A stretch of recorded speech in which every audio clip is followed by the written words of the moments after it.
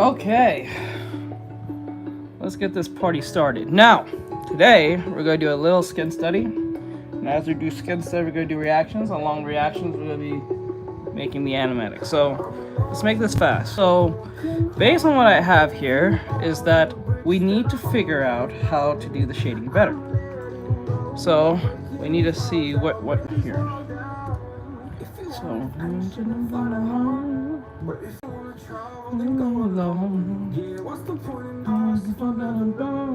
if you're gonna breathe, I'm gonna let you go. Okay. I'm tired of the pain. Okay, like that. So what I'm gonna do, I want our light to come from, maybe it should come from the side here. So what I'm gonna do, I want our light to come from this side. So I'm gonna put a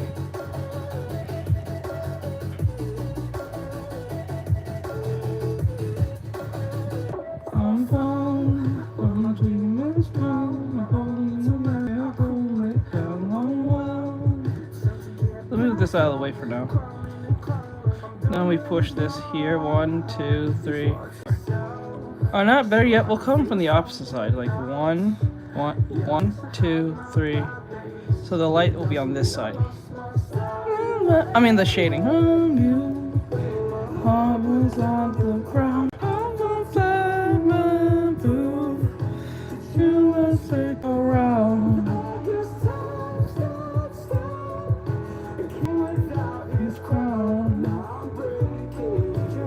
Okay.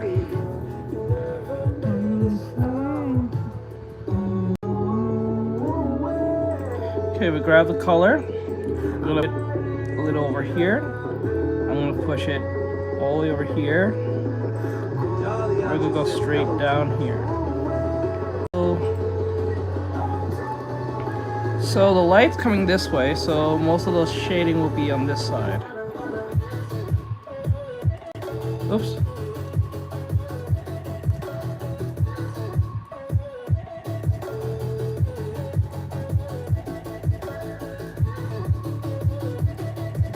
Maybe like that. Okay. All right.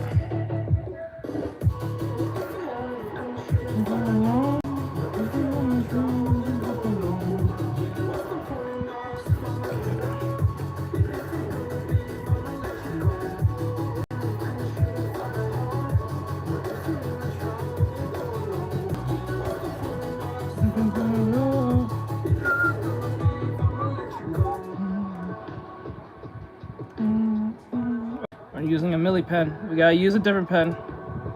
Didn't mean to do that. Yeah, G. Make it smaller. And then I get lost inside my door when I start to think. Okay, and then the shading will be about here, I think.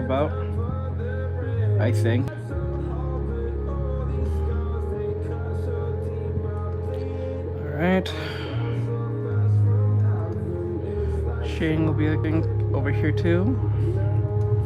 Alright. I can see the crowd. Can we stop this gravity? Bringing me down. Okay, so we have our shade. Seems quite right, I think. And then I'll even shade this face too.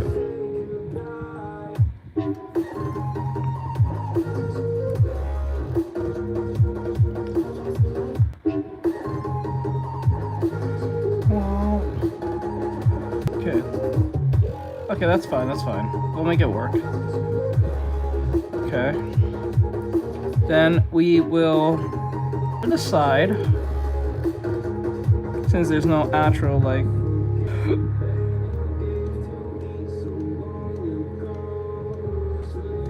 like that. Again to let go. And blur here. Okay, there we go. Everything else, I guess, will probably be some shading here under the armpit. I can see the crowd. Could we stop this gravity bringing me down? So far, I think we're on the right track. I'm not totally sure. We'll see.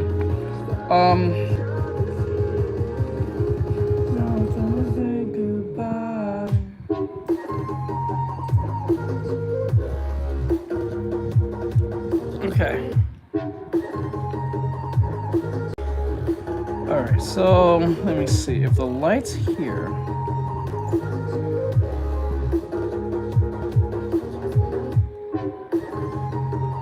we're going to... I think we should turn it down a little bit.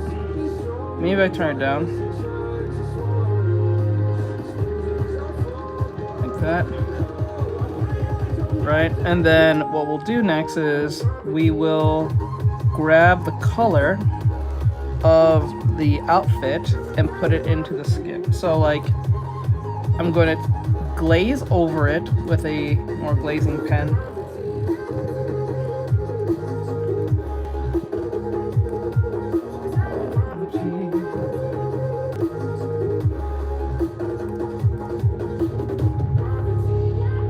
Like that. And I'm going to sample it like this.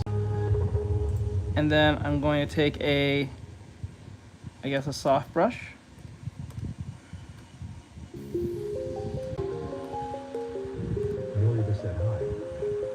Hello.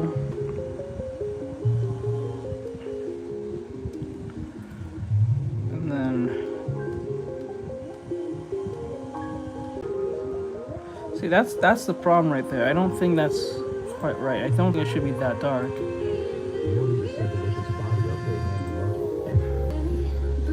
Yeah, I guess so.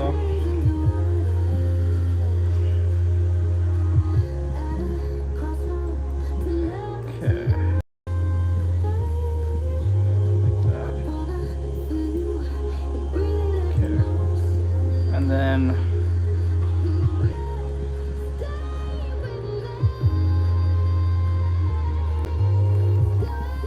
that. It looks too dark. Like, it just doesn't feel right.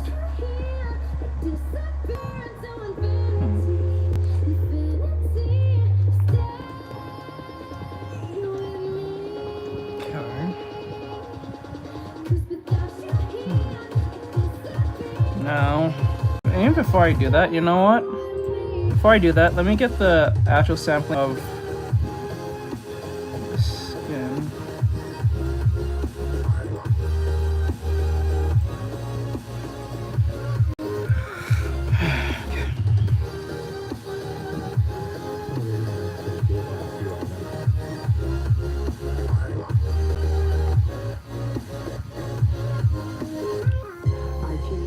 Bro, you're weird as fuck. Anyway, let me see.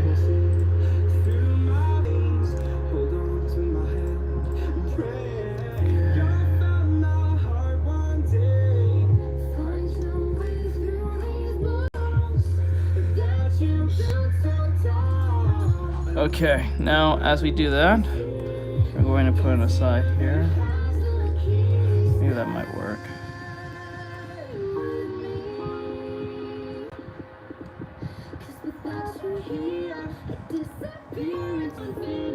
I think the skin is just way too pale, to be honest. Let me, real quick, before I do anything, let me go to Patreon.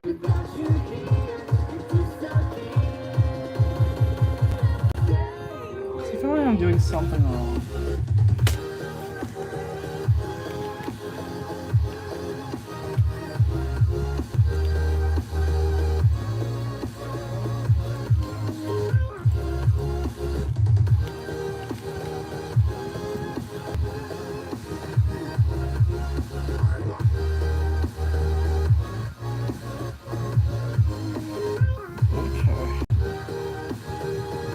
Send us Artextric.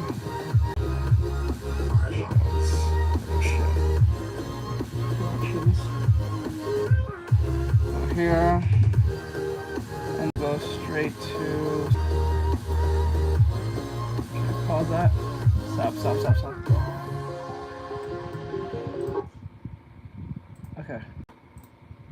What's up guys, welcome to our tutorial for the month of January. In this one we're going to be talking about skin. We're starting off the new year with skin. Now I've made a couple of tutorials on this in the past, those are not on the Patreon obviously, but I have quite a bit of experience with the subject and I feel like it's time to make the ultimate skin tutorial, you know, to really distill all this information to the most important points and to really just help you guys become extremely confident when it comes to drawing characters. So this might be a little bit of a longer one, so let's get right into it. First of all, we have a couple of, you know, theory points to talk about. Okay, the number one thing is the base color of the skin. Now I call it base color, but you know, kind of refers to the actual local color on the skin. So this is like the color that's there without, you know, crazy or shadows manipulating it. And every single person has a slightly different base color on their skin. But here's something to know. Okay, so if you take your attention over to the top right corner where I have my color palette. Now if you look on this hue spectrum, most people are going to fall between the yellow and the red range. Okay, so this is the general skin color range for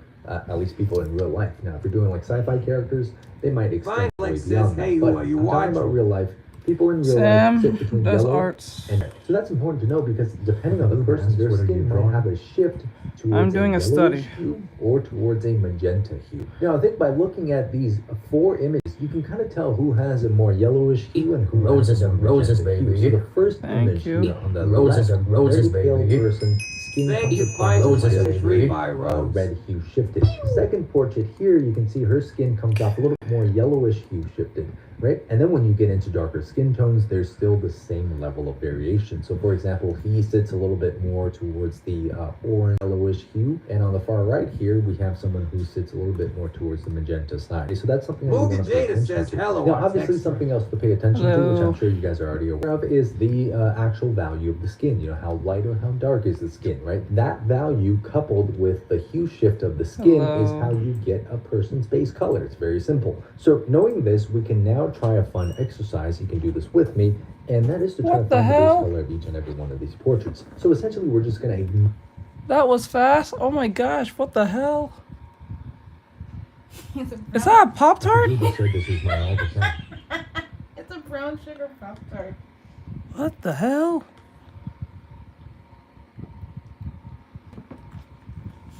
There's a Pop-Tart on this. Try it. I didn't try it yet. Oh my god. Mooga Jada says, are you still watching Dodge Rolls or something new? Jolly Ancha says that looks pretty good, Ingle. Oh my god. Noriva says looks delicious. Is it thick? Oh my! Oh my god. Oh, I'm coming. It's pretty thick, isn't it? I used 3 Pop-Tarts in there. That's why I can't. That's the 4th one from the back. Jolly Ancha says enjoy the style and the taste teach. There's chocolate on the outside, so be careful on that. You have to bring this to me now? Yes. But the Gooba said I want some frown. Does it taste good at least? I can't even suck. I can't. Can you taste it?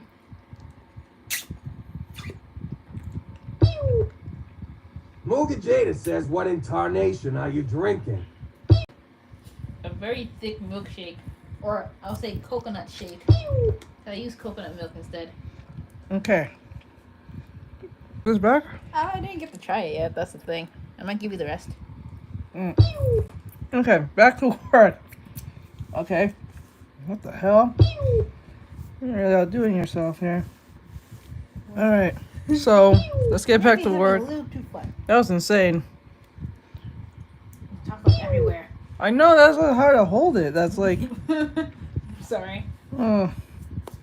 I get those fake cups with the chocolate, you know. I know. Anyway, yeah, so we're trying to do skin. So I'm trying to understand skin because it's not something I've been really having a hard time with, and some reason I can't get it. Jolly Ancha says now she's got me milkshake. All right, so this is our base color. Ignore the strong lights and the strong shadows. We're just gonna try to distill the color of this person's skin down. And clean the to chocolate very off so you pure local have color. something. Now this exercise not only helps you seeing different shades and values of skin, it also helps you learn how to simplify this process of Yep, understanding the color of skin. So for the What? first image, this I feel like matches pretty closely. you wanna Maybe give a it to little bit me. more desaturated, something like that. That gives me the base color of his skin. Now for the second image, what I'm going to do is I'm going to move my hue slider a little bit over towards the yellows. We're going to find a color that's a little bit more saturated, a little bit darker in terms of the values, and I think something like that represents the base skin. Now for our third image, we're going to go towards the oranges. Okay, it's going to be just between yellow and red. We're going to move our color picker down towards the center here. We're going to get a nice neutral brown color, and I think that red color of his skin. Now we're going to move down towards the reds for our fourth portrait, and then we're going to go a little bit further down, maybe something like that. Okay, and we have 1, 2, 3, 4 distilled colors based on each and one What of do these you think? images. So I hope you can kind of see the logic that I was applying here, just moving up and down on the value scale, and we're moving up and down here on the hue slider as well, based on how much yellow or red shift is in a person's skin. So every time you look at a portrait, okay, try to think about this because every single person has a slightly different shade of skin. You can never apply the same thing to everybody. Now I have some notes here that I think are pretty important to keep in mind. So generally, okay, I'm gonna use my eyedropper tool here as well to help you kind of visualize it. Lighter colors tend to be a little bit less saturated, whereas darker colors on skin tend to be more saturated. So that means the horizontal movement of your color picker. Okay, so as you get lighter, you're going to be towards the less saturated side. As you get darker, you're going to be towards the more saturated side. I'm going to use my eyedropper tool here, and you can see this is our light color. A little bit darker. Okay, dark light color. Right, a little bit darker. Right. See how it keeps moving towards the right. Then we And move a our little bit darker color is wheel towards the right. Now you can towards see this type of movement of the this color way. picker on individual And then we portraits go as well. So let's about, take the I'll say eyedropper tool. Okay, here. so we're gonna select the light color here, And then you go can notice slightly where down. that color picker is. And then as you move darker, see how it shifts towards the right? Yeah. It goes down kind of diagonally. Same thing Diagonal. over here. You can see on the forehead area, for example, lighter, darker, lighter, darker. There's a slight slanted diagonal movement. Okay. Now same here as well, lighter versus darker versus darker. You see that diagonal movement there of the color picker, just like that. Okay. Now lighter, darker, lighter, darker, if I were to lighter, paint darker. It's this. the same movement here. So again, just something to keep in mind. Okay, this is why a lot of beginners, when they draw darker skinned characters and they use the same desaturated color, it comes out as looking dead and, you know, uninteresting and gray. But when you just move this straight up with desaturation here, it actually works as a skin color. So you got to remember, when you move down in the value range, move over to become more saturated and get a more lively looking darker skin color. Now here's another set of examples of more things that I want to talk about in this video, and that is these three concepts of tone, luster, and form. So tone we've already touched on in the first section. It's just going to be made up of the value and the hue of the skin. Now luster and form are also two aspects when it comes to rendering skin for your characters. So let's talk about luster. Okay, luster just means how reflective, how shiny a surface is, and Movie theater depending says on dodge the rolling texture of time. your character's skin or the kind of look that you're going for, you might get a luster. So for example, this image here on the left, you're getting a lot less luster on the skin. It's a much more matted looking surface. The reason for that is we don't have any super harsh highlights. Now, if we shift our attention over to this portrait on the right, you can see there's a lot more sense of luster, right? It gives the skin a more oily kind of feel. Again, something to keep in mind if you want your character to appear as though there's some oil on their skin. Skin is slightly wet. Perhaps it's from sweat. So it's something you can use to your advantage, and when you're rendering, definitely pay attention to how much luster is actually on the person's skin. Now, just as an example, you can see if I apply a little bit of highlights to this matted portrait, suddenly she looks a lot more, glistening and oily. So there you go, luster, something to pay attention to. You can see that on this portrait over here, right? Look at that highlight on the nose, right? There's quite a bit of luster on that skin. And that's also something that we're going to touch on as we move into our demonstrations. In darker skin, you tend to get a lot more reflection. Now let's move over to form, okay? Talking about the form of the skin. Now, when I'm referring to form, I'm mostly about wrinkles, valleys, and ridges. So if you compare these two portraits here, you can see there is a great variation in terms of their form. Skin over here transitions very smoothly across the various planes of the face, whereas the skin over here, you can see, has many ridges, many valleys, and as a result, you're getting a lot of hard edges. So form is really important in the sense that if you want somebody to look a little bit more aged, a little bit more weathered, you're going to apply hard edges to some of these areas where you don't see hard edges on a more smooth face. So those are basically the main themes to go over today, the main themes that I've distilled through, you know, I don't know how many years of drawing skin now. But honestly, if you get all of those aspects right, you'll be fine. It is really, really simple. It's genuinely not as complicated as people make it seem. And I'm going to break it down into a couple of simple steps now for our demonstration. That being said, let's jump right into the first one. Okay, so the first thing we're going to do is we're going to find a color, a base color that kind of represents the light section of the skin. Now for this portrait here, let's just take a look on the hue slider. I feel like she shifts a little bit more towards the yellow color range. So we're gonna move our hue slider a little bit more towards the yellows. And the skin is light, so if the skin, okay.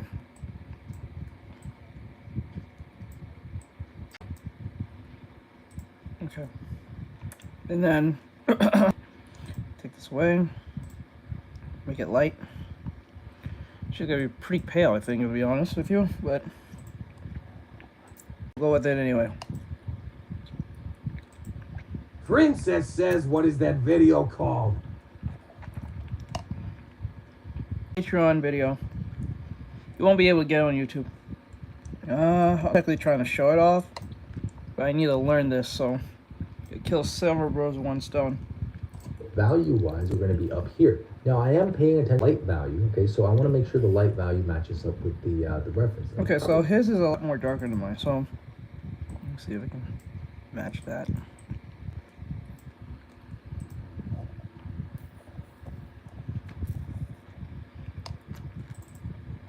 It'll be like here.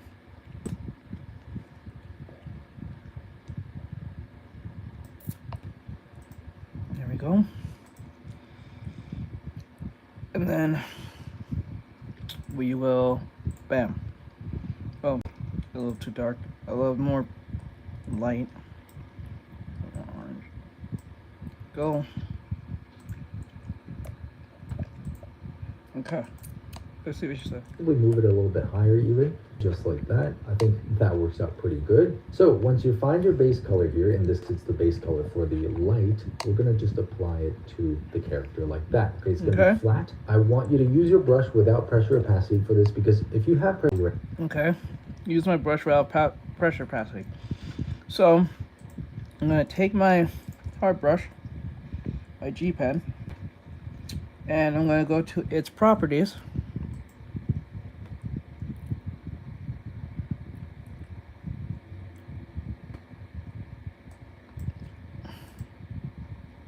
Two properties, and I'm going to turn off the pressure opacity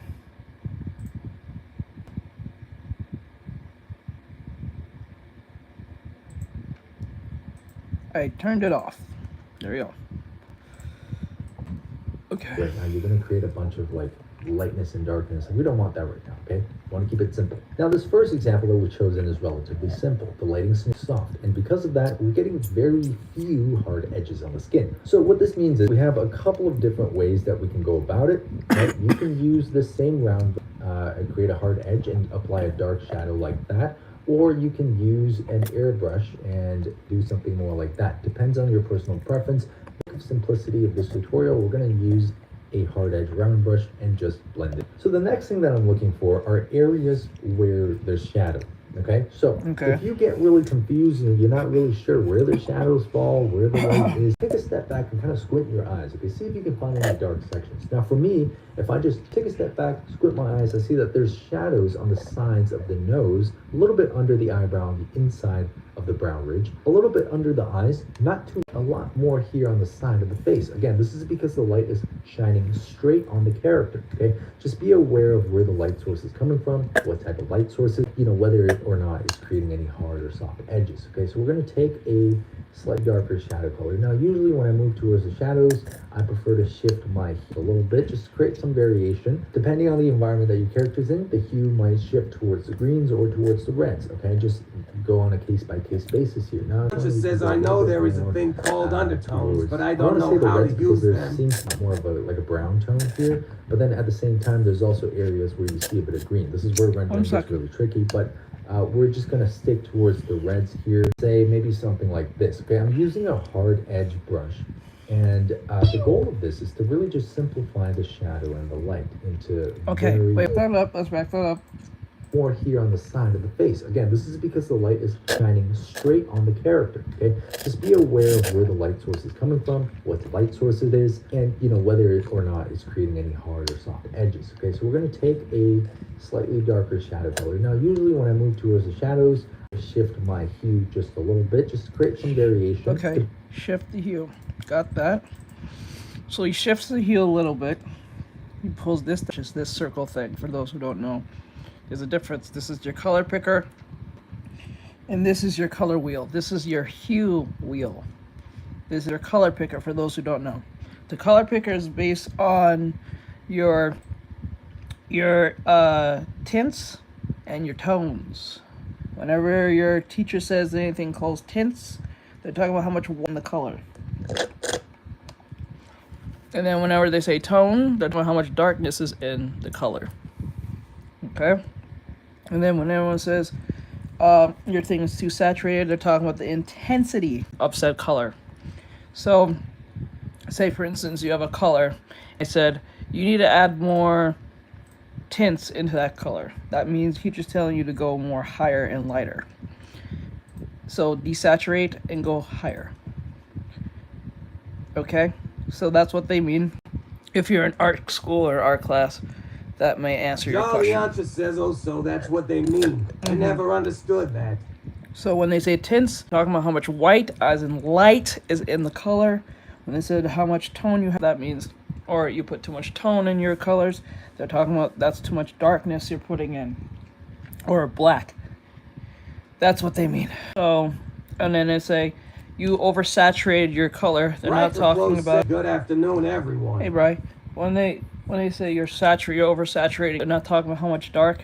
They're not talking about your light. They're talking about how much intensity. That means far right. Jolly says it bright to close. Hello. Saturation and desaturation. How much gray is in it? I guess gray, because it goes all the way to gray. Because we can have a color like pink, right? Or pink, right? And if I go saturation, it's not darker. It's just more intense. Think of it like the aura. Jolly says another artist told me that on one of my art pieces, look up what they meant. Yeah, so think of it like think of if you guys ever seen your favorite anime, like Dragon Ball, for instance, and they're powering up. You see the aura around them. Artextric says that Jolly CR35 Hayari. Think of it that like saturation. The more powerful they get, the more saturated it gets. The less powerful they are, you can hardly see the aura that's around them. So think of it that way. Actually, I have a... Janae says, hello, everyone. I have a YouTube video that explains this a lot better. Rabbit said that looks amazing. So, put that in perspective. If you want to go watch that video, it's there. It's free on YouTube. It's on coloring. I think is over here. Jolly says I figured out skin with layering with pencils. Just took a lot of blending. Hold on. Brighter Close says it mono/my mono. Let me see if I can pull it up real quick. Okay. Janae says it Brighter Close high brown. How the color. Was it this one? I think it's this one.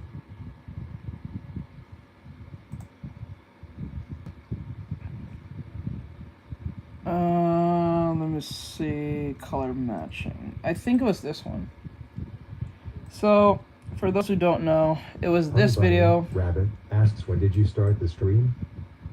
Like an hour ago? No, like 20 minutes ago, 30 minutes ago. So right here. Shader like it says I like your art. You have diabetes. What? That doesn't make any sense. Anyway, so right here. This is the video. Says, what does value match mean? Value matching basically means matching. Mono You're said thanks you're for the text matching. teach. No problem.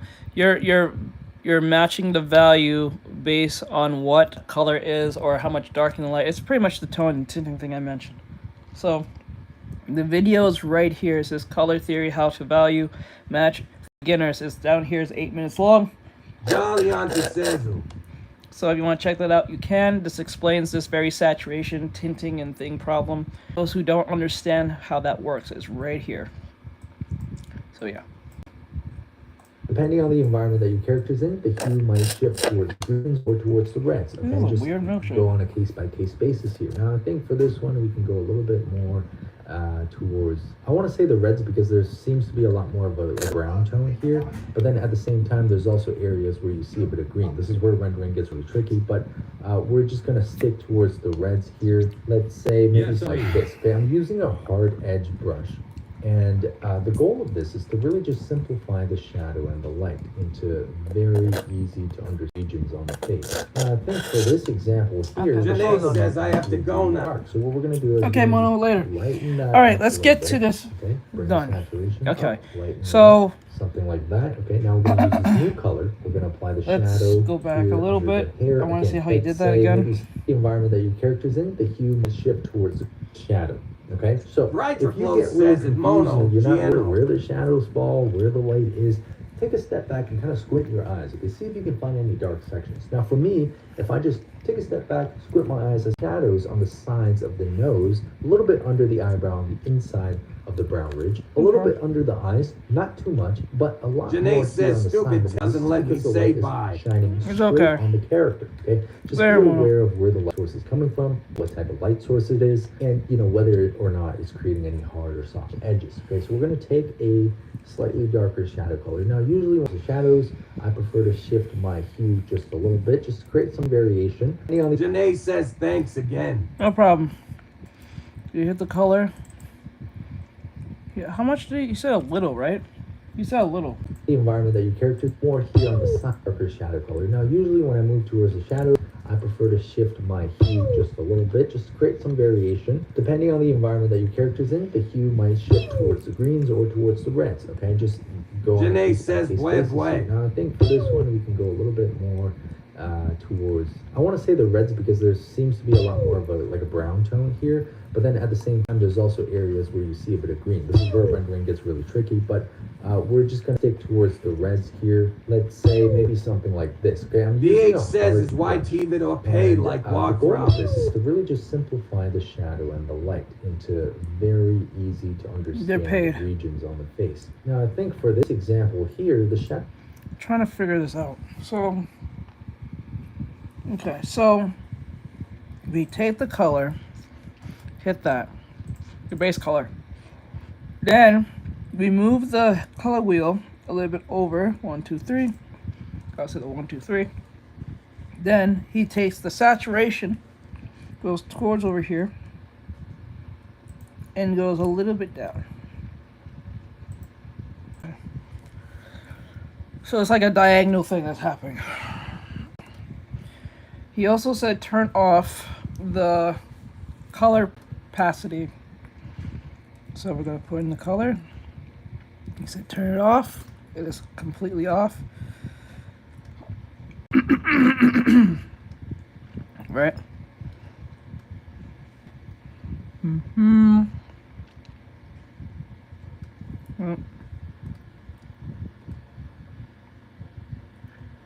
Let me go to our layers. Oh shit, I'm doing it on the wrong. Fuck. Okay.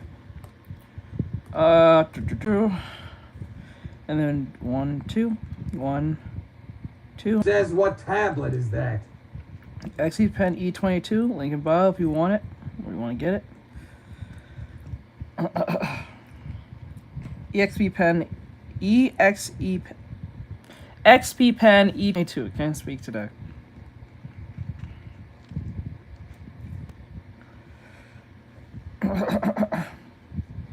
Do that. There we go.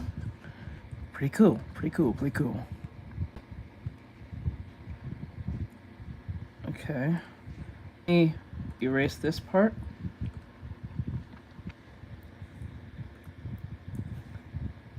here. Like that. Because the light is coming down this way. Based on where the light is coming from this direction. So everything on the left side, or at least on the top right side, everything on the bottom left side will be shaded. It's on the opposite end on where it is. Keep that in mind. There we go. Okay. I know the hair is kind of like the same color and everything, but ignore that. That's not important. We're just trying to get the wouldn't skin. you do some in the deep left armpit from shadow of arm? Not yet. Into that just yet. We're taking this step by step. It might actually be a brush. So what we're gonna do is we're gonna just lighten that up a little bit. I'm sick. Okay, bring the saturation up, lighten it up, something like that. Okay, now we're gonna use this new color. We're gonna apply the shadow. Better yet, here because under the hair. of Again, very, very soft. better yet. Because the light's coming this way, I will believe that there'll be a shadow here as well. Oops. Like this. And then we take our... Oh, I hate when it doesn't do that. Fucking... Okay. Okay, there we go. Like that. I think that's fine. About there. Cool. And another thing here. I think that's correct. It feels correct. I feel. Actually, I'll only put them right here as well. Maybe here.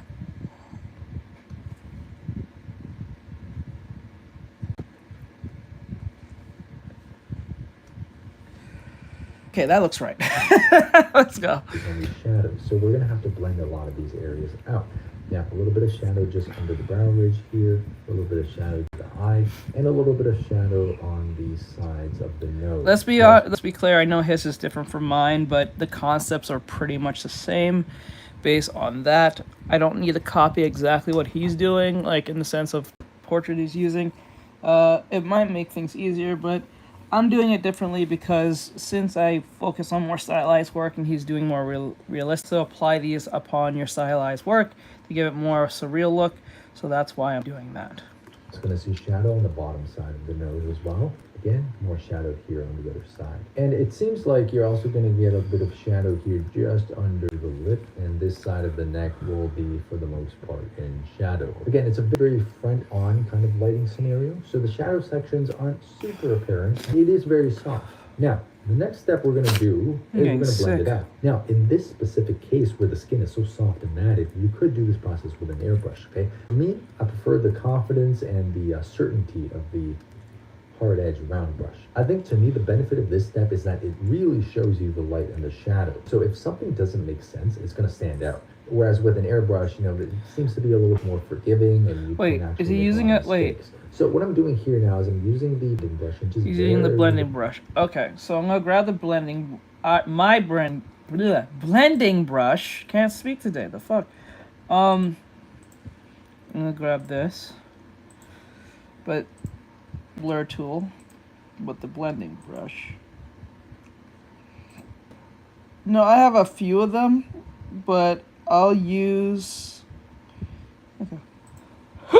I'll just use the defaulted blended Use it says at Artextric. So that's what I'm gonna do.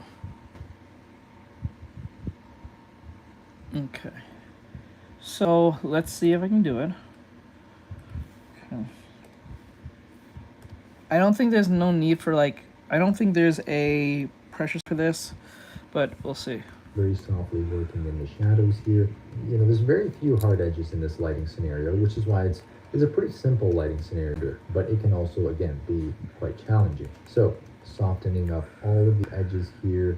You really don't see too many hard edges on the skin. Now we're gonna just, again, soften up this edge here, the edges of the lips, soften up the bottom of the chin, just kind of gently go over these edges with your blending brush.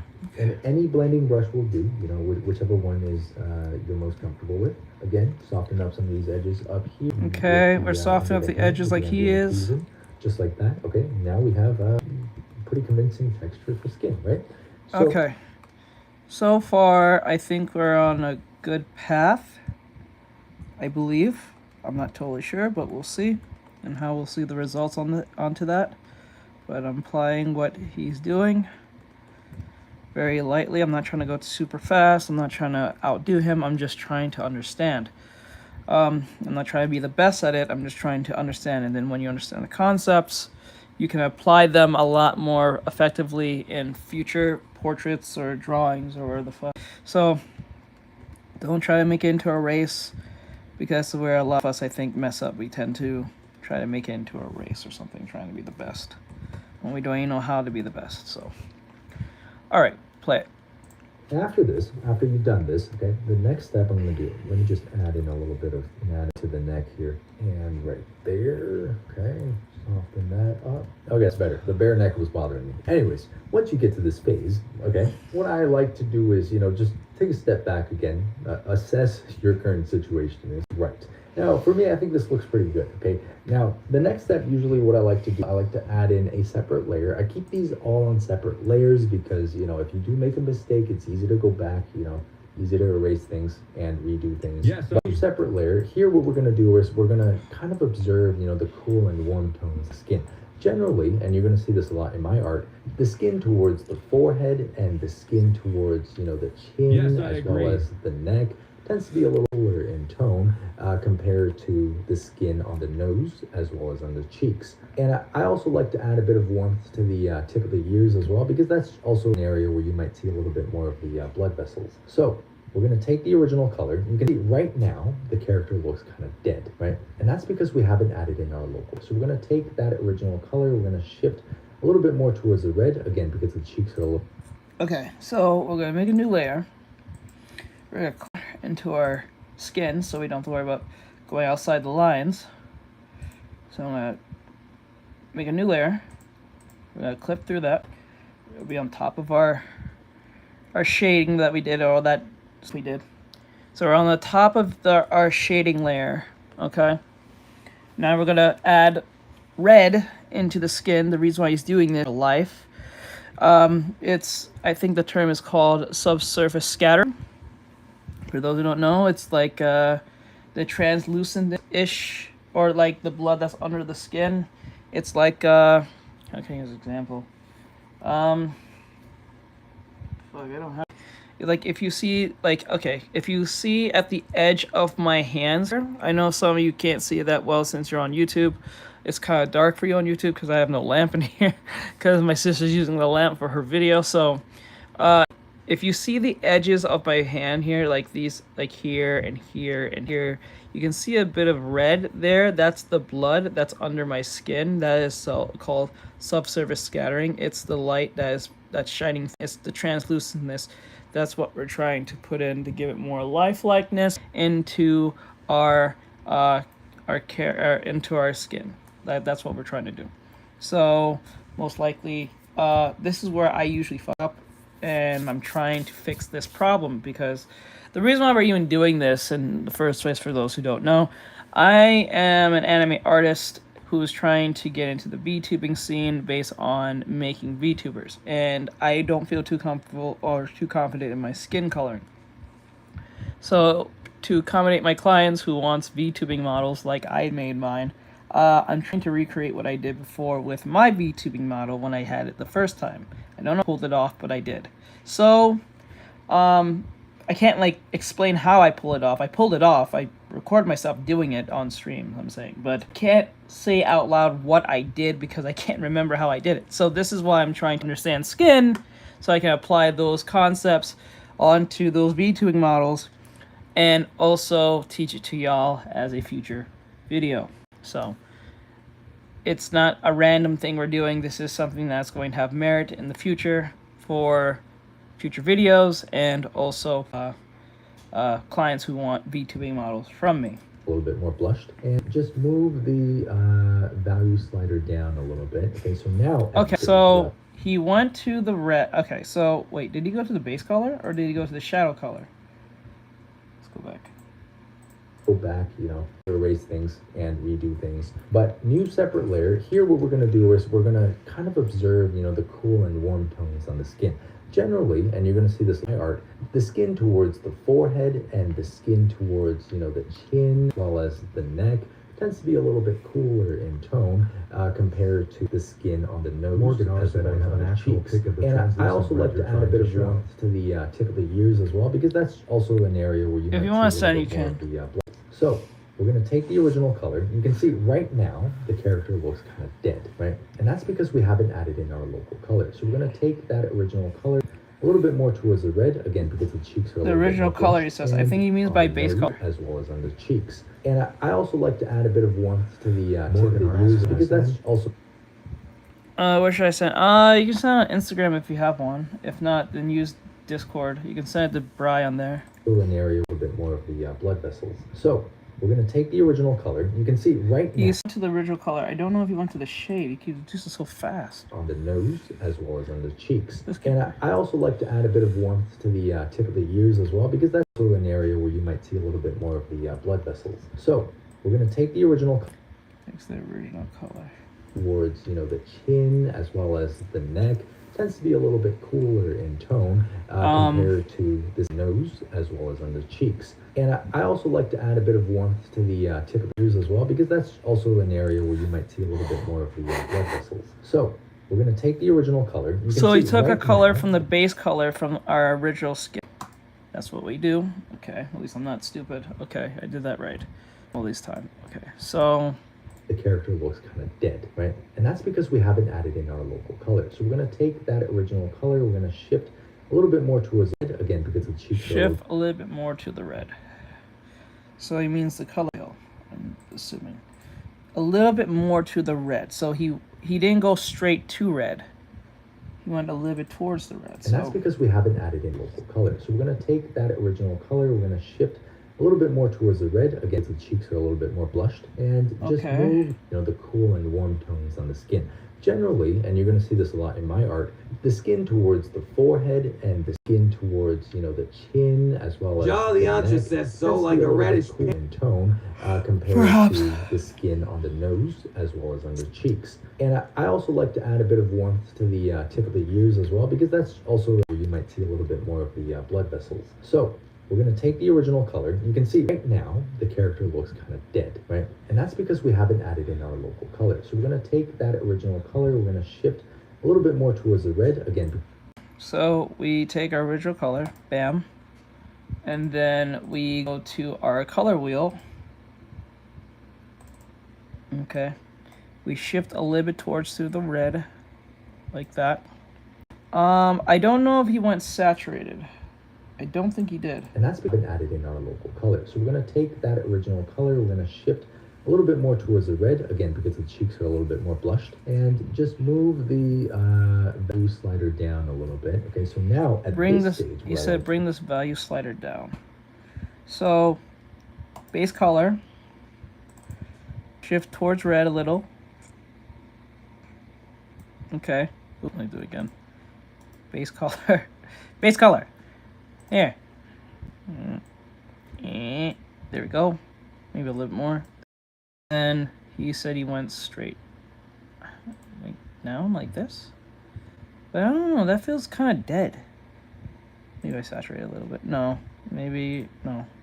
No, it doesn't look right though. do is I take an airbrush up on the nose as well as on the cheeks. And Looks I like also like to add a bit of warmth to the tip of the ears as well, because that's also an area where you might see a little bit more of the blood vessels. So we're going to take the original color. You can see right now the character looks kind of dead, right? And that's because we haven't added in our local color. So we're going to take that original color, we're going to shift a little bit more towards the red, again, because the cheeks are a little bit more blushed, and just move the value slider down a little bit. Okay, so now at Okay, this stage, he just where went down. He didn't saturate it.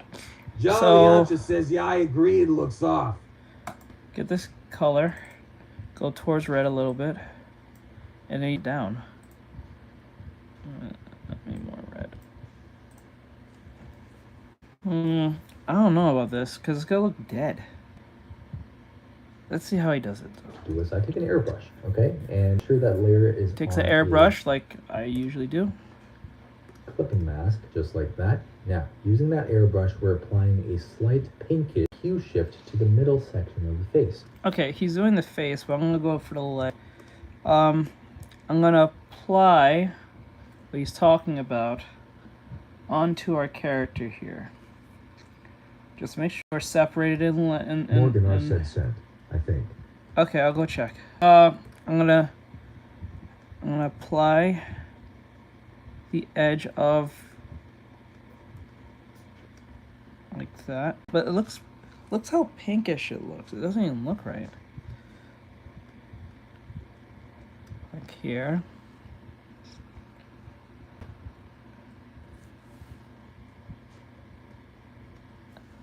No, I don't know. Wait, did he mix them?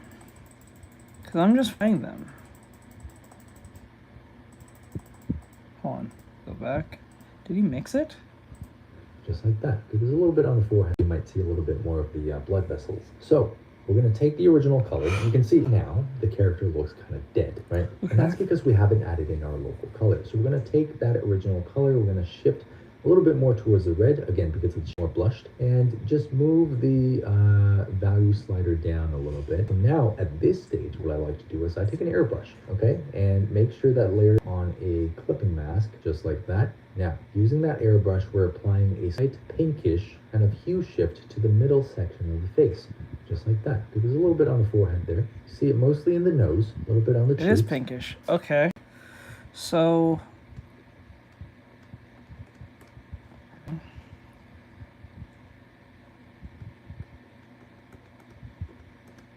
there.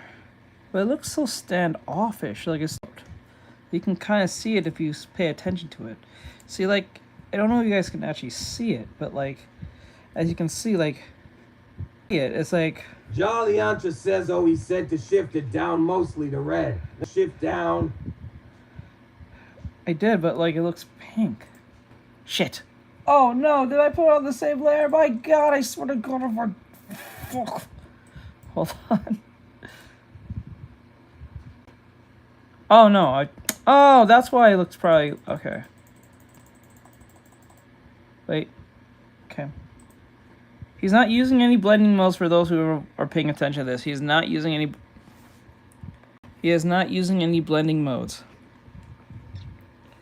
He is not using any blending modes whatsoever as far as I see it, because I'm watching and he didn't mention it.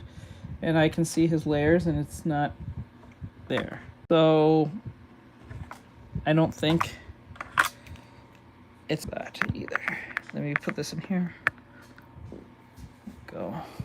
Okay. Morgan R said me, traditional artist, who is mask tuck on one layer and face emoji. Yeah. Okay, like, just be on the same.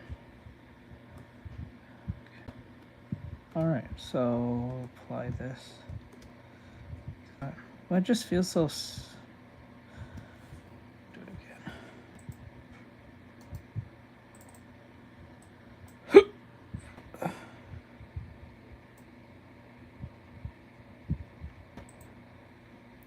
See how dark that looks? That looks dead. See, you see that? It looks like a bruise. That doesn't look right. That does not look right. So hit. Morgan R said I did try digital art once though, and I feel that layer struggle. Hold on. Can you just go a little more?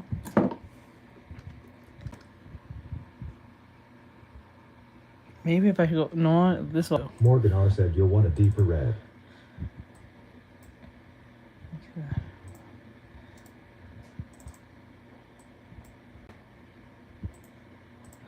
Morgan R said try and vibrant red. Now it looks too super pink.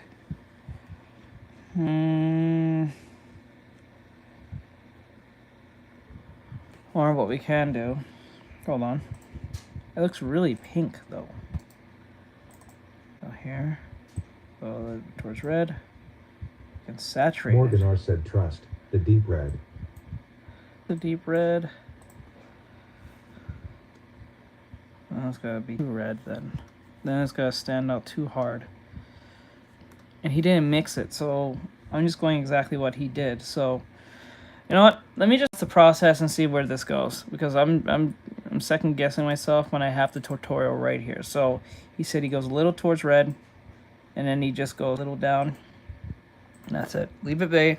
Let's see where it goes. And, you know, I'm going to apply a little bit on the ears. That's just my stylistic preference. You know, maybe add a little bit more darker kind of value there. I'm personally a big fan of this stage because it really just brings your character to life. Now, we're going to shift our original color over a little bit towards the grays and desaturate this chin area here and desaturate the forehead just a little bit, okay? Just create some more variation. And then using the more orange color, okay, I'm going to add in some color just behind the neck. A little bit of color towards the collarbone as well, because again, color variation right there. So these are the small things that you want to pay attention to right now. So you can see, okay, this is before, that's after, before, after. Okay, before and after, huh?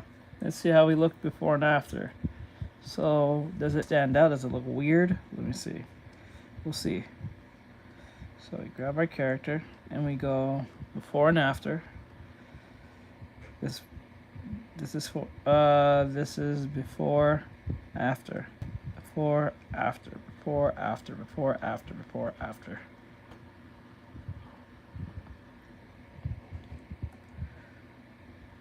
Oh no, I don't think it works, but Before, after. Some local colors can just do absolute wonders for your rendering. Now I'm going to just erase a little bit of it here because it did kind of mask some of the shadows that I want to keep. Now because on this character here is very matted, there's very few highlights and, you know, reflection that we really have to go over. So starting up a new layer now, let's select the color on the, okay? Now we're going to try to apply a very subtle highlight to some of these areas, okay? Usually, you know, you'd make your highlights a little bit more apparent, but for matted skin, your highlights subtle. So we're going to take a bright, cooler yellowish color. Oops, on the airbrush. There we go. Okay, I'm going to apply that just on the bridge of the nose. And then the cooler, brighter color. So when he did that, go over. So starting up a new layer now, let's select the color on the nose. Okay, now we're going to try to apply a very subtle highlight to some of these areas. Okay, usually, you know, you'd make your highlights a little bit more apparent, but for matted skin, your highlights have to be very subtle. So bright, cooler yellowish color. Oops, I was on the airbrush. bright.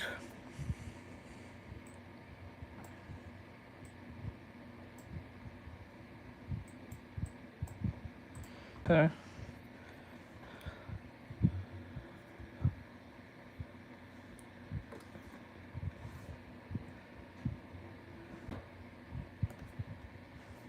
Is he still using the soft brush?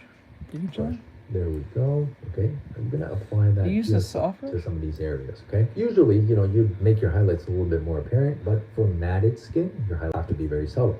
So we're gonna take a bright, cooler yellowish color. Oops, I was on the airbrush. There we go. Oops, I was on the airbrush. That just on the bridge of the nose. He said, "Oops, I was on the airbrush. I'm using the airbrush, so that means he's not gonna use it." So starting I'll on the use. now, let's select the color on the nose. Okay, now we're gonna try to apply a very subtle highlight to some of these areas. Okay, usually, you know, you'd make your highlights a little bit more apparent. For matted skin, your highlights have to be very subtle. So we're gonna take a bright, cooler yellowish color. Oops, I was on the airbrush. There we go. I'm gonna apply that just on the bridge of the nose, and then a cooler, brighter color here just on the tip of the nose. Now, the next step is we're gonna softly blend this out, blend out the tip a little bit as well. And that looks pretty good. You know, the nose is not overly shiny, but you do see the highlight there, so you can get a sense of the form. Now, we're gonna go into the creases just between the eye and the nose. And if you guys have watched Arcane or seen the art from Arcane, you know they really accentuate this part right here. Again, on this portrait, it's very soft because the skin is more matted. So taking that, just blending that out, okay? Very, very soft, but nonetheless, it's still there. I'm gonna take that, blend that out. Now, as always, you know, as you're watching this video, I do recommend you know, step by step, try to follow along with me and try to retain as much information as you can. Okay, I'm trying to go as slow as possible, and step by step, we're gonna get to a nice final result. So, you know, the next thing that we're gonna apply a little bit more of this highlight just down here.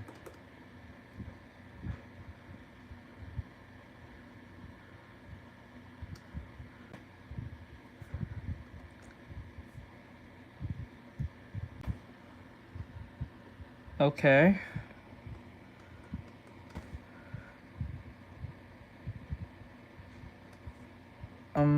I don't know.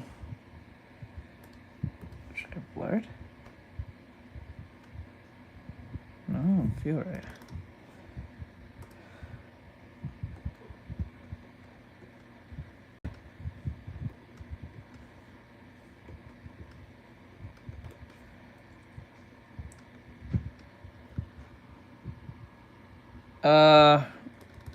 I think I fucked up somewhere again.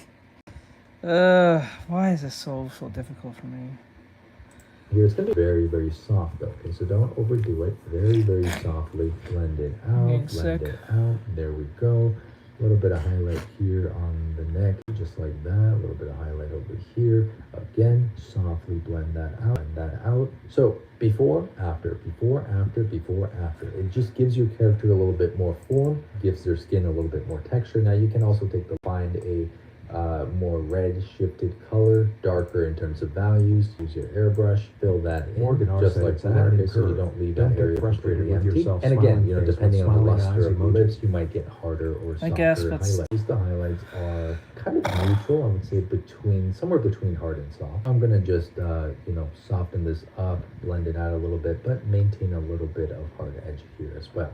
Just like that. And then once I'm done with all, you know, this is where I like to start adding in kind of the final touches in terms of the detail.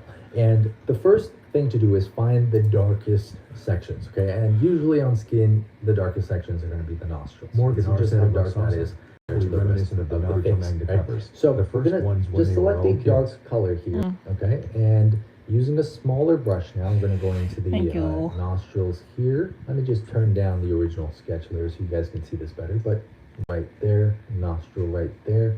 And in some of the areas just around the very darkest section of the face, we can add another layer of shadow. Wait. Where did we get that shadow? That occlusion shadow from? A little bit of hard edge here as well. Like that. And then once I'm done with all of this, you know, this is where I like to start again kind of the final touches in terms of the detail. And the first thing to do is find the darkest sections, okay? And usually on skin, the sections are going to be the nostrils. You can see just how dark that is compared to the rest of the face. So we're going to just select a dark color here, okay? And you just select a dark color? Brush now, I'm going to go into the nostrils here. Let me just turn down the sketch layer so you guys can see this better. But nostril right there, nostril right there. And in some of the areas just around the very darkest sections of the face, we can add another layer of shadow, okay? So this is something that I like to do. I like to layer my shadows and my highlights. You notice how we added in one layer of shadow, okay? And then on the lighter section of the face, we added in another layer of even lighter highlights, okay? So now on the shadow section of the face, we're adding in a layer of even darker shadows. So it's similar to how I explained it in my YouTube video talking about drawing skin. You know, you use 2 colors, you multiply it to 4 colors, and if you want to get even more detailed, you can start adding in an infinite number of colors for your skin. There's really not too many hard edges here that I can see. Maybe a little here just under the nose, but again, I'm going to soften the other side of that edge up, a hard edge here on this side of the nose as well. Soften that up, okay? And then aside from this, maybe there's a bit of ambient occlusion here on the side of the neck. And I don't really see too many other parts where, you know, you're going to need a really dark color for this specific portrait. You know, okay, so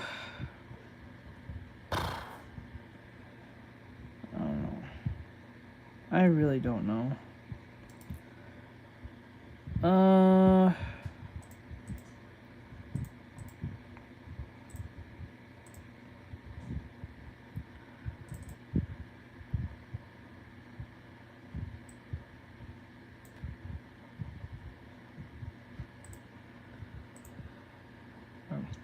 There you go. That's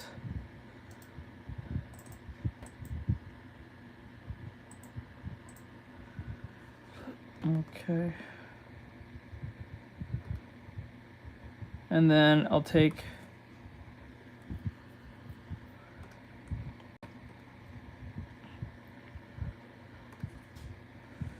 this and put the darker places where the ambient occlusion might held up, like here.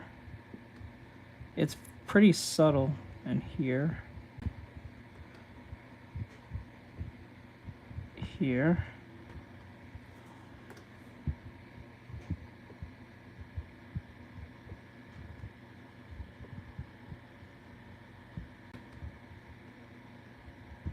These legs, that's together. Okay. I think. And then put the darker shade. And nope. What's here? And under the neck here as well. Okay.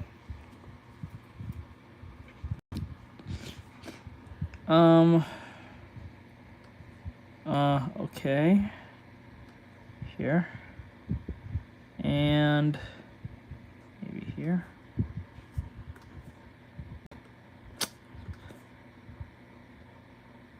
Morgan R. said darken the cleavage line.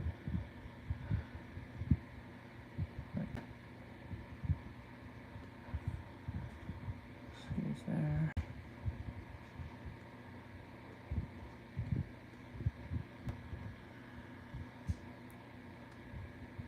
Morgan R. said ye.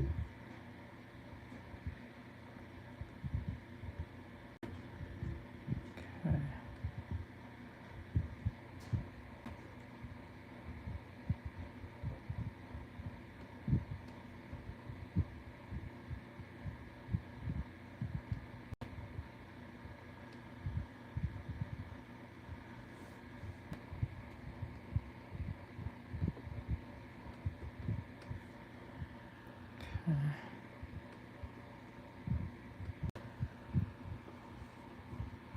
All right, so what I'm gonna do? Morgan R. said beautiful. I'm going to. Cosmic Windikin says awesome. Is it Rem inspired? No. It was something I made a long time ago, so I'm using it as a. Oh wait, did I do that backwards? Hold on. Hold on.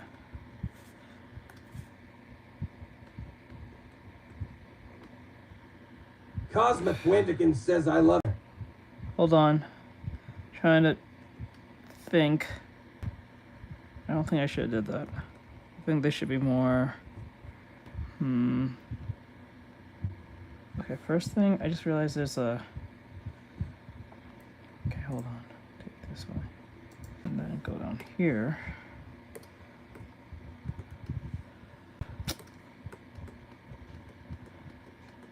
There we go.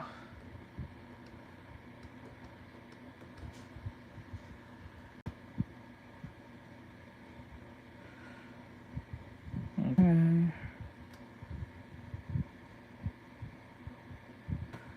Okay. I want to see something real quick. Let's see if I.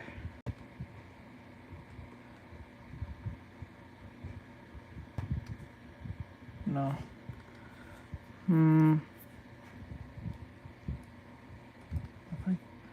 If I go darker.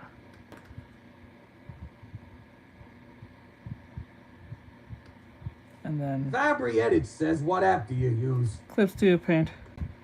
No, that's not gonna look right. What? Okay. I'm gonna grab our. Okay.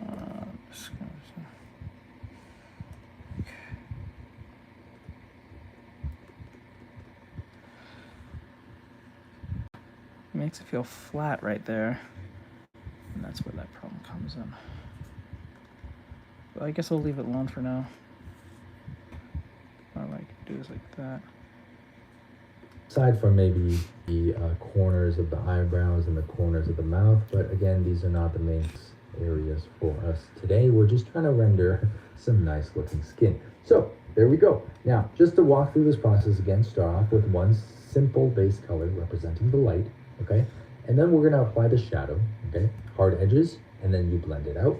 Next thing you're gonna do, local colors. Okay, so this gives your flesh a little bit more of a fleshy feel. The next step after that is to apply the even lighter highlights and the even darker shadows. Okay, maybe apply some more local colors on the lips. Now, To add some final touches to this piece, I'm going to just start up a new layer, create a clipping mask, and I'm going to set this layer to multiply. Okay, so you're going to notice there are some freckles on the skin here. And for me, I like to use this scatter brush on a multiply with a, relatively desaturated kind of brown color. And I kind of dab a little bit of texture on there.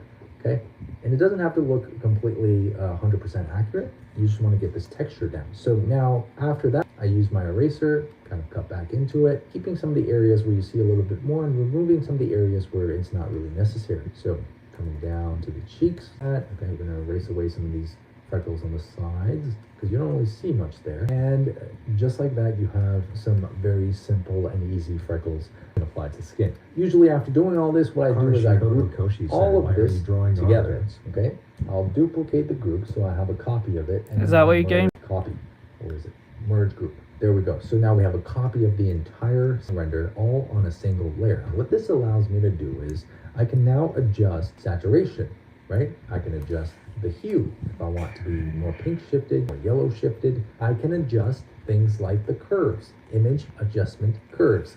This is a really cool one where you can kind of play around with contrast, maybe a little bit darker, maybe a little bit lighter, depending on what you need for your specific piece. Okay. But to me, I think this looks pretty good right now. Morgan R. Maybe said, we why can not add draw a like tad more this? saturation. It's part of an Cosmic anime. Windigan says, did you finally get a phone stand? I like the way it looks. Next up, let's get onto a slightly darker, more tan skin tone. I- Same process here, okay? Look at the hue. I think it's shifted a little bit more towards the yellows, but still it remains very orange. So, not too yellow, definitely not. Alright, so what I can do is, I don't get it, bro. Now, wait, before we keep going more further away from this, I'm going to hit the blue here. I know he didn't mention this in the Cosmic video, but Windigan says, oh, what you did then, why did you hold your phone? I wasn't holding my phone, I was holding the phone that was not even my phone. That was an old phone my dad had, and I used it so I don't force myself to zoom in. I always had a phone stand. You guys was watching through the phone stand in the first place. For you guys to watch me hold the phone stand, there was a phone stand holding the phone. Watching it. Okay. Let me see here. Okay, so we Silver go. Comet said, same, I keep others on standby. Morgan R. said, phonoception. Cosmic Windigan says, okay, cool. Okay, so I'm going to glaze over the leg here again, using the marker. I'm gonna hit that, and then I'm gonna take my brush and I'm going to apply it in this area here. Oops. Oh I gotta change my brush setting. Okay.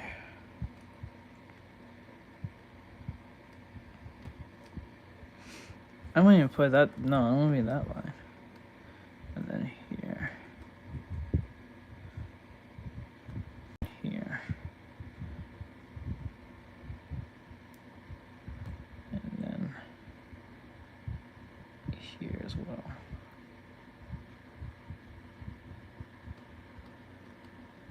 Yes, I agree. Now it looks kind of very blue, so I'm gonna tint it down a little bit. Like that. And then like that.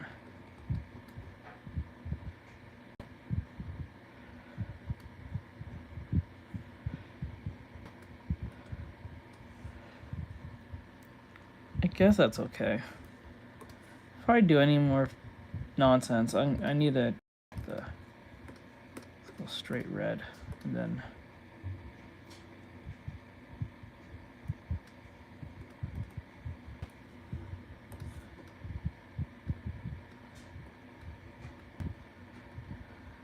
so you can distinguish what's skin and what's not here. Okay. So you know the difference where the skin and all that stuff. Okay. I don't want super red on this, but like that's technically the point. DJ says hi. Hello. Okay, so there's that. There you go.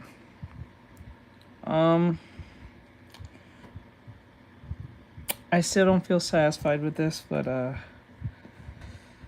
we'll do one more attempt at skin, and then we have to go do the anime. I can do some reactions because I think I have to do a meeting soon. DJ says, what are you doing? Doing a skin study. Okay. Okay, like that. Let me just get the eyebrows here so it doesn't stand out too much.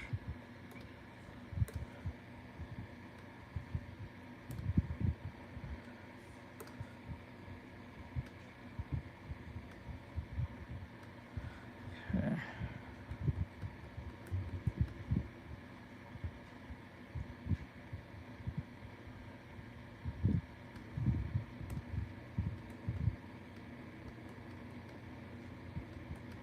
Go.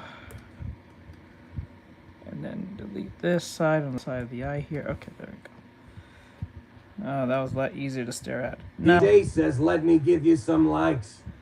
thank you. What do you guys think? What do you guys think so far? Like, red means we did a good job. Blue means we did a good job. So, good job on red, bad job on Said the blue. thing is, skin get complex because you have DJ to know says color it looks theory. good. There's sneaky blues, greens, purples. Colors you'd never expect, and it changes based on the skin color. But you'll get it. Yeah. Let's see. Okay. I'm gonna push her from the side now, and we're gonna actually I want to make our gloves yellow just for that. Let's make our gloves yellow. Hunter Solo says I work promoting artists and accounts. Oh, okay, that's cool. Let me see. Oh shit, I'm using a Millie brush. Hold on. Didn't mean to do that. Okay, we're using the Millie brush here. That, and then here. Okay. And I'll put at the bottom here. There we go. Where are you at?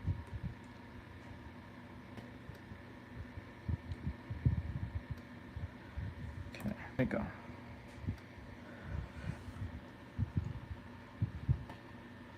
I guess it looks a bit better, I think. I don't know. It's just like this weird feeling of you're there, but you're not there. It's like something is missing. I don't know. It's a weird thing. All right. Now we're gonna go next to this character over here that I did a long time ago. I'm gonna move her out of the way. Morgan R said it looks really good. Don't worry. I hope so. So we're gonna use this bad boy here and see where this goes. Okay. Last time I did a skin study on him, it was a hit or miss. So let's see if we will get a better result. So we're going to change the skin. We're gonna get close to Zendaya's skin. Down, maybe in the orange, just like that. Good, I would say, and that gives us a pretty good skin tone. Maybe a little bit brighter here, a little bit more towards the yellows, but still it remains very orange. So not too yellow, definitely not red. So down, maybe in the orange, just like that. Pretty saturated, I would say, and that gives us a pretty good skin tone, I think. Maybe a lighter here, a little bit more red here. Again, play around with it as you see fit. So here, orange down. I'm trying to match that. Color match that. I think that's a good enough color. Use her colors for this one, like this pretty close, I think. Maybe a bit lighter. I think it's a little bit too dark. So we're gonna do that. We're gonna get it.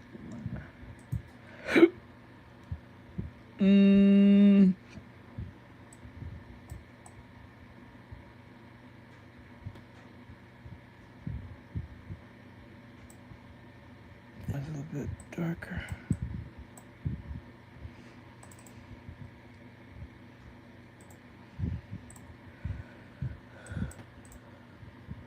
Okay, I'll just run with that for now. Maybe a bit lighter here. So as you can see, I'm going after the light color here because that's the dominant color on the skin. I just want to find a base color that represents the most dominant color that I see. Now the next step to do here is to find the shadow color. In this case, she's standing out in the sun, so the shadow is going to be quite dark. Okay, so we're going to just hue shift that a little bit more towards the red. Okay. A little bit towards the red. I feel like it went dark. Wait, hold on. And get that really solid dark shadow in here. That's a lot of dark, but okay. And that's a lot of dark. Okay. Wait, mine's a little bit too saturated. Oh, where he had it up there. Okay, now we're gonna create a new layer, create a clipping mask, just like that. And apply this shadow using, again, a hard edged brush. And as A hard always, edge brush. Okay. We got a hard edge brush. Away the excess. Now I feel like this. Okay, so I'm gonna grab this.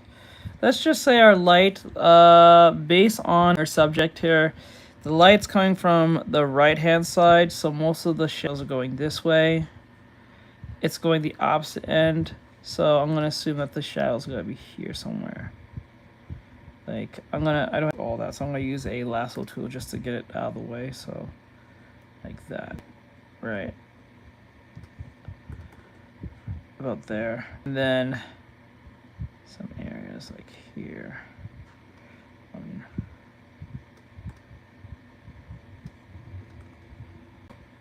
then okay, and then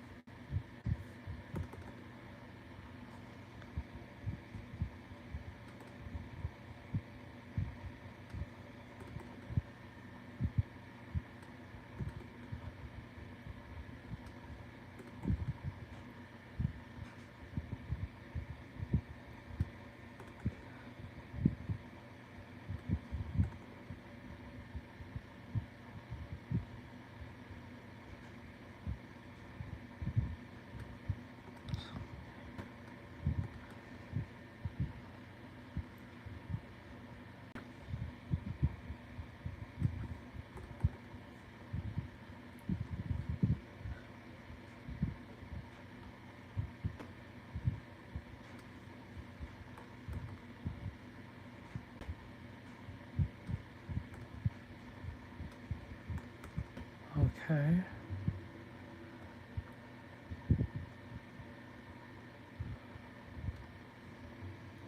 As soon as she's gonna be on the side of the head like this. Bam. Okay. Okay.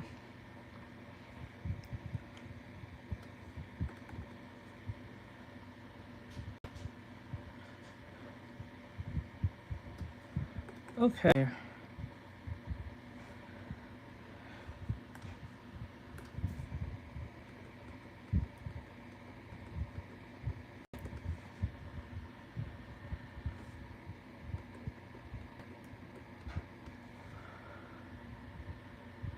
Okay.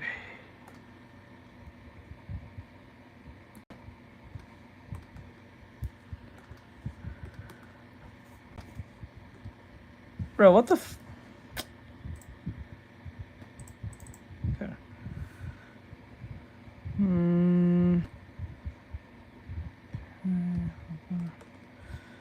Alright, cool, I think.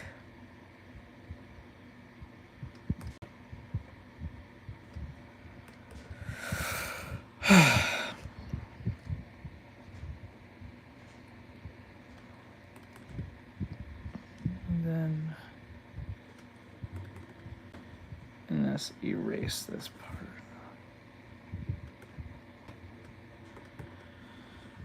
Alright, I'm gonna leave it for there for now. I know we didn't do every section, but if we get the concept, then it might apply. So I'm gonna just, oops. Go. Shadow might be a bit too dark. And maybe this might be a personal preference, but I prefer a shadow that you can see. So maybe like that. What I've done is I've actually just lifted the value of the shadow a little bit. Okay. Added in a slightly more saturated kind of look to it. Now at this stage, you know, our goal is to just move across the entire piece and figure where all the shadows are. So there's a little shadow here in the ear. Using your eraser to cut back into it, create that nice shape. Okay, there's a shadow under the double eyelid for sure. Again, eraser, cutting back into it, creating that nice shape. There's going to be a shadow here on the other side of the brow ridge, just like that. And there's going to be also a soft shadow on the side of the cheeks. And then a little bit more on the bottom of the lips. A little bit on the edge here, and then at the bottom of the chin. Again, using your eraser, cut back into the shape. Right, create that nice form. And then just below the nose, you're also going to get some pretty harsh and edged shadows. So in this case, you know, we're going to maintain a lot of these hard edges. We won't have to blend nearly as much as for the previous case. Now, if I squint my eyes, I'm also seeing a bit of shadow just under the brow ridge.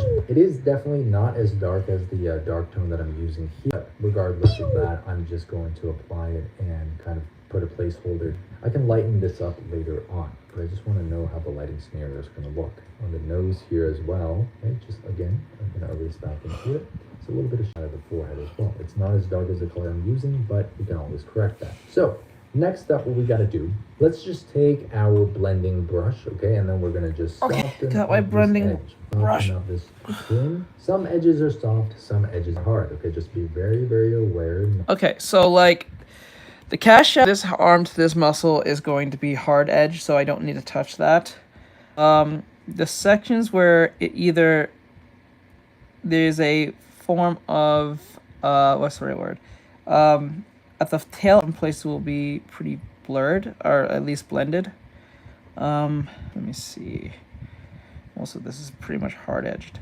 I don't need to touch half of it, but yeah, most of this I don't either really have to touch. In all honesty. Let's see. Not really. Because most of it's pretty hard edged, to be honest. Okay.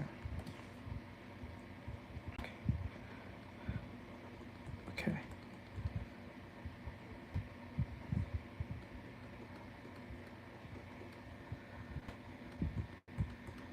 Okay.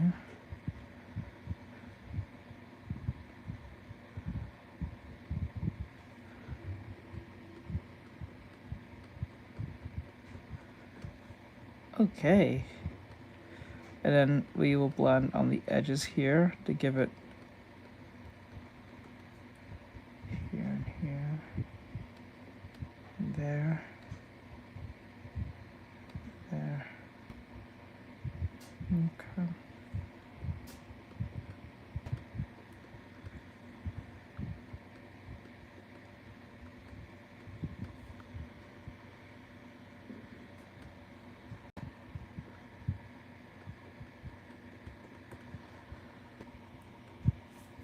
Don't touch that.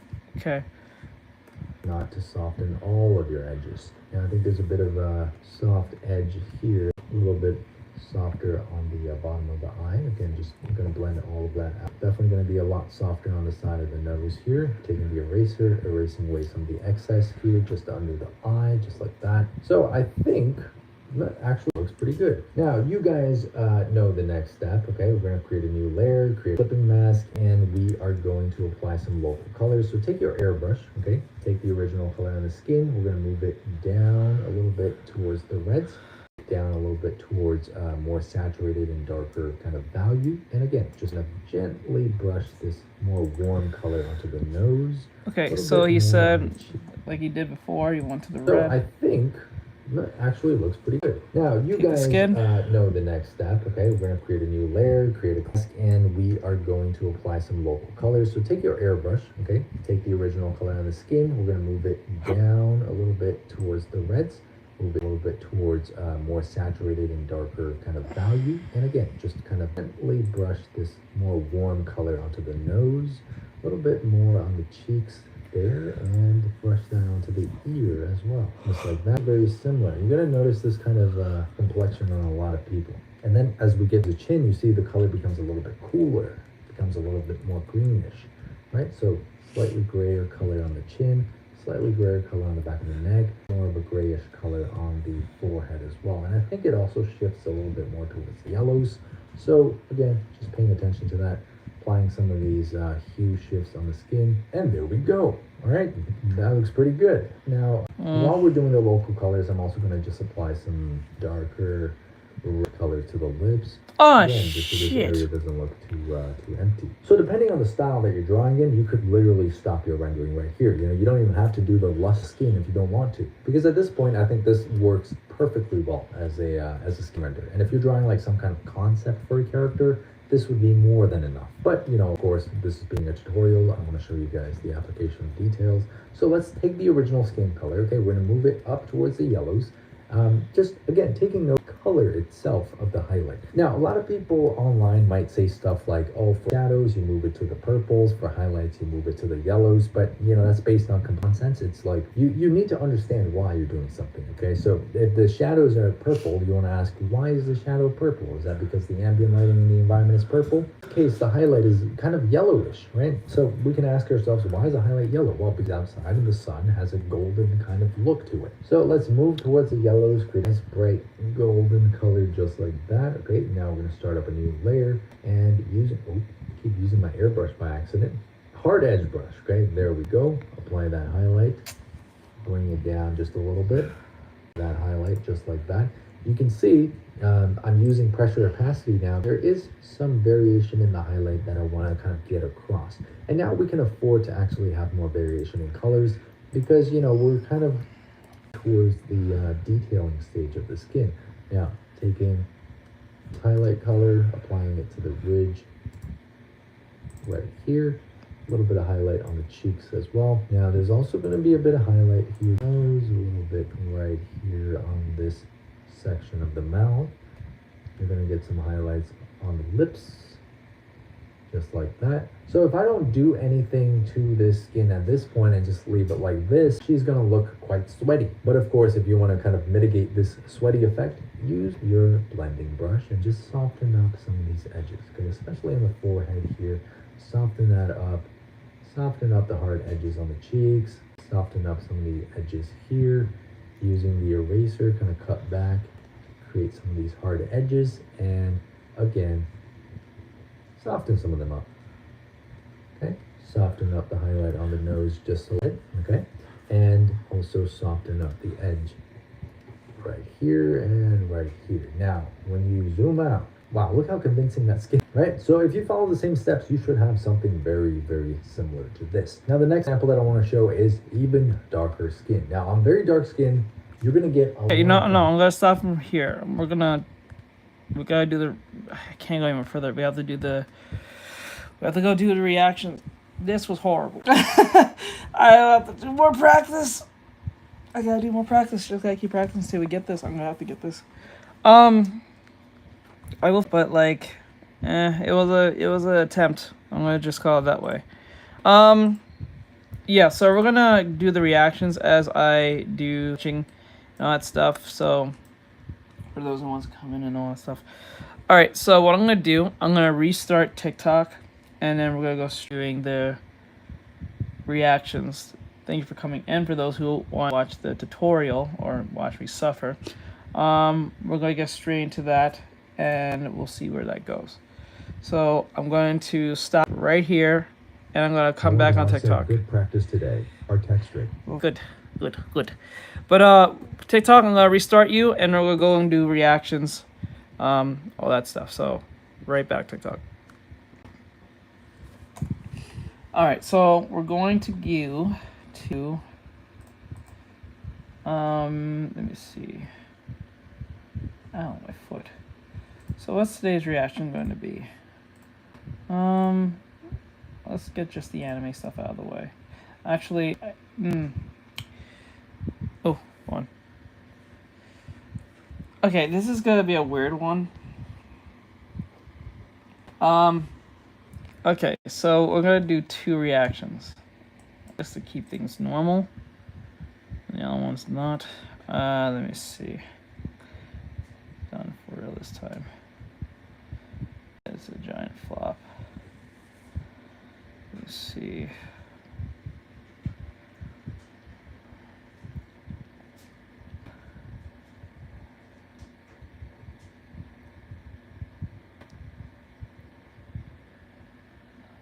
Okay.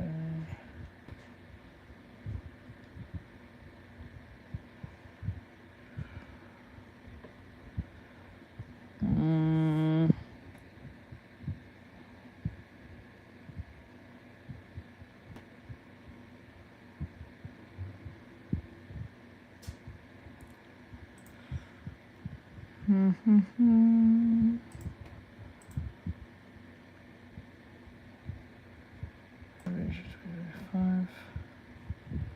10 months ago. 2 months ago. Didn't Sufferance have something brand new?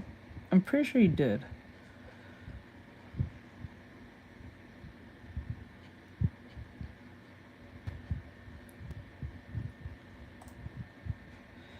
Yeah, we'll just do one.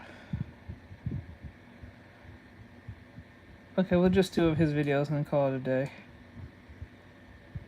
No, not Kasha Bosch. That's gonna actually drop. Okay.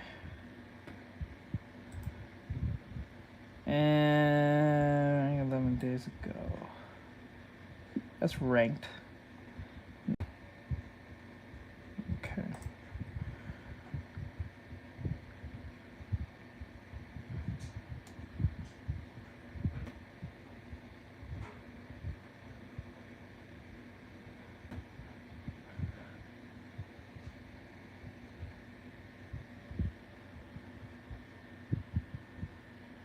Okay, let's see.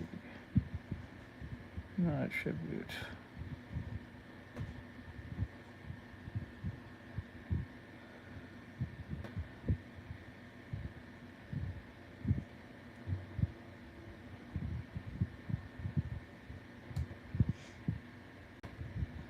Okay, we have about Castle Kennedy. We'll do this one. In August of 2022. This one. So we have 2 of these. One of this. Kagurubachi.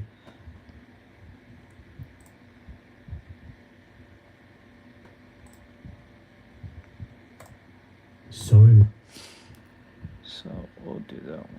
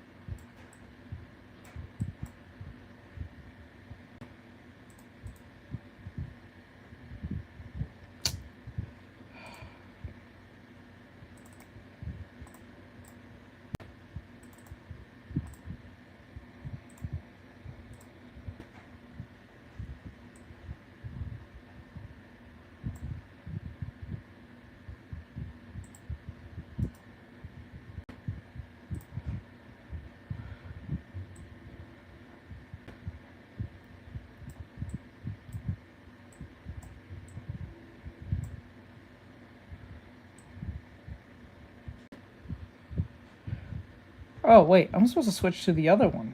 I'm stupid. Okay. Pull this back.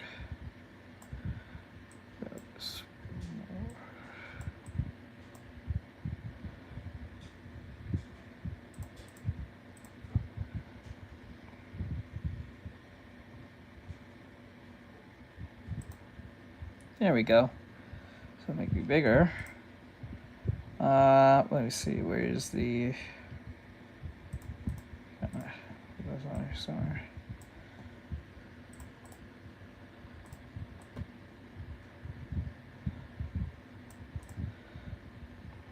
Okay. Okay. Now, as for that.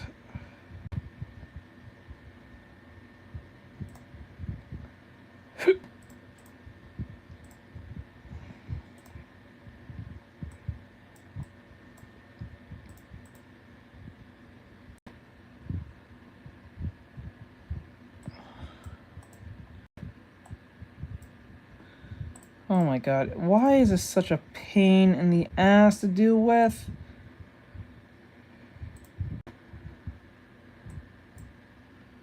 Oh my god, I hate OBS. It sucks ass, yo. Jesus, okay.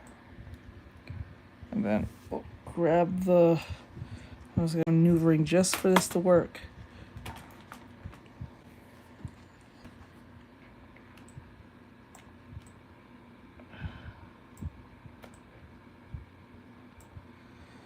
There we go.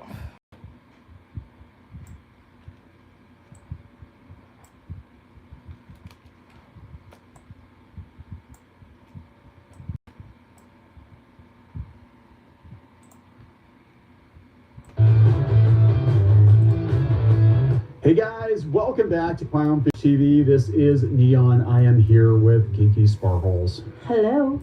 And my inside sources say that Kathleen Kennedy's getting fired at the end of the year. Yeah. For real this time? For realsies. It only took 8 years for her to finally get going. Yes, this is actually coming from Puck News, and all the media outlets are running with it, so I'm assuming it's valid, or they would have backpedaled by now. Last night, the news broke that she's reportedly stepping down from Lucasfilm at the end of the year. Okay.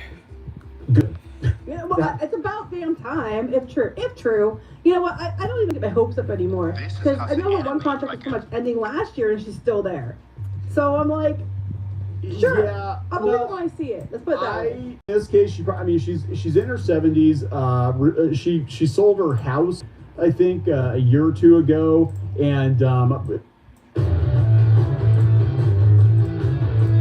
hey guys, welcome back to me. This is Neon. I am here with Geeky Sparkles. Hello. And my inside sources say that Kathleen Kennedy's getting fired at the end of the year. Yeah. For real this time? For realsies. It only took years for her to finally get going. Yeah, so this is actually coming from Puck News, and all the media outlets are running with it, so I'm assuming it's valid, or they would have backpedaled by now. Last night, the news broke that she is stepping down from Lucasfilm at the end of the year. Good. Yeah, well, it's about damn time, if true. If true, you know what? I'm not even up anymore, because I know her one contract was pretty much ending last year, and she's still there. So I'm like, sure, yeah, I'll believe it when I see it. Let's put it that way. I believe it. She's in her 70s. She sold her house, I think, a year or two ago, and she apparently wasn't very happy about the South Park thing. And Disney's course correcting right now. Like, look, you might not see. Well, okay, in some they're course correcting, in other ways they're digging themselves a deeper hole. She didn't like the South Park thing. What's the thing? Don't earn it. Don't earn it. You earned that they even made fun of you. You're such a joke, and it makes no sense to anyone that South Park of you. You don't earn it then. You earned the scorn. So let's talk this and what this might mean. And I'm gonna be honest. I actually agree with Forbes. Eric Kane on Forbes is like, yeah, this might not save Star Wars. This probably isn't going to save Star Wars. I don't think it's possible. I feel the same way about Star Wars that I feel with like Doctor. I think it's so far gone at this point. Yeah. The brand is so damaged that I don't see Too there far being gone. any kind of a comeback anytime soon.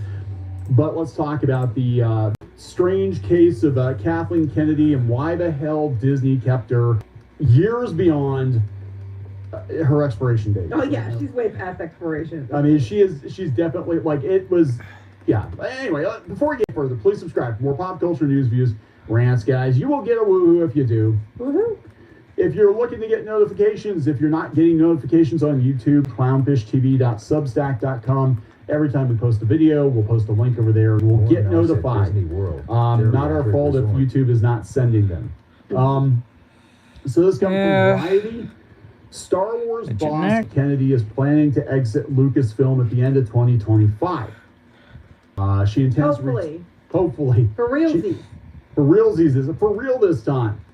She intends to retire after her current contract ends, according to a source with knowledge of her plans. A separate source close to Kennedy, however, dismissed the initial report by Puck as pure speculation and said nothing has been decided. All the media outlets are running with it. I think there's some truth to it. I mean, she already sold her house. Star Wars is at an all-time low. In fact, people were talking the other day on Twitter. I saw a post about how Star Wars, the toys, had their best year ever in like 2010 or 2011, and this was, years after the prequels. They were, between movies, and Star Wars toys were still selling very, very well because people loved those characters. And then as soon as Disney got a hold of it, the whole thing collapsed. They are the empire, and can't figure that out yet. Kennedy joined Lucasfilm in 2012 as co-chair alongside Star Wars creator George Lucas. Shortly after Lucas exited his post as Disney acquired the company for $4 billion, and she became president. $4 billion. This is the thing with Kathleen Kennedy, because when she was first announced, and Star Wars Holocron actually brought this up on Twitter, her name was attached to so many of these great 80s, 90s movies. So people were like, oh, this is good. This is a good way to go. Yeah. I thought it was too. I'm like, oh, she understands 80s movies. She's perfect for the role. Not realizing what she did or didn't do when she was working with Steven Spielberg. Part of the reason she was there as long as she was could be that George Lucas built something into the contract so Disney couldn't just turn.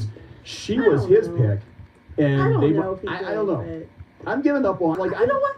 Here's the thing though.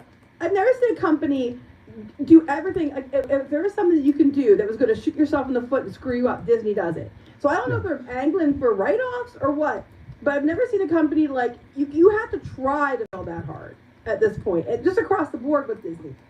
And it doesn't make sense that Kennedy's still there.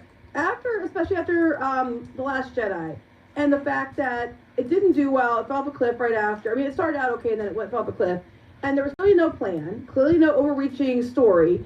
Then you had Ryan Johnson's company out there literally attacking fans, and you completely split the fandom, and those are your dollars in half. And then by Rise of Skywalker, you divide more.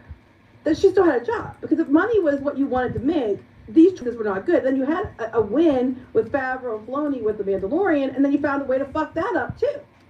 Yeah, I mean, that's the thing, because they're saying if it's true, if she is in December 2025, she'll be leaving before The Mandalorian and Grogu comes out.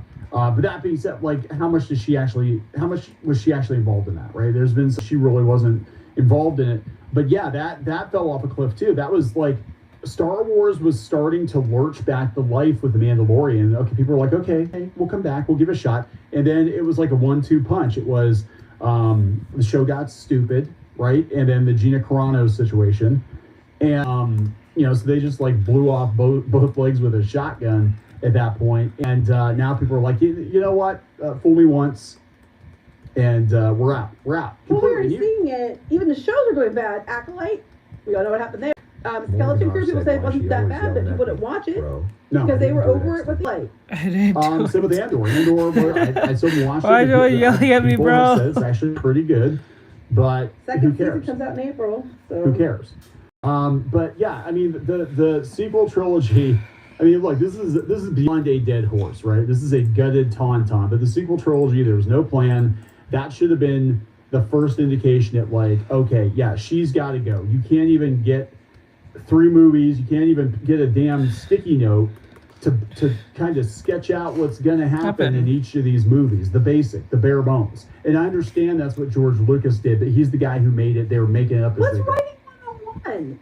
I mean, if you're writing or doing any kind of creative job like this, and you're going to have multiple, episodes, like, different movies in this, you have to figure out, okay, we're doing a trilogy like we used to do. What's the main, middle, and the end? And you know what you're going to do, where you're headed.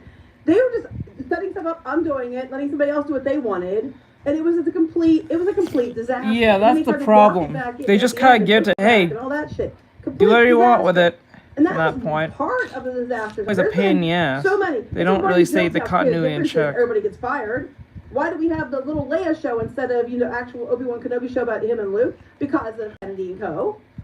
Yeah, they're actually bringing up in Variety. They said, the triad of Skywalker-centric blockbusters experienced diminishing returns. The Force Awakens did, $2 billion globally.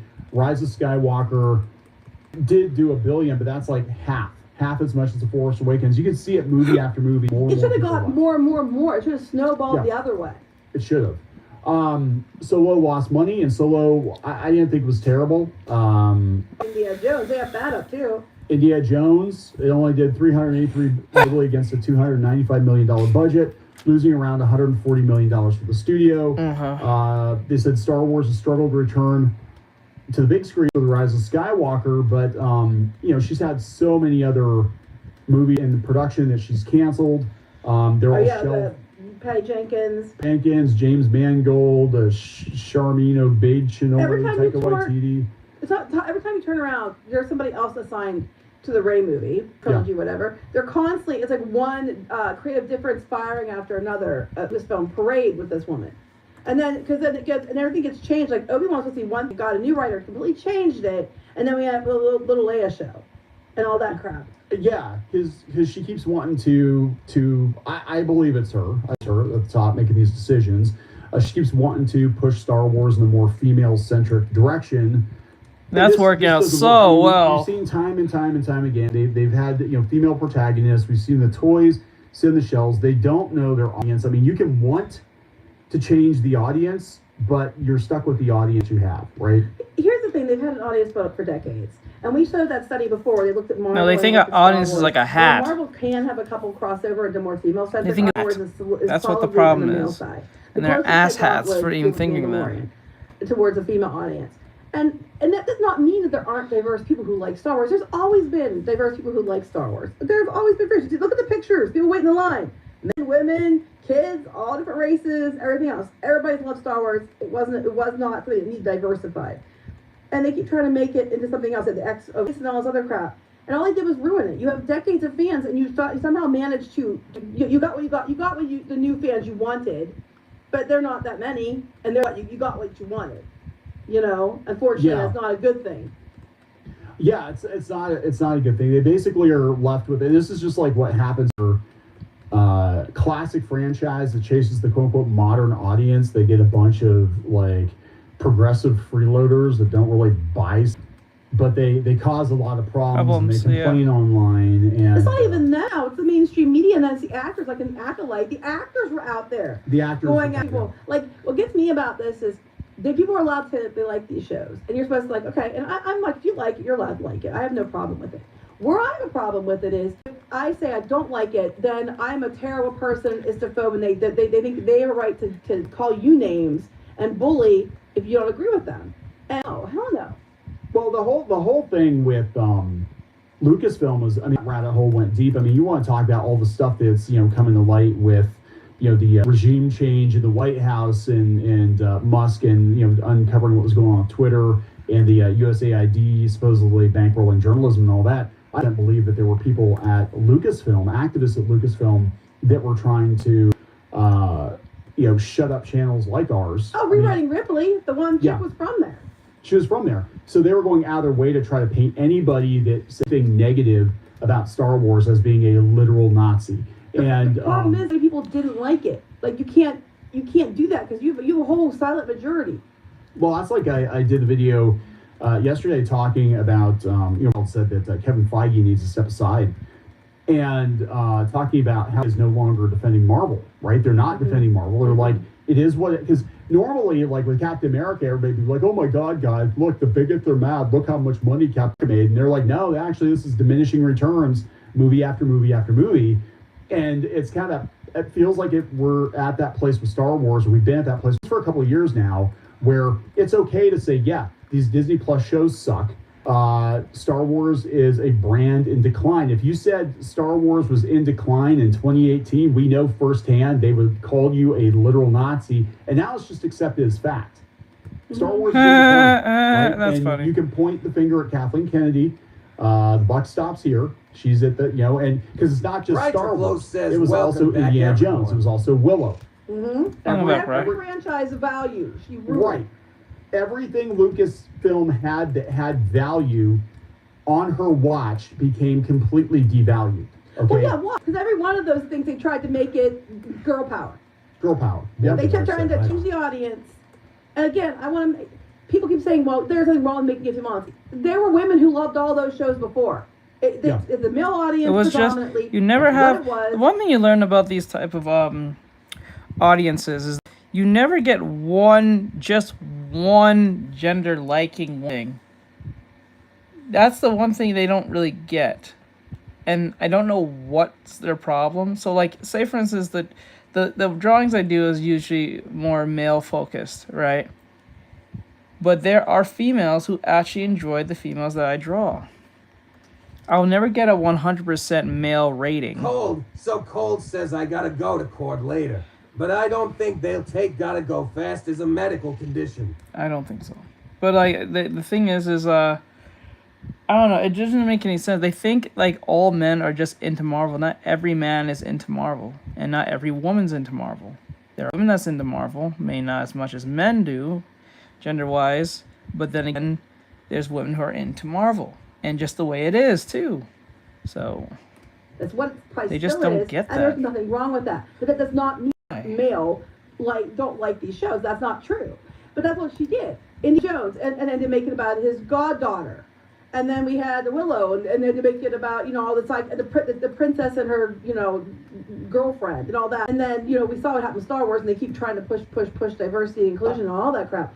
And there's nothing wrong with it because there was already diversity in it, but you did it in such a way that it wasn't organic. It was to push a narrative, and people are tired of it.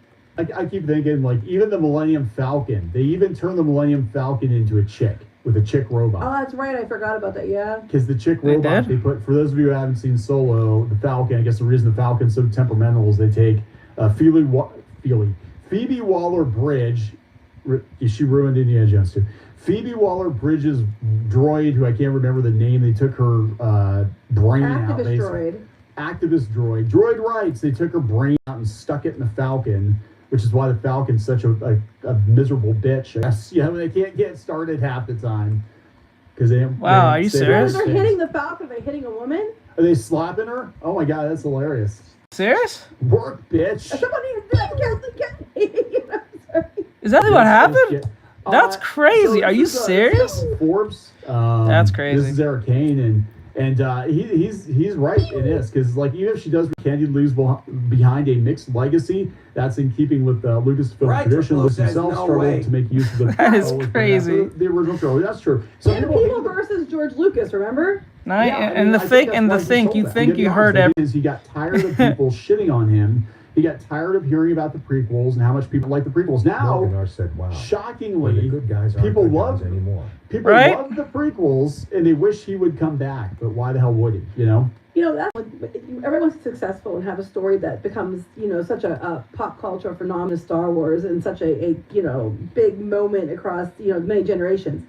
The only problem is when you do that, it gets out of your control. It goes into the fans and takes it where they want to take it. And no matter what you do, you're going to piss people off. That's a bad thing. I think with some franchises, it becomes such a phenomenon like Star Wars. Like you really can't. Unfortunately, you get trapped because you can't apple cart right too much because you're going to piss people off. But then they complain if you keep doing the same thing over and over again. I think in some ways, if you've got these ideas mesh with the existing franchise, like you'd be better off just doing something else. But that's the brand, right?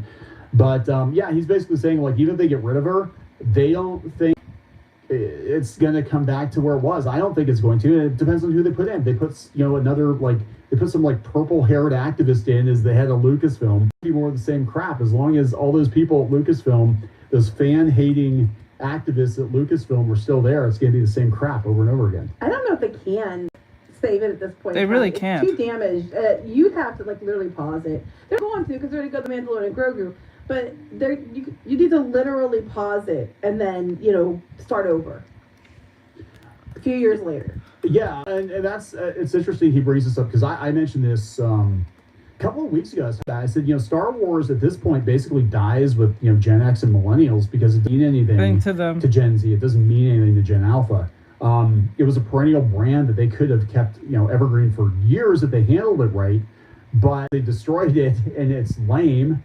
They put a chick in it, they made it gay, they made it lame. Because it's so lame, kids don't care. Like, even our kids love Star Wars, but like our son especially, he knew Star Wars from the Clone Wars cartoon and from the Lego game. But it didn't matter. He still bought all the toys. We had tons of the Galactic Heroes and the Lego Star stuff.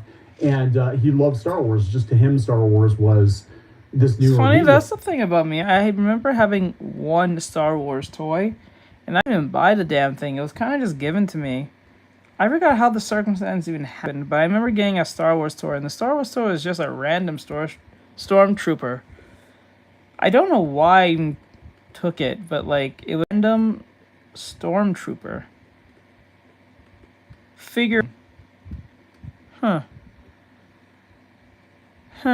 Probably would have had a lot of value if I kept it. Yeah, but that was okay. The kids were still buying it, and you never saw Star Wars stuff rotting in the clearance aisle. Now it's all at Ollie's. You don't clearance aisle. It ends up at Ollie's, and it just sits there for years. Or in a landfill, apparently. Yeah, so I don't know. I think the damage has been that the only way they could fix it. I don't know. I've given up. I mean, same with Doctor Who. Like, I think it can be fixed. Like you said, you have to hit pause on it, get people in. But the thing is, Disney doesn't want to do that because Disney is like, no, we got to have a movie every 2 or 3 years to make money. It's like you're making anti-money at this point. What's going on? Spamming so much bad shit out there. Yeah, you're spamming the same move, and we all know your move, so it's just kind of easy to dodge your bullshit. It's like not doing different moves. It's like you're that one cousin or that one sibling you play fighting games with, and they don't know how to play, or they don't choose to play to learn. So the same move that they know, and then when you start using once you figure out their pattern and how they fight, and you defeat them, they get all mad and saying, why won't you let me win, or some bullshit response. That's that metaphorical aspect where when you see the bullshit you don't want to see in these movies or these Disney Plus shows, and then when you don't watch it, they'll say, oh, you're a bigot, or you're this, you're that. It's the audience. They're just a bunch of man babies. There's a bunch of white men doing this, and then, you know what I'm saying? That's what that is. We can smell your bullshit from like millions of miles away now. Is like the so-called modern audience, that casual audience that you was talking, whatever you were trying to retain, has finally woken up, and now Disney can hardly make a profit anymore. their roller coasters and their theme parks ain't working anymore. Their movies are not as interesting anymore. They're always messaging and trying to preach to you anymore. You know what I'm saying? Like, Disney should do what I think DreamWorks or Blue Sky is doing. Blue Sky? Is it Blue Sky? The studio that made the Shrek movies, or the Illumination, there you go. They need to do what they are doing. Not messaging and just make entertaining films. That's it. Stop telling me what to do. When the good stuff actually does come out, and it does, sporadically we get some good stuff here and there, people don't watch it because there's so much bad. Here's the thing too, they get like, oh, they did too much stuff, and they had books for years, they had games for years, and none of that ruined it. It just brought the demand more because they were done well. And that's what I'm saying. Yeah, you can still go back and watch what you like, if you still like it, because you don't even like it at all anymore. I don't you can even still go care. back and watch what you like. And if you want more Star Wars and you haven't read the books, there's a bunch of books that were written in like the 90s and the early 2000s that continue what the original was, that are really good, and you can go read those. Get the audiobooks. You can go do that and get better Star Wars than what Disney's brought us. Morganar said every source of mainstream media just feels like I'm paying to be lectured. Yeah, pretty much. Propaganda is a bitch. That's the thing. I mean, honestly, the first thing they could do to try to fix Star Wars, in my opinion, is gut Galaxy's Edge, take all the sequel crap out of it, and reskin it to original trilogy, because that's the one thing that unites all Star Wars fans. They're not gonna. The original trilogy. Mm-hmm, that's why it's too expensive. Fill in Rivers of America, but we can't spend another $2 million to, pivot. It'd be more Galaxy's than a couple Edge. $1 million. It'd be like probably like hundreds of millions of dollars to do it. But Yeah. Anyway, we're gonna wrap this up. Yes. So that is the rumor. If she's still there, It's real, God. It's real. Honest to God, Maybe it's real. possibly. According to Puck News, we'll see. But that would make sense, given that she sold her house. She might be. I mean, she's in her 70s, right? And she's got to be tired of this shit. We're But she tired did it of her. herself. She literally kept shitting out stuff. She's sitting in the pile. I'm tired of shit. Well, then don't do the shit. Don't. It's not that hard. Oh my god. All right, let's wrap it up, guys. I don't Please even think subscribe. that's the case. I don't think that's literally the case. I think the problem is not that these people want to do this. I think they're contractually obligated to do these type of movies. Jolly Ancha says I do. Because after a while, I start realizing, like, maybe these people are not as the activists as we make them out to be. Maybe they're literally the people who are being pushed to do these things because of their shareholders or who the hell has them over, like, has this literal axe over their neck. So it's either be ridiculed by the audience that you cultivate over the years or lose your job. Communicated out of the so-called business that you're in, that you either enjoy or you make good money from. So I think that's what's happening here to a degree. I don't think it's all of them are just all activists. I think they're just going where the wind blows that helps their career 9 times out of 10. I don't think majority of these people are even activists half the time. I think they're just people who are hostage to the situation that they're stuck in because of Larry Fink and Franz. Larry Fink and Franz. You know what I'm saying? Like BlackRock and all that shit.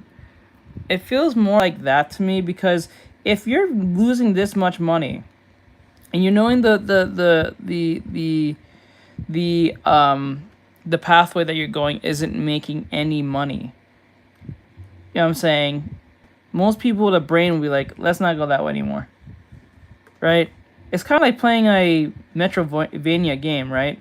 So, like, when you go, like, in a sin where you're not supposed to be yet because you don't have the ability to do it yet, or you don't... I'm not mad at the people. I'm mad at the corporations that oversee and demand sloth. Yeah, I blame them mainly. I don't even think Kathleen... I think she's very much aware of this nonsense. She can't say outright why, we all know who's doing this, who's pushing these things. The types of people who are pushing this. One is the literal in power, and the other one is kind of just like the sword and shield for this. We all know who it is. Can't say outright because I'm gonna get in trouble too. But if you catch my drift, you know what I'm talking about. The problem here is that I think we're putting too much pressure on this lady for like do something. She's in her 60s. I'm pretty sure she's in her 70s. I'm pretty sure she's based as mostly our parents or our grandparents back in the day. It's just that she just can't because she needs to keep that job or that legacy up. So I think she's putting her career first before she puts her sensibilities first. I know, I get it. You need to keep a job. Like, economy's not great, all that stuff, and the whole Social Security thing, blah, blah, blah. I get it.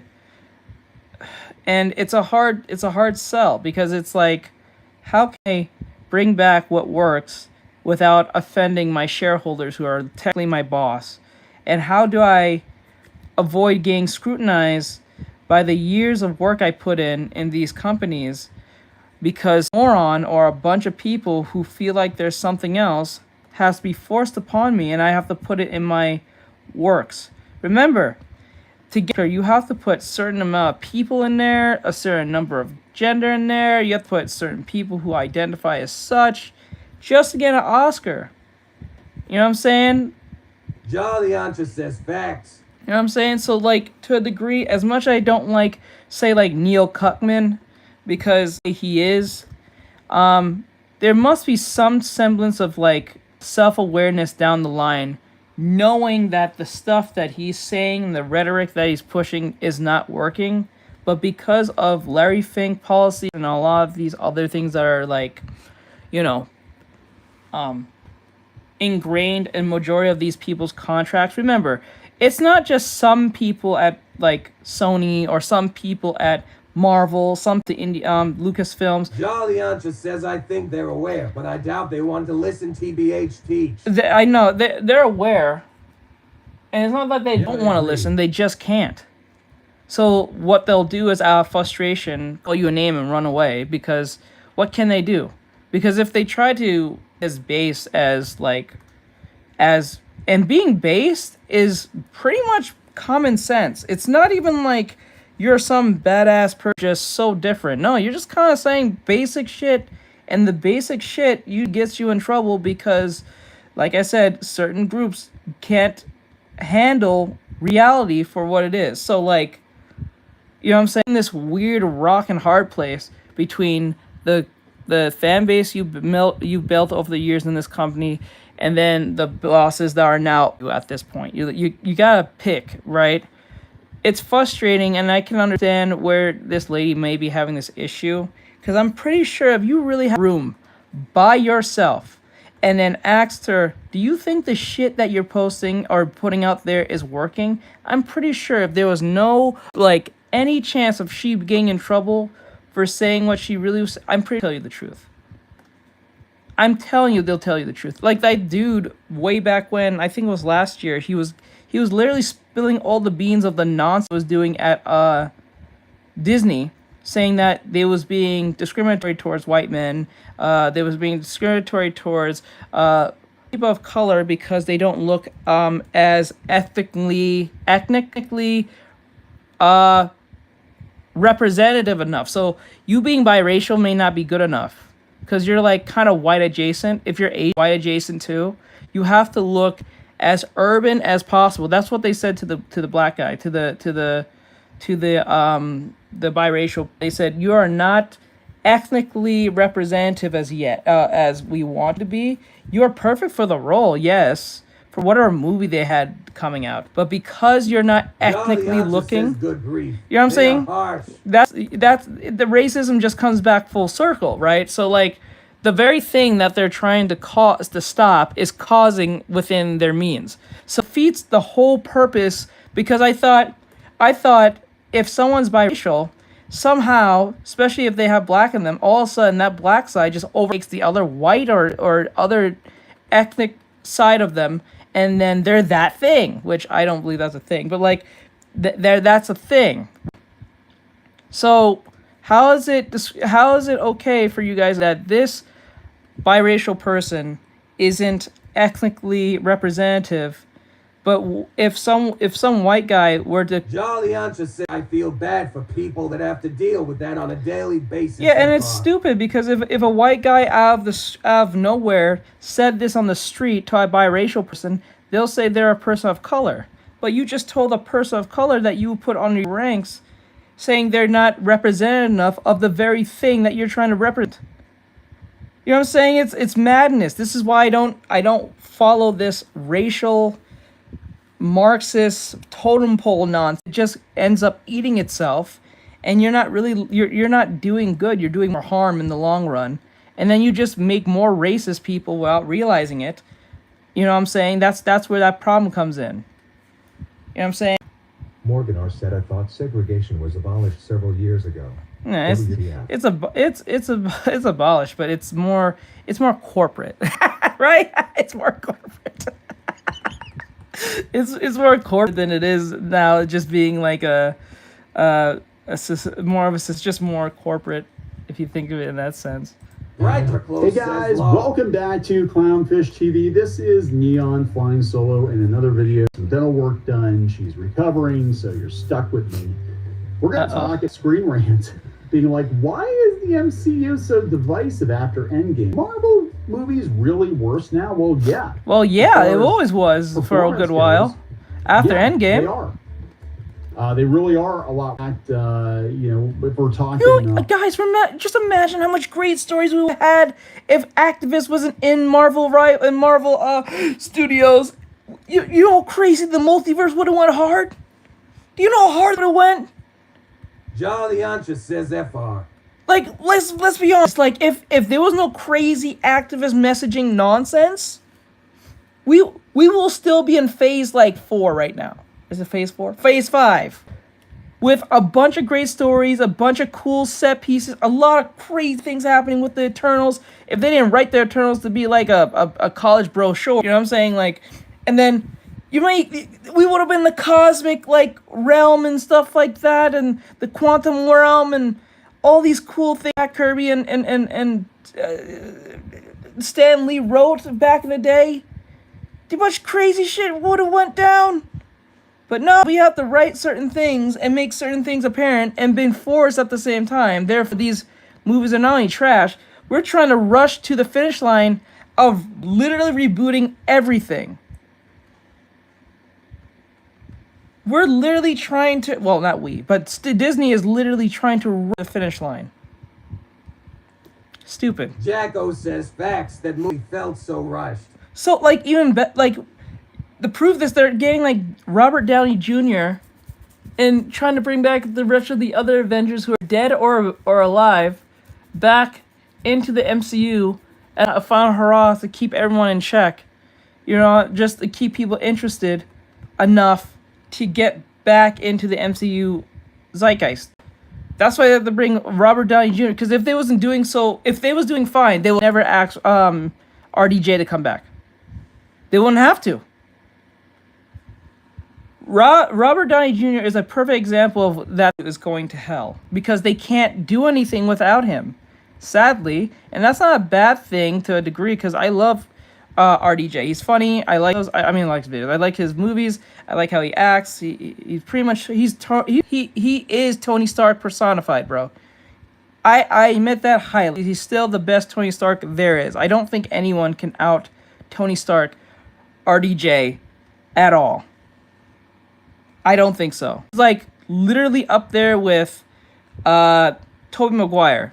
You know, like he's not my Iron Man. I think he's everyone's Iron Man. After RDJ became Iron Man, nearly every video game, every animated show, and even the What If, he is the template Stark.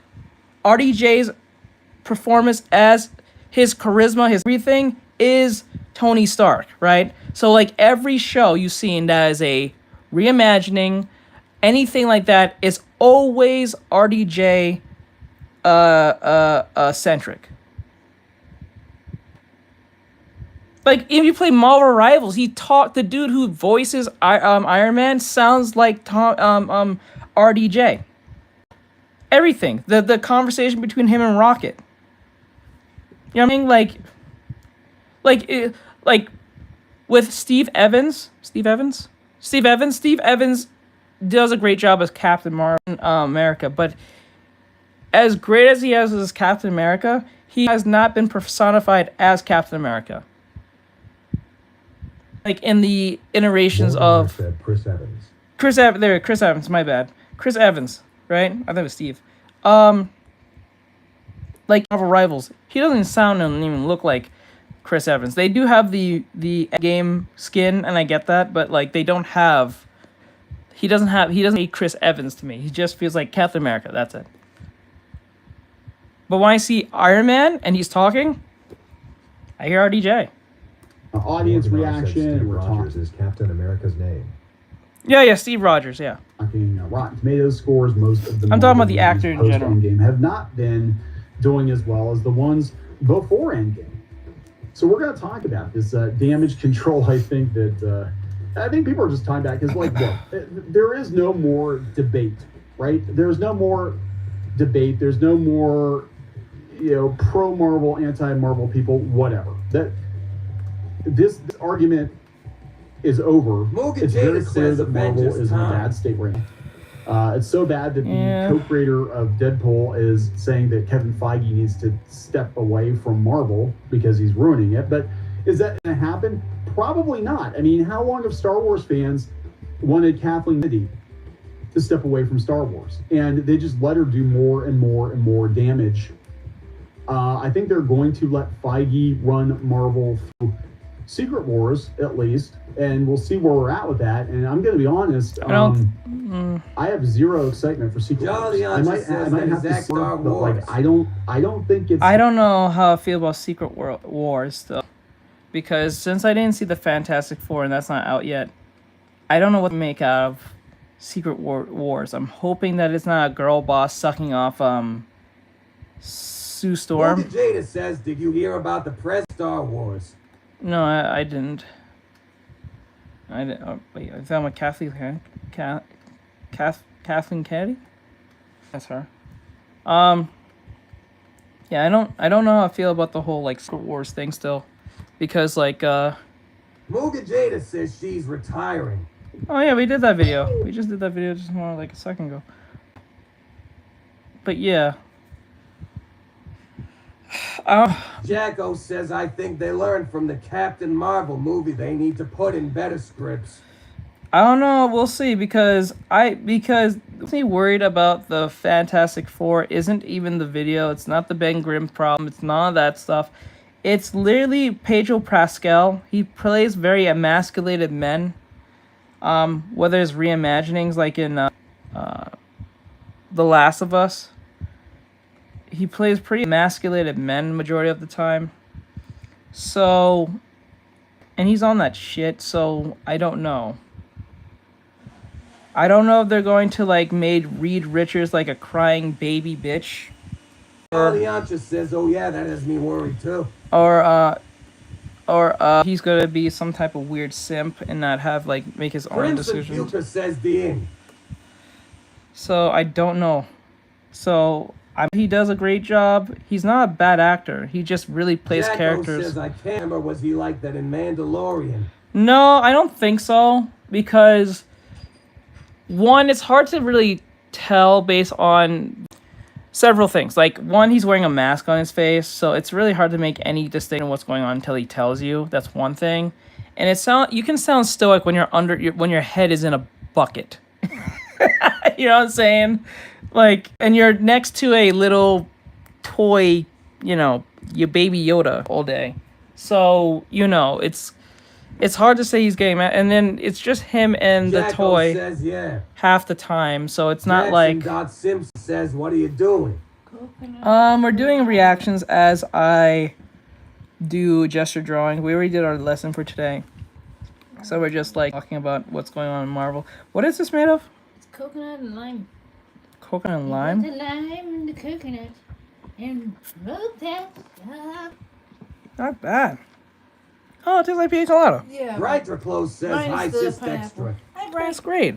Jolly Ancha says, "Sounds tasty." It actually is. It's like pina colada. I need the other jar. Which has some alcohol in it, though. Muga Jada says, "I know I'm Robert working on that Downey part. Jr. is returning for Avengers Doomsday." Yeah, we talked about that. I'll take that. Yeah, you can take it. All right. I should have put more Morgan comments. says what? You put the lime in the coconut and mix it all up. Mm-hmm. It's going to be the Hail Mary pass that they're hoping for. I don't think it's going to replicate, and I could be Brighter wrong, Close says, "Do you like dancing?" but I don't think it's going to replicate like the success of dancing in the Endgame because interest in Marvel leading up to. You know what I mean? Like, Tastes good. everybody was pumped for every Marvel movie that came out leading up to Endgame. Yep. And Endgame was the big finale, right? And that is not the case now. People Muga Jada are says, less pew, and pew. less excited Pew, pew. about every Marvel movie that comes out, every Disney Plus show that comes out. I don't see Secret Wars or Doomsday doing incredibly well, especially if, I mean, I could be wrong. Again, I could, but like if people have a hard time, normies have a hard time accepting Robert Downey Jr. as Doctor Doom. And if they're going with the whole MCU version Jolly of Doctor Ancha Doom says, as "I've being an honestly evil heard Tony mixed Stark, reviews about Endgame." I'm not sure I'm on board with that either. In his own I've character, already heard mixed right? reviews. I mean, we're talking one of the greatest ones in Marvel history. He should at least be given the opportunity to actually be Victor Von Doom and not just evil Tony. Yeah, I know there was a multiverse story about that, whatever. I don't care. I want proper Doctor Doom. So we'll see. We'll see what happens.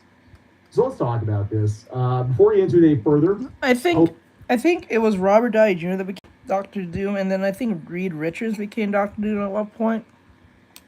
I think there was one of Cyclops, but I think that's a lie. please subscribe for more pop culture news, views, and rants, guys. If you are not getting notifications, I know you're sick of me mentioning this. If you're not getting notifications, go to clowntv.substack.com. Subscribe. It doesn't cost anything. And you can be notified of new video uploads. Some of you are getting notifications, some of you are not. There's something going on with YouTube this month. I'm guessing another lovely algorithm update, which never, ever, ever benefits small creators. It almost always benefits big corporate accounts or He's people not with lying. 50 million subs or whatever. Always benefits YouTube because they make more money off of those people. But anyway, subscribe. clowntv.substack.com. Muga Jada says, It also "Did you helps hear spread us DC out a is little gonna bit more, make an just in equivalent case. 'Cause you version never of know Marvel Rivals." when the end game for YouTube is going to be. I'm going to be honest. I At wouldn't some put point in past time, them. I want to put it past them. Look, they already destroyed multiverses, and that was supposed to be their Smash like clone. So I wouldn't put it past them to make their own Marvel Rivals clone as well. DC, something with Warner Brothers, they're always kind of late to the party. When it came to their movies, compared to like Marvel, they was like 10 years late. They had like one or two, like they had a Superman movie, made it into like a Batman movie with Superman, and then the third one is Justice League, pretty much a Superman movie too, right? So instead of building the very late to the party. Yeah, like instead of building the characters and having their respective movies and they grow with them over the time, you know, we just kind of shoehorn every character so we can keep up with the Avengers. It says they're making TV series Green Lantern and Starfire. What? Doesn't Green Lantern already have a TV series? I thought he already had his own TV. Called Arrow. Isn't it called Arrow? There two? What the fuck? Didn't the Teen Titans CW show's over? I thought it was still going. Jada says, "Oh, sorry, animated series." Oh, I was about to say. It's crazy. But like, yeah, I don't know, man. Morgan And then asks, I'm struggling to draw the sleeves as outfit. If it'd interest you to try it? sure, I'll give it a try. The thing is, like, I don't know, man. I don't know. Like, when it comes to Warner Brothers, they just don't ever seem like they're ever on time. And then when they try to get into the so-called trend of what's going on corporate-wise, they're so far behind. It just, like, why bother? Right? You're better off sticking off with, like, your Harry Potters or something. Muga Jada says it's gonna be My Adventures with Green Lantern. What? Isn't that the same thing as Superman? My Adventures with Superman? That sounds, like, similar to that. That sounds horrible, I think. And I think other YouTubers need to be cognizant of this. At some point in time, it is not going to be viable to be doing this kind of content. Says same universe. I'm just putting it out there. I'm just telling you right now. Anyway, enough doom and gloom. Let's talk about more doom and gloom. This is coming from Screen Rant. Why the MCU is so divisive after Avengers Endgame. Are Marvel movies really worse? Are they really worse? They said while Spider-Man No Way Home and Deadpool Wolverine did well, it's well known that this most recent period of the franchise has been far more divisive than what came before. I said on Instagram. Well, yeah. Okay, I'm checking now. They said everything's struggling at the box office now. They said Endgame ended the MCU's most popular era. But is the franchise really worse now? Yes, it is. It's a convoluted mess. Right? I mean, it's so bad that Hideo Kojima can't keep track of what's going on with Captain America. Have you played any of his games? Okay, this man... Like, if he can't keep track of Captain America, you're doing something wrong. You said you sent it on is the Instagram? latest divisive Marvel movie. Sam Wilson's first Captain America film has divided audiences and critics. Yeah, it was the lowest cinema score. It was like 48, 49%. What did you hear? Cartoon Network made a Beast Boy and it did do better at the box office. No, I never heard of this either. But it's still going to come under Ant-Man and the Wasp, right? They said, yeah, a few projects that really divided people in the art. She-Hulk, Eternals, Ant-Man 3, and Captain Marvel. And among those, only the latter was released during the Infinity Saga. And that's why Captain Marvel did so well. Let's be honest. That was the first indicator was headed down the wrong path. Said, I shall Captain Marvel, because people want to see that movie because they believe they had to.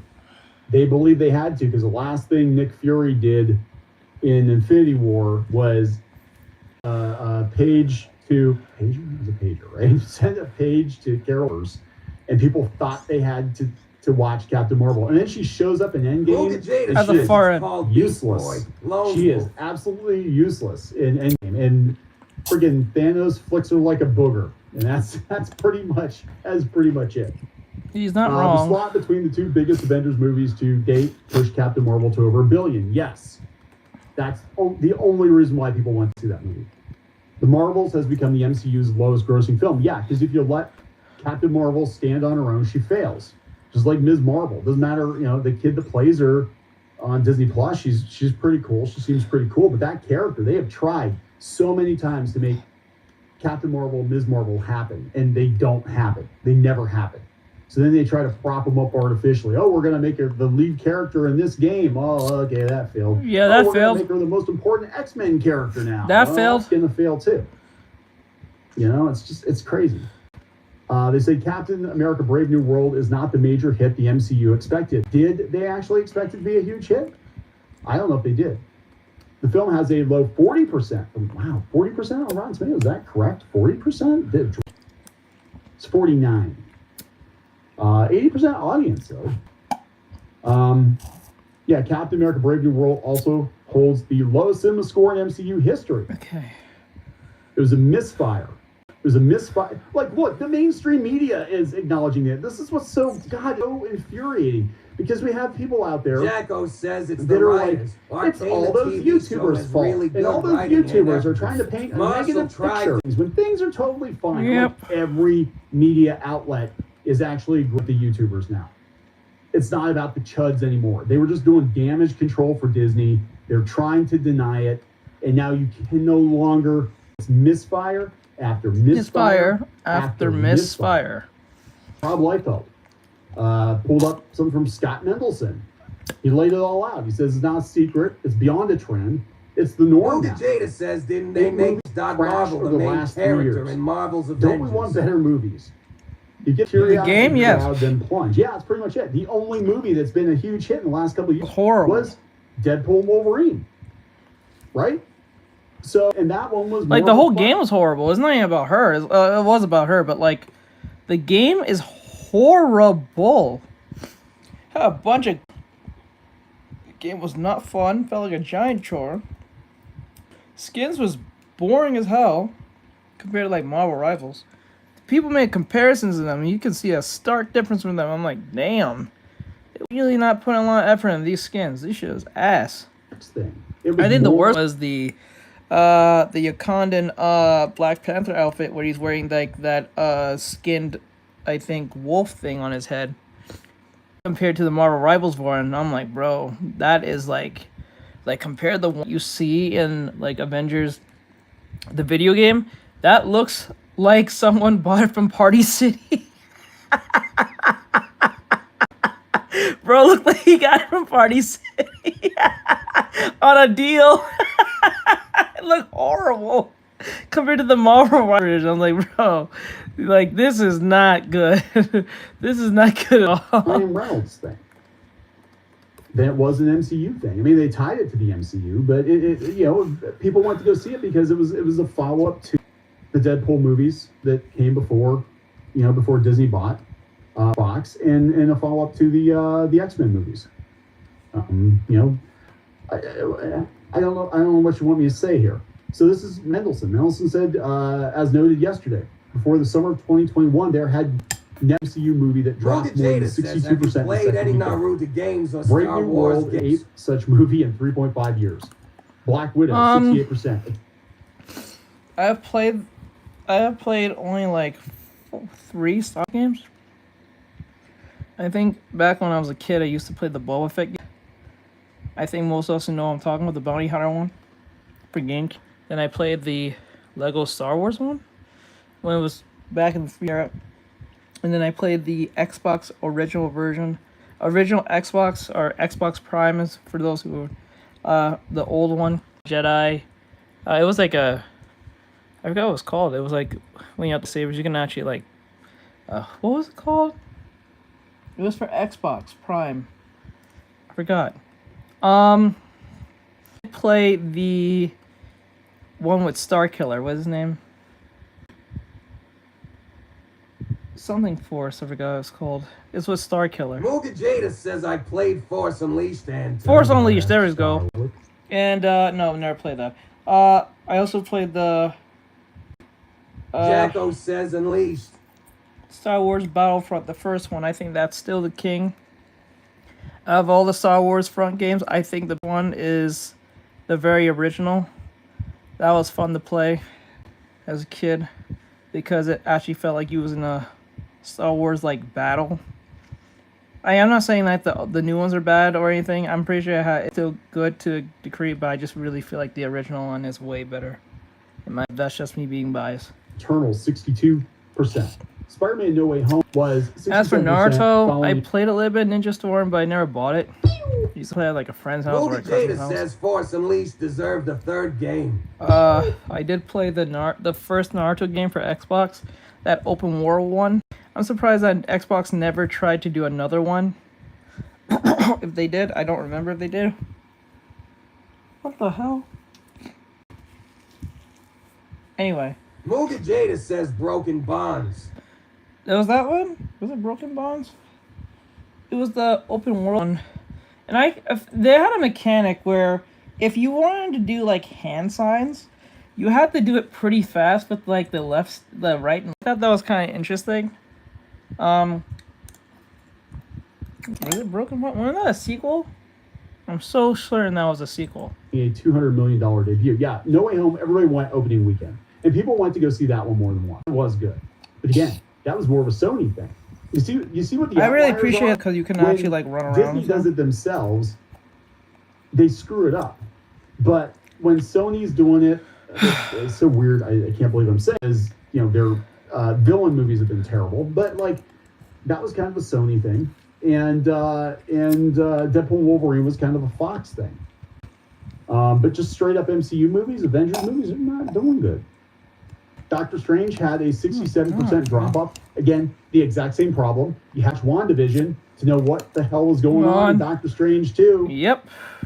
And if you watch WandaVision, you're even more confused because you're like, why is Wanda evil now? Why is she evil? She wasn't evil before. Artextric. Thor, Love and Thunder. I still have not seen the movie. Ant-Man and the Wasp, Quantumania, 70%. I still have not seen that one. And the Marvels, 78% drop off. I mean, I don't care. I think the last Marvel movie, other than Deadpool and Wolverine, which I saw opening weekend because I wanted to see it because it was Deadpool and Wolverine, for God's sake. Of course I'm going to go see it. Muga Jada says the Storm I think series Doctor had Strange, the Broken last Marvel Bonds movie as I a went to go separate see. game. I don't care. Hold on. There's so many of these. I haven't seen. Let me see. Was the one I had for the one I had for? Hold on. Meh.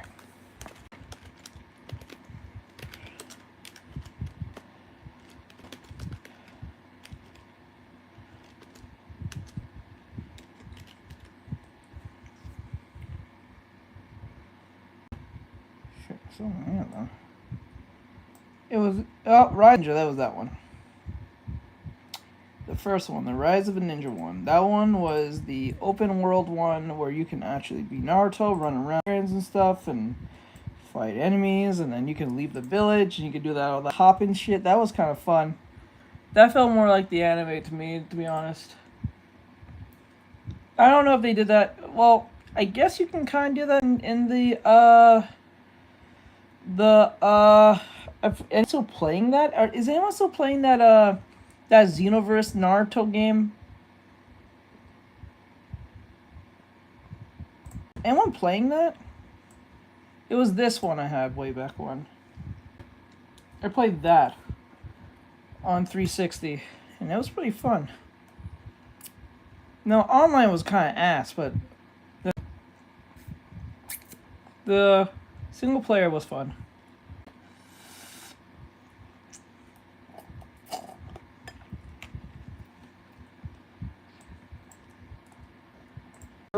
Was just a Disney Plus show, basically, and she was already dead. So there, Eternals I haven't seen. Spider-Man I've seen. Yeah, that was the dumbest thing that they did. They killed what's her face for our own movie. I'm gonna care. Hold on real quick. Any artwork?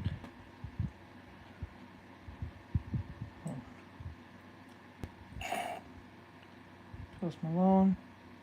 You said in the artwork section, right? My drawing so far with the references I'm using. Toast Malone's You, is that right, Morgan, or no? I loved it. Actually, I thought it was pretty good. Doctor Strange, meh. Yeah, I haven't seen any of these. I just don't care. Okay.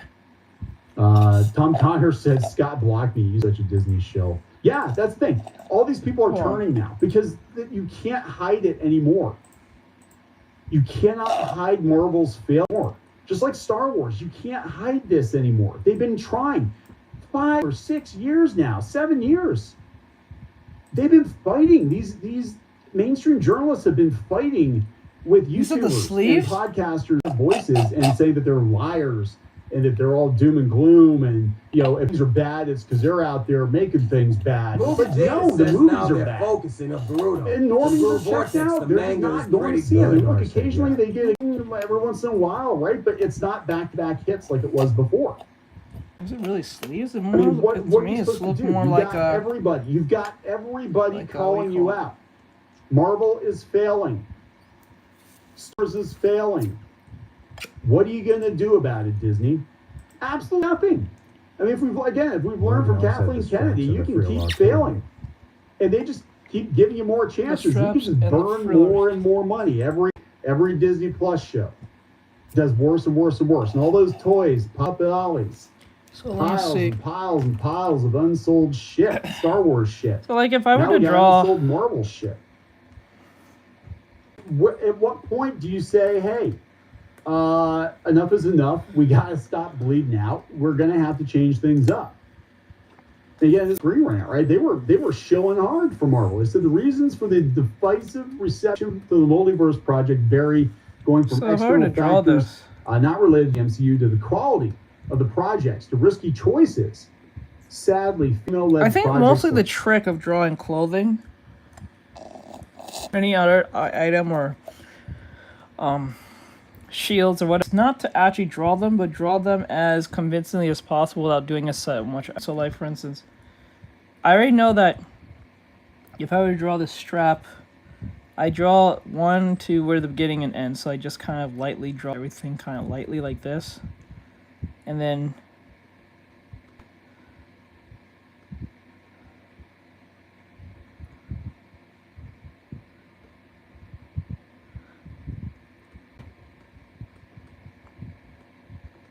build onto those forms here, like that.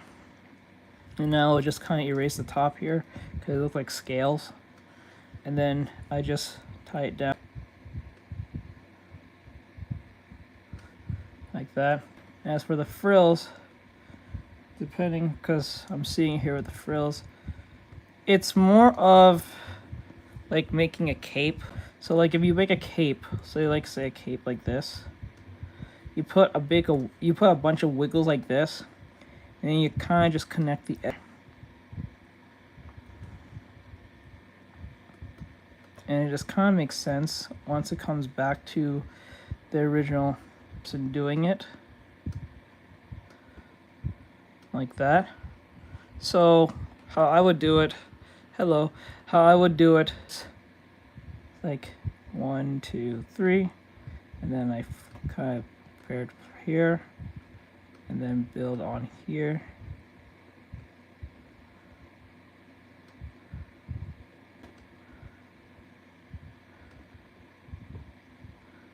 It makes sense of gravity as well. Like that, and so on. And then make a shade here to indicate what's in the front and back, like that. And put some lines here and here to give the frills here. So that's how I would do it.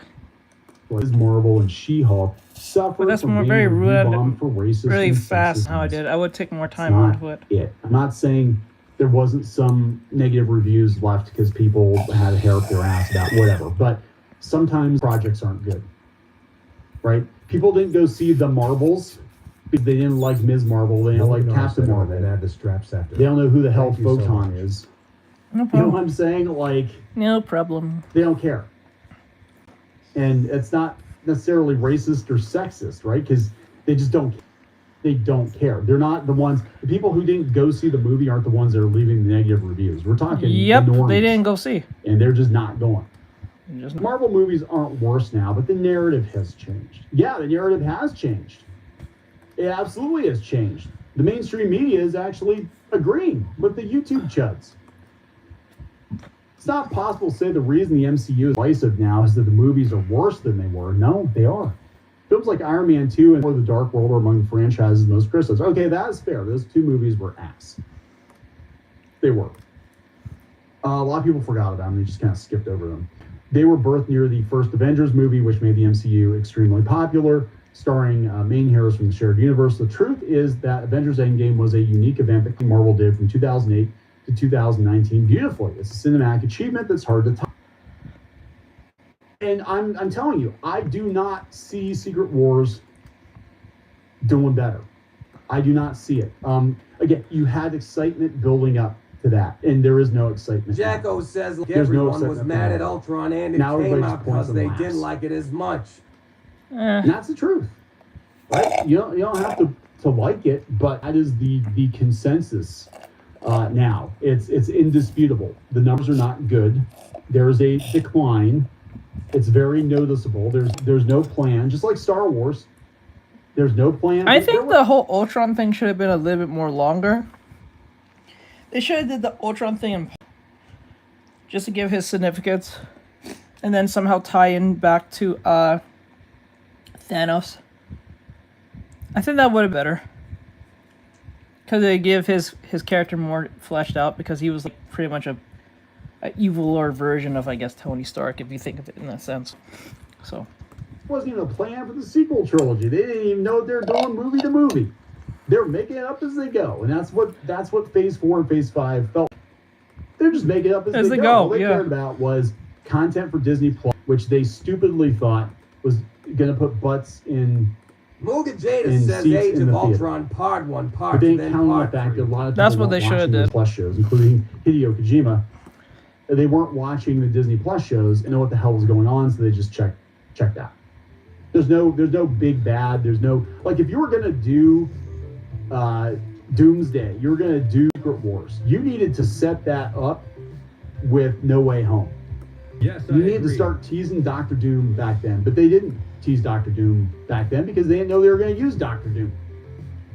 Jacko says, and that I mean, they had Kang, but Kang was not that great of a villain. I'm going to be honest; he was boring. Yeah, let's be honest. Jonathan Majors did a great job playing as Kang, but he didn't come off as problematic as Kang, like or even an Ultron.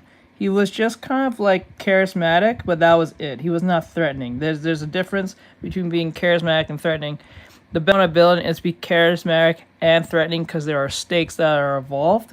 When you're just charismatic and kind of fun to watch, but you're not threatening, you're like you're kind of like a friend. You're kind of like a friend. I agree. At that, a cool friend who probably says edgy things but don't do edgy things. You know what I'm saying? Jada says so. Just give it the same treatment as Attack on Titan. Pretty much. It's like a friend who's like super edgy. They say edgy things, but they don't do edgy things. And then for you to get defeated, Ant-Man of all things, that's not a good look. That is not a good look as the villain. Says Nilogute. So it is what it is. And he was boring when I was a kid. I remember when I was a little kid, the Secret Warriors, the last one left, and he rotted on the shelves for years, kind of like pre-Ollie's. Baby toys. They had a bunch of toys on clearance. And it was Kang. There were rows and rows of Kang action figures for like 99 cents. Nobody wanted them because they didn't know who he was. He's just some blue-faced guy with a helmet and a skirt. Yep. They didn't know who he was. They didn't care. Dr. Doom, he sold. People knew Dr. Doom from the cartoon show. But, yeah, it's game over, right? Game over. Switch Feige out.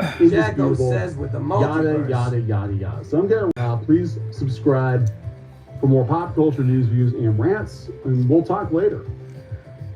So sad. So sad. Okay, we got 2 left. This one says The Secret of Funding Indie Animation. This is from Jellybox. I don't know who that is, and I don't know how this is going to go, so you tell me. In the next video, we'll have to play. Yes, I That's agree. going to be legitimate, the real that we're going to be posting. It's only one video of a recommendation, so there's that. Let me see. What the hell? Lackadaisy, the popular webcomic about jazz cats, raised just over $1 million on BackerKit to fund the animated adaptation, well above its initial funding goal of $125,000. In August of 2023, Lackadaisy, the popular webcomic about jazz cats, over $2 million on BackerKit to fund the animated adaptation, well above its initial funding goal of $125,000. Despite the seemingly sufficient budget, after a year of production, the team was dependent on book sales, merchandise, and Patreon earnings to support their team. I never heard this. Happened?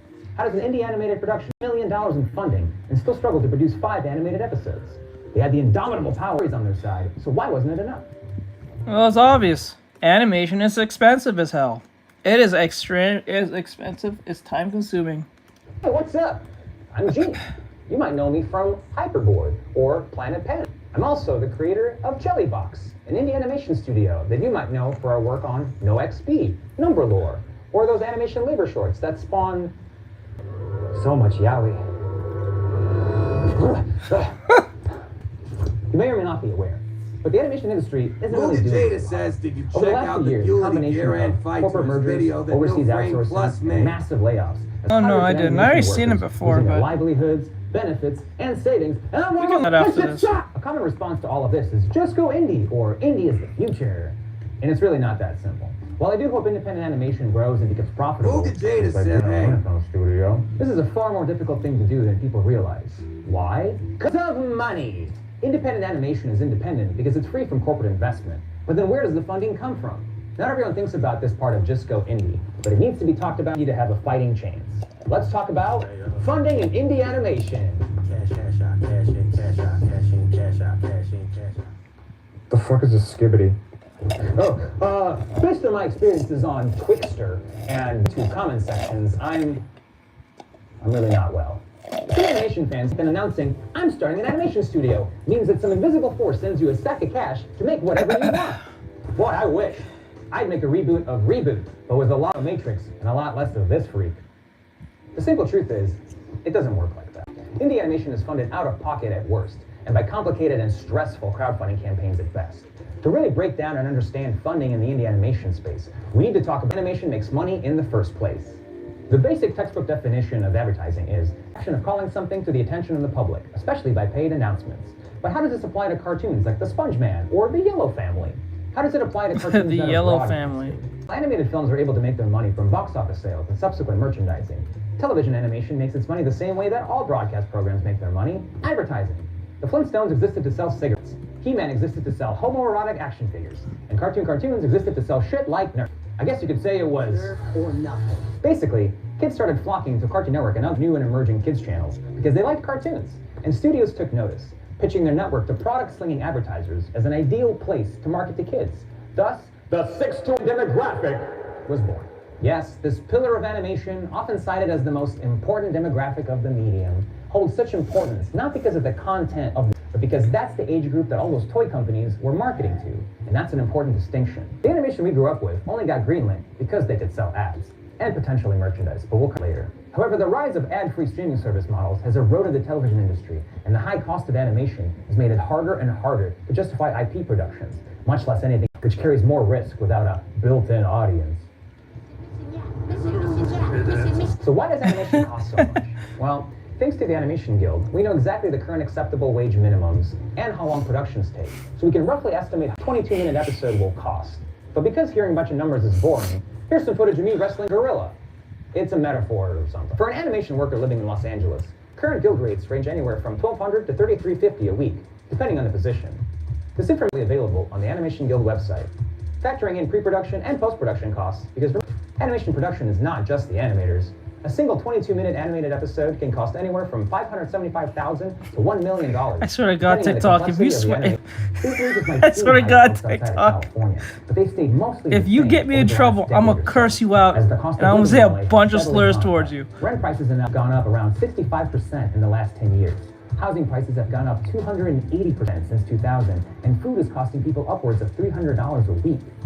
This doesn't account for the cost of owning and maintaining a car in a car-dependent city, the cost of raising and supplying, and exorbitant taxes on the middle class.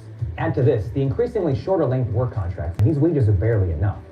Simply put, people who have dedicated their lives and careers to the animation industry can now barely afford to keep their lights on, much less put money into savings, buy homes, or start a family, effectively destroying animation as a sustainable career.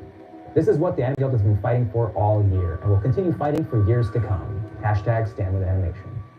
So what does any of this have to do with indie animation?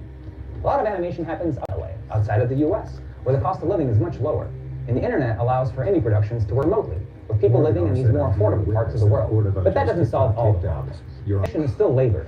And animation workers deserve fair pay for their work. Just Here's the TikTok issue of funding. How do you pay all these hardworking animators?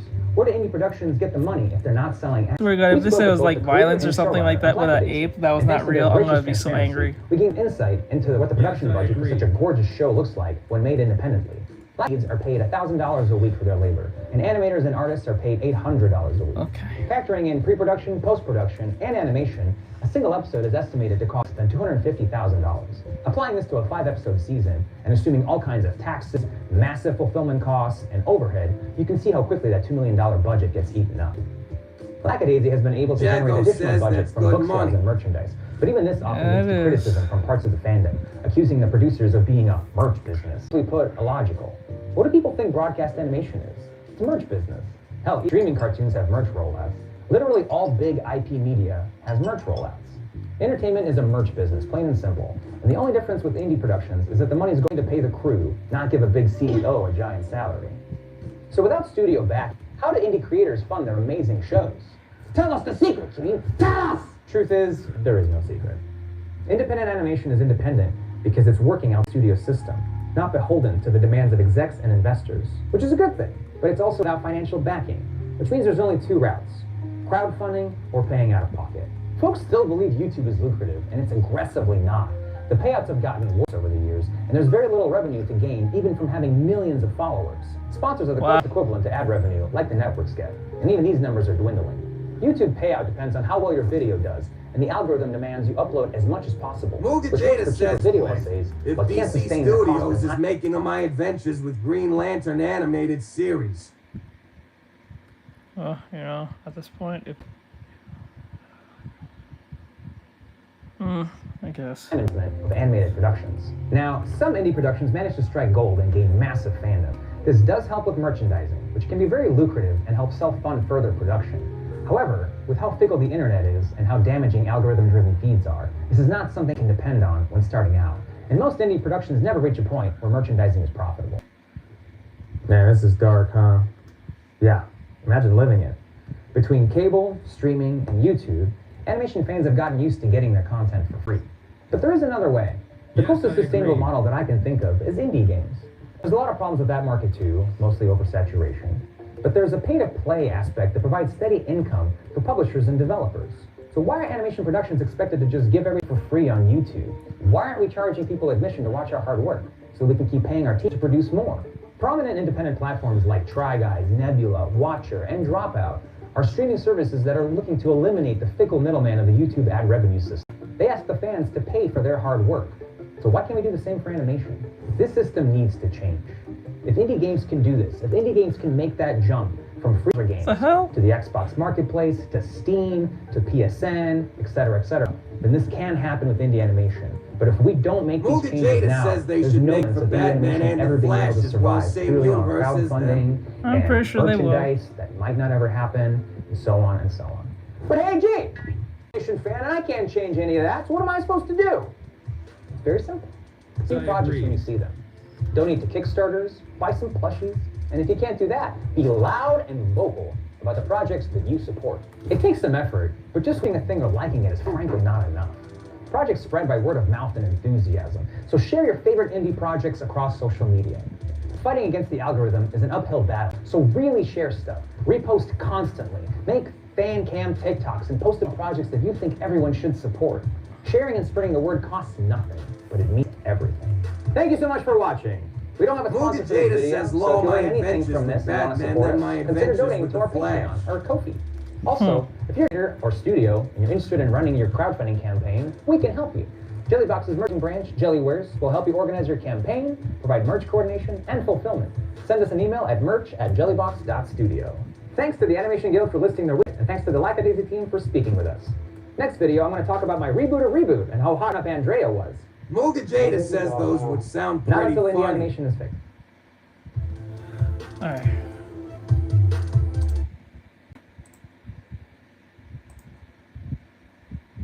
Apparently, Ian's. How old are you? Oh, I'm 30. Let me see here. I think to you kids I'm an unk or some shit like that. I'm an unk. Oh, yes, it's about time she lost her job. This motherfucker. Hey guys, welcome back to Good. Clownfish TV. This is on. I am here with Oh, Vicky man, Sparkles. Hello. I found her And it's the fucking morning annoying. after for Joy Reid. We're going to talk about Joy former Reid is annoying as MSNBC shit. Joy Reid, such an ironic name, being let go apparently from MSNBC and getting some digs in on the way out, and people are Shocker. reacting to that. She said, "Fascism isn't just coming, guys; it's already here." Oh, shut up. Using that word, like, they don't even know what it means. They don't know what that means. And honestly, They just somebody hear it said and then about just go. They don't know racism what. comes out of her mouth. It's so racist. It's ridiculous. So we're going to talk about the thrashing, the wailing of Joy Reid. In fact, she's out there on. She did an interview not long after, and she's crying. She's upset. Obviously, I don't know Obviously. what prompted this. If they got rid of her because her hot takes are stupid, but her hot takes are too hot, and she's such No, a fuck. joke Why would now I that say? even Why saying the that fuck lie said it makes was fun. 30? I was Yeah, lying. I think it's a matter of Who the these fuck places lies to be want 30? the largest audience they can get. And You mad? There's a lot of people that agree with her on a lot of things that are not. What are the And benefits of lying being 30? Tell me that much. Shit, most women who are 50 don't want to say they're 50. They want to say they're like, what, 30 or something? Let me see. And most men who are like, actually want to look old. Unless they look attractive old, then that's another difference. that she's potentially alienating a lot of people with some of her racist behavior, and they don't want that. They like you need to walk it back. That being said, I feel bad she got canned to a point, but I'm just like, you gotta kind of walk it. You cannot be toxic like you used to. And I wanted having a meltdown, but he's the one that got fired because they keep taking it too far. The few people who are well on their way to get their asses canned if they don't stop. Apparently, Yeah, I think that's on here is basically Why did you they're ask reading the anyway? room and they're realizing that like I said, it's not 2016 anymore. DEI is deader than disco. There are people who are very angry about Trump. There are people who are concerned about Trump. I get that. You But- can be that way. That's fine, but she takes it too far. Yeah, and there really isn't room for people that are going to be out there calling grandma a Nazi, right? I mean, that's basically where a lot of these people were at. So let's talk about this before we get into it any further. Please subscribe for more pop culture news, views, and I rants. never Guys, liked- the woohoo. Can you muster I get that a woohoo?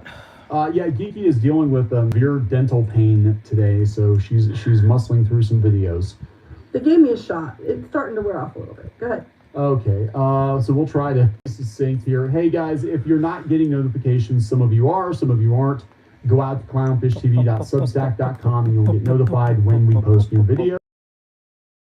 So yeah, we're gonna kind of go down the rabbit hole here of Joy Reid. For those of you who watched the video the other day, MSNBC fired her, let her go. Obviously, I thought it was her choice, but then she had some teary-eyed thing talking about her show. So I think they got rid of her.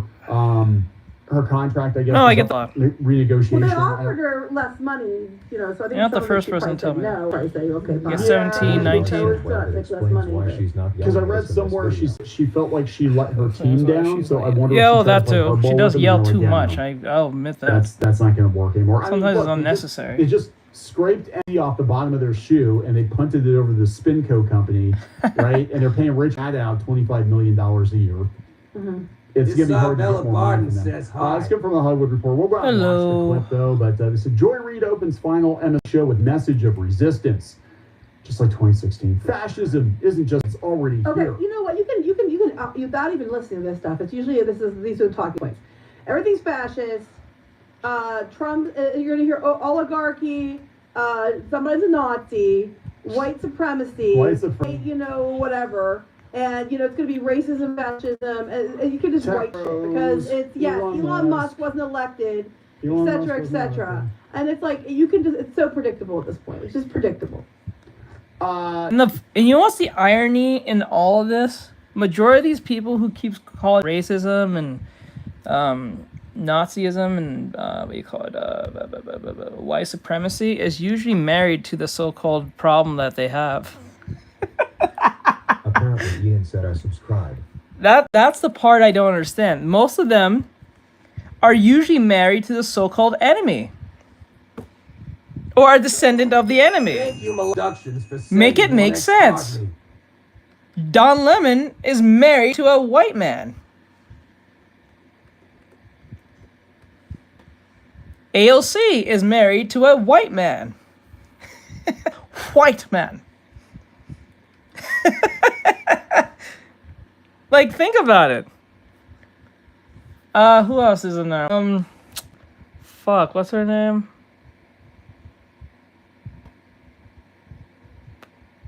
Oh! I know she's not political. Well, she is political, but she's not a political figure. But Raven Simone is married to a white woman.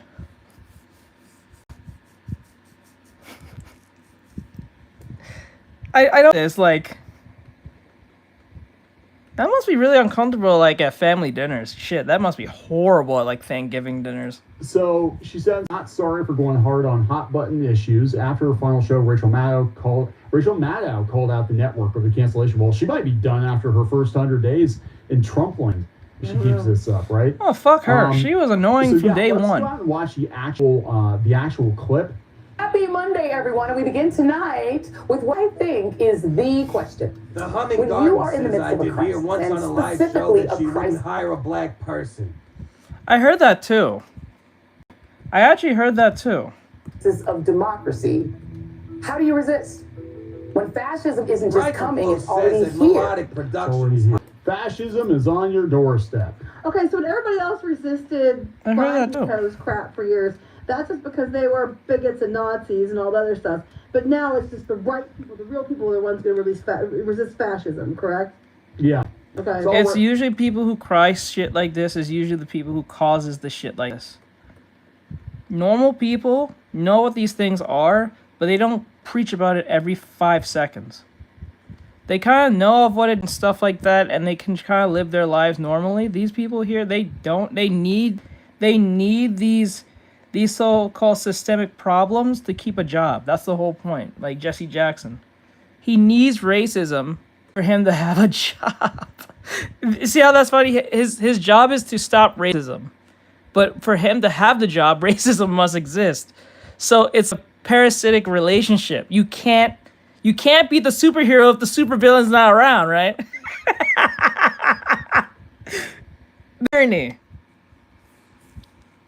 The irony. The superhero don't exist if the supervillain doesn't. That says these drugs are cute. Thank you. We're just doing little what we're doing. I don't know. We're doing a little I can't wait. Let's go. Look, to not you get call it, rid of you. Their joy, low ratings, I believe, got rid of you, and maybe asking for the moon when There you they're go. laying people off and they're cutting back. Just a theory I have. Here. 9 times out of 10 What, it if is. anything, can you do about it? Well, for one thing, you can try to learn from history, from what people in The this Humming Garden situation says in just countries like how around the world government and in needs to America keep you sick have in done order to before. make Correct. instead of curing you. Correct. That's the whole Said point. Problem doesn't exist. People who need problem to have income. Fine. I'll do it myself. I'll do it myself. It's like having an evil mechanic who fixes the first problem Says, I and like the first one. and somehow this one, I think it's this one or this one. It's like a terrible mechanic who fixed one problem and then starts having another problem. He has to break something else to keep you coming back. There's people who do that. It's evil. There are. Says the one with the hat. Oh, the one. Okay, gotcha. As my friend Rachel Maddow always says, history is here to help. America's always been a free country for everyone, and we've had resistance. That's true. It's been a while. It's been a while, but you know, okay. But we got, like you said, all the talking points. Movements from day one, from enslaved people fighting their captivity. Shout out to Why do we Harriet keep doing this? Why do we keep bringing up things that happened that never happened to other people that's never even living in this era? How? Why do we keep doing this? I think Huey said it the best. It's like, how is it we keep bringing up things that happen to people who never even is alive to talk about the things that happened? Huey said this, and fucking and Granddad was like confuzzled. He's like, well, you know what, you got a point. But I think he said something around the lines of, it doesn't matter, we still benefit from it. I'm like, bro, this is why things will get better.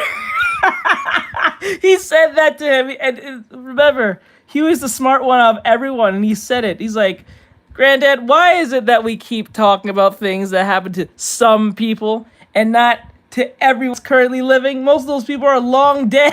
So Hall says, why do we invent cars when we already invented a car? Right. A bit. That's The show got canceled because the ratings were low and you probably asked for too much money. That's crazy. I'm guessing the zeitgeist is changing.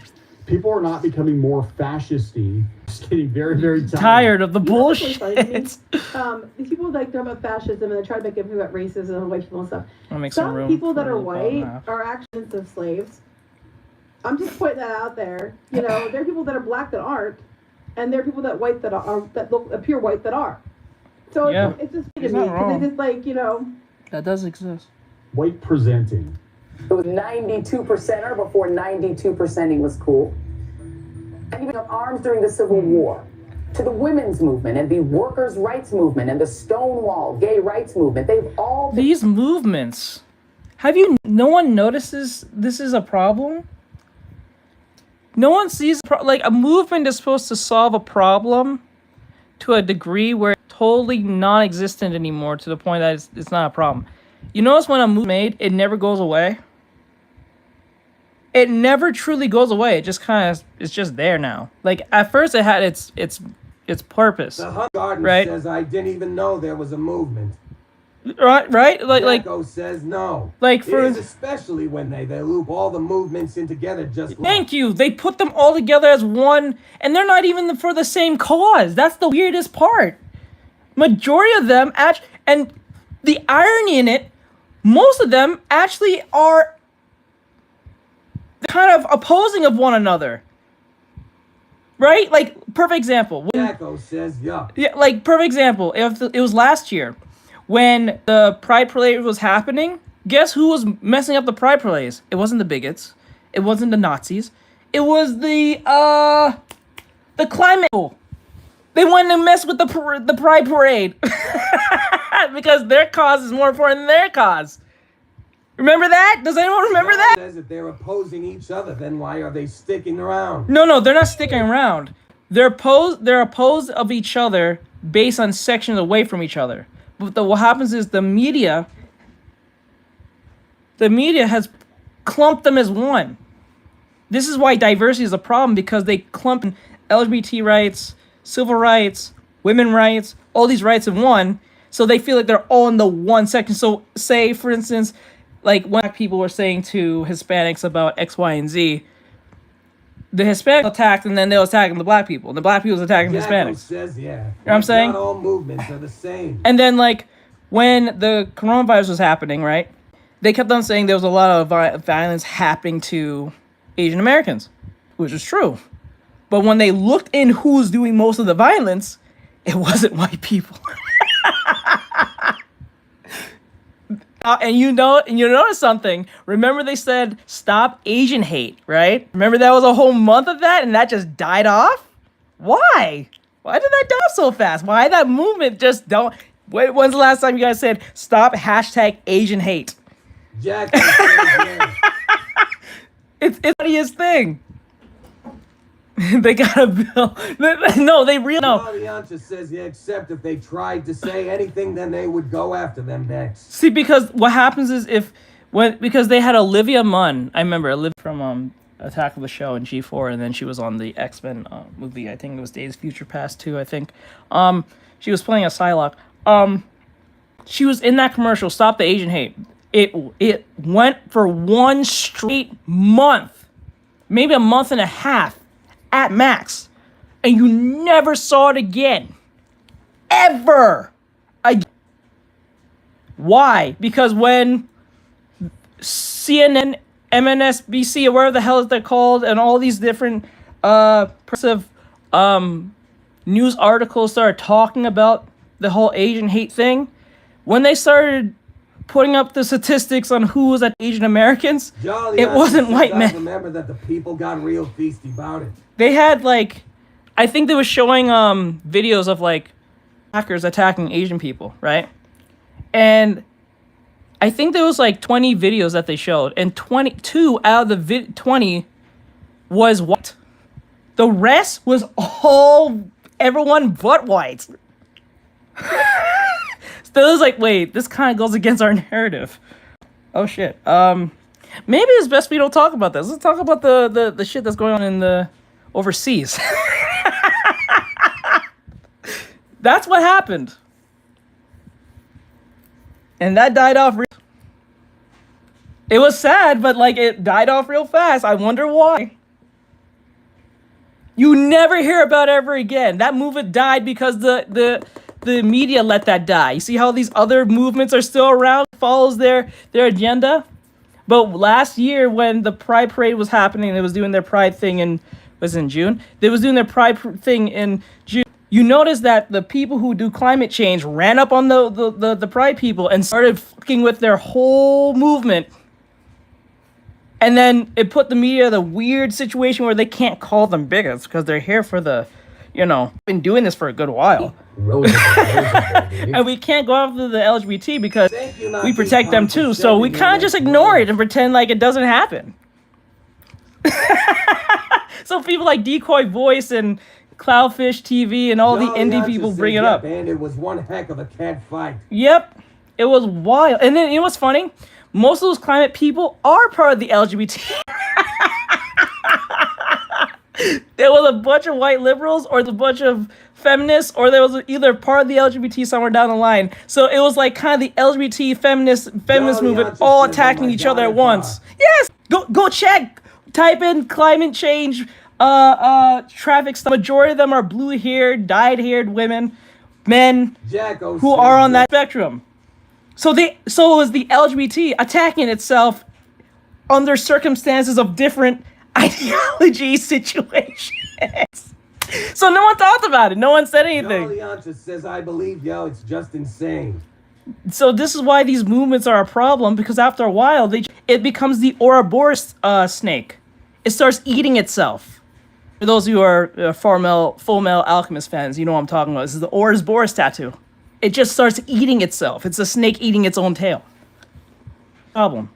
Versions of the fight to make this a free country for everyone and to have a for perfect example, like this one's probably a sensitive topic, but I'll jump on it anyway. So like when we talked about when people bring up Black Lives Matter, like BLM, at first it was a specific cause to violence and stuff, right? For police violence. Now those same people are hiding from the government right now, federal government, because they was embellishing, taking money and running off into things that was not for the cause. Most of those people are criminals. They just stole money and ran off. Most of them are in hiding still. Majority of them are hiding. Multiracial democracy. Sure, it's not multiracial because they were DEIing everything so that only certain people were allowed to have jobs. Yeah, dude. I told you when she got fired, given her. But they're not gonna. But thing is, they're not going to mention the whole scenario because it goes against the media who are full of progressives' ideology by telling them that they are doing something wrong. They'll just pretend it doesn't happen. So it's best to look the other way. Yeah, bro. She bought a house with the money and everything. Yep. And I think something with her boyfriend. Her boyfriend was doing some other stuff too. That was going to be her go-to. I think she had a boyfriend. Probably. Yeah, but I think it's quite simply you don't bring the views and you ask for too much money. And people don't want the super anti-Trump whatever. They're trying to. Maybe they are trying to go down the middle a little bit more. I mean, they're obviously progressive, but I think they also need to get advertisers. They need to get advertisers too. And the advertisers, especially a lot of the tech companies, are going to be like, yeah, we're not going to, take a steaming shit on Trump now because, we all attended his inauguration. I love how she acted under Biden, everything was peachy keen, hunky dory when it wasn't either. And the thing is, majority of voted for Trump. Not just like, we're not talking just the electoral college. We're talking the majority of people. voted Yeah, he got the popular vote, he got the alternate vote, and he got the electoral vote. That tells you something right there. I don't think that woman won anything. To be honest, I don't think she won anything. If anyone can remind me on that, I don't think she won a single vote on any of those categories whatsoever. I think she was ultimately despised by most people. I'm just being honest. for Trump, and we're talking people that weren't white or male, voted for Trump too and put him in there because they wanted change. So let's look at her reaction now. She was very cavalier in her Jolly last Ancha show. says, doggone it, I want to say something, but let's can't. look at what she said TikTok is afterwards listening. on Yep. what is this, careful on that. townhall.com. Let's pull this one up. Okay, so this actually sheds more light on. This is also coming from Sky News, but obviously it was not her choice. So we actually speculated she might be leaving on her own Well, because they he gave her- said she wouldn't take the pay cut. Right, but it sounds like this was definitely their decision, not her decision. Had value, and Oh, fuck Joy Yeah. Reid. I don't care for this woman. She's a fucking gaslighting instigator. that what I was doing had value. Yeah, right. Had value, and in the end, I'm sorry, I try not to cry on TV, and I said this is kind of like me on TV, so I apologize. And then it mattered. I see Karen is there, and she's been texting me as well. And so what I will just say is that in the end, This is a big brother issue. Yeah.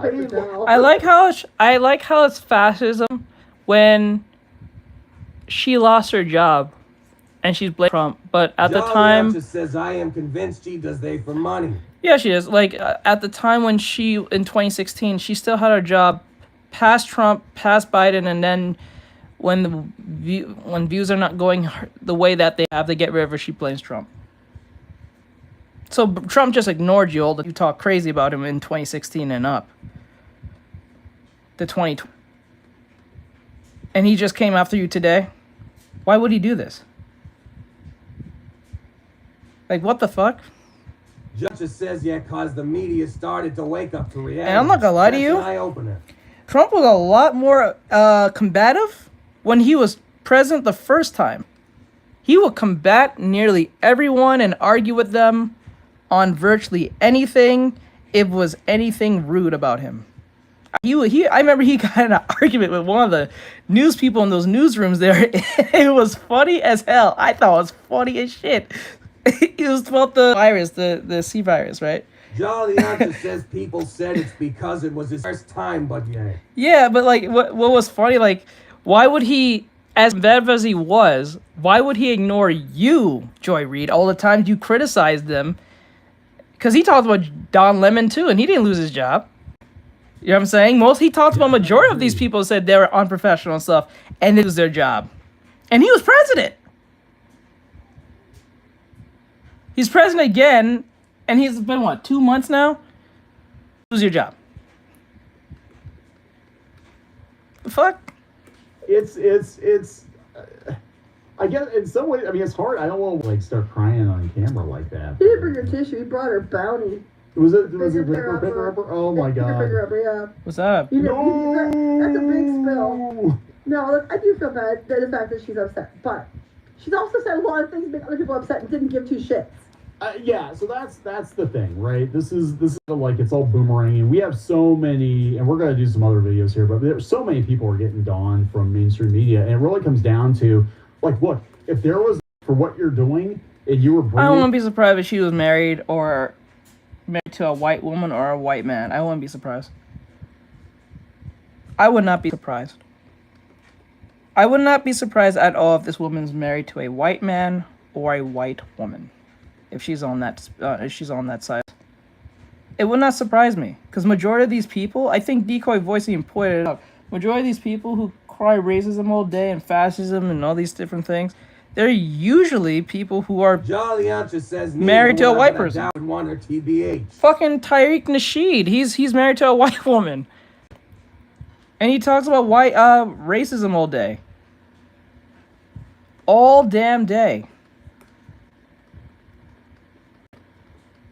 All fucking day. That's crazy. it, and the advertisers were happy and whatever, you'd be fine. There was, and these are the people that said Harris is going to win. And these are the people having meltdowns. No, Tyreek Nasheed is a millionaire.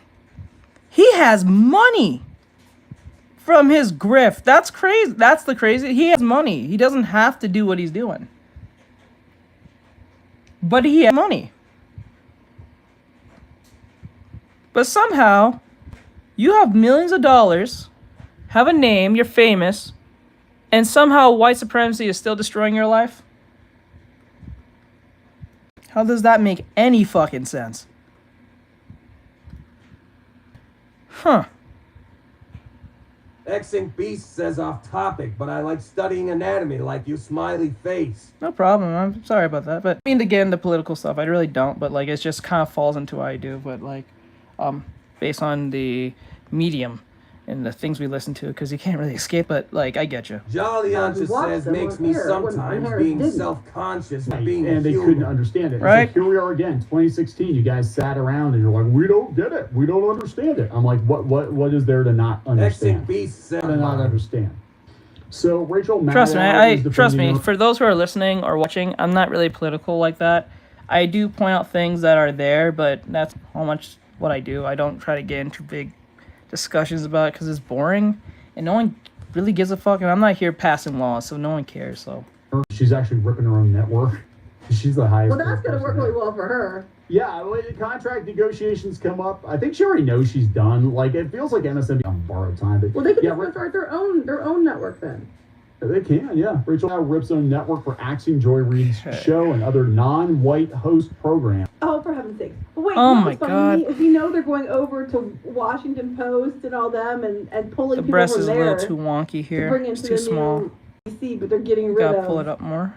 you know what I mean? They got Joy Reid and stuff. So Let's be clear. After this, we'll watch the New Frame Plus with the thing that Jack brought up. I think it was Jack. Was it Jack? I think it was Jack. Was it Jack?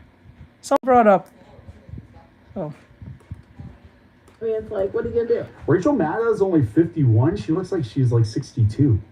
MSNBC host Rachel Maddow eviscerated her own network Monday, according to the New York Post, Way to go. for dumping left-wing firebrand Joy Reid and canceling the shows of other hosts who aren't white. Okay, did that actually happen? They canceled? I mean, if they just went through all the non-white people, then... Wait, hold the fuck up. Didn't they get rid of Como's brother? Jolly Ancha says, wow. Didn't they get rid of Como's brother?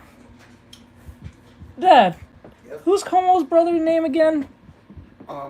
Chris Cuomo. Chris Cuomo. What they're talking about? They got rid of him, and he was like the first to go right after Don Lemon. What are they talking about? What are they talking about? That doesn't make no sense. They finally got rid of Joy Reid. That woman's annoying. Yeah, it might be a That's kind of shit, but yeah. Maddow during her show reads after a bad mistake, and she also stood up for behind. That's a the scenes lie. stuff. So they're lying. They're slaying you. Because I know for a fact he lost his job. I don't even think under low ratings. It was just something he said. Cuomo's brother. No, he lost his job because he was covering for his brother.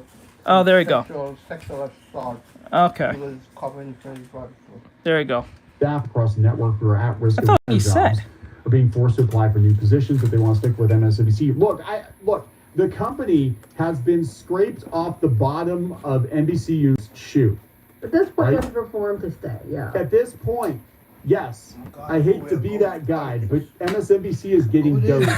Okay? I told you, Basically, you can't escape this thing. You bring the numbers, or you're gone because there is no extra money. There's no Yeah. extra money. You do not have the luxury of Comcast and NBC Yeah. I'm trying to get away paying for from that. whatever the fuck you want to put on the air.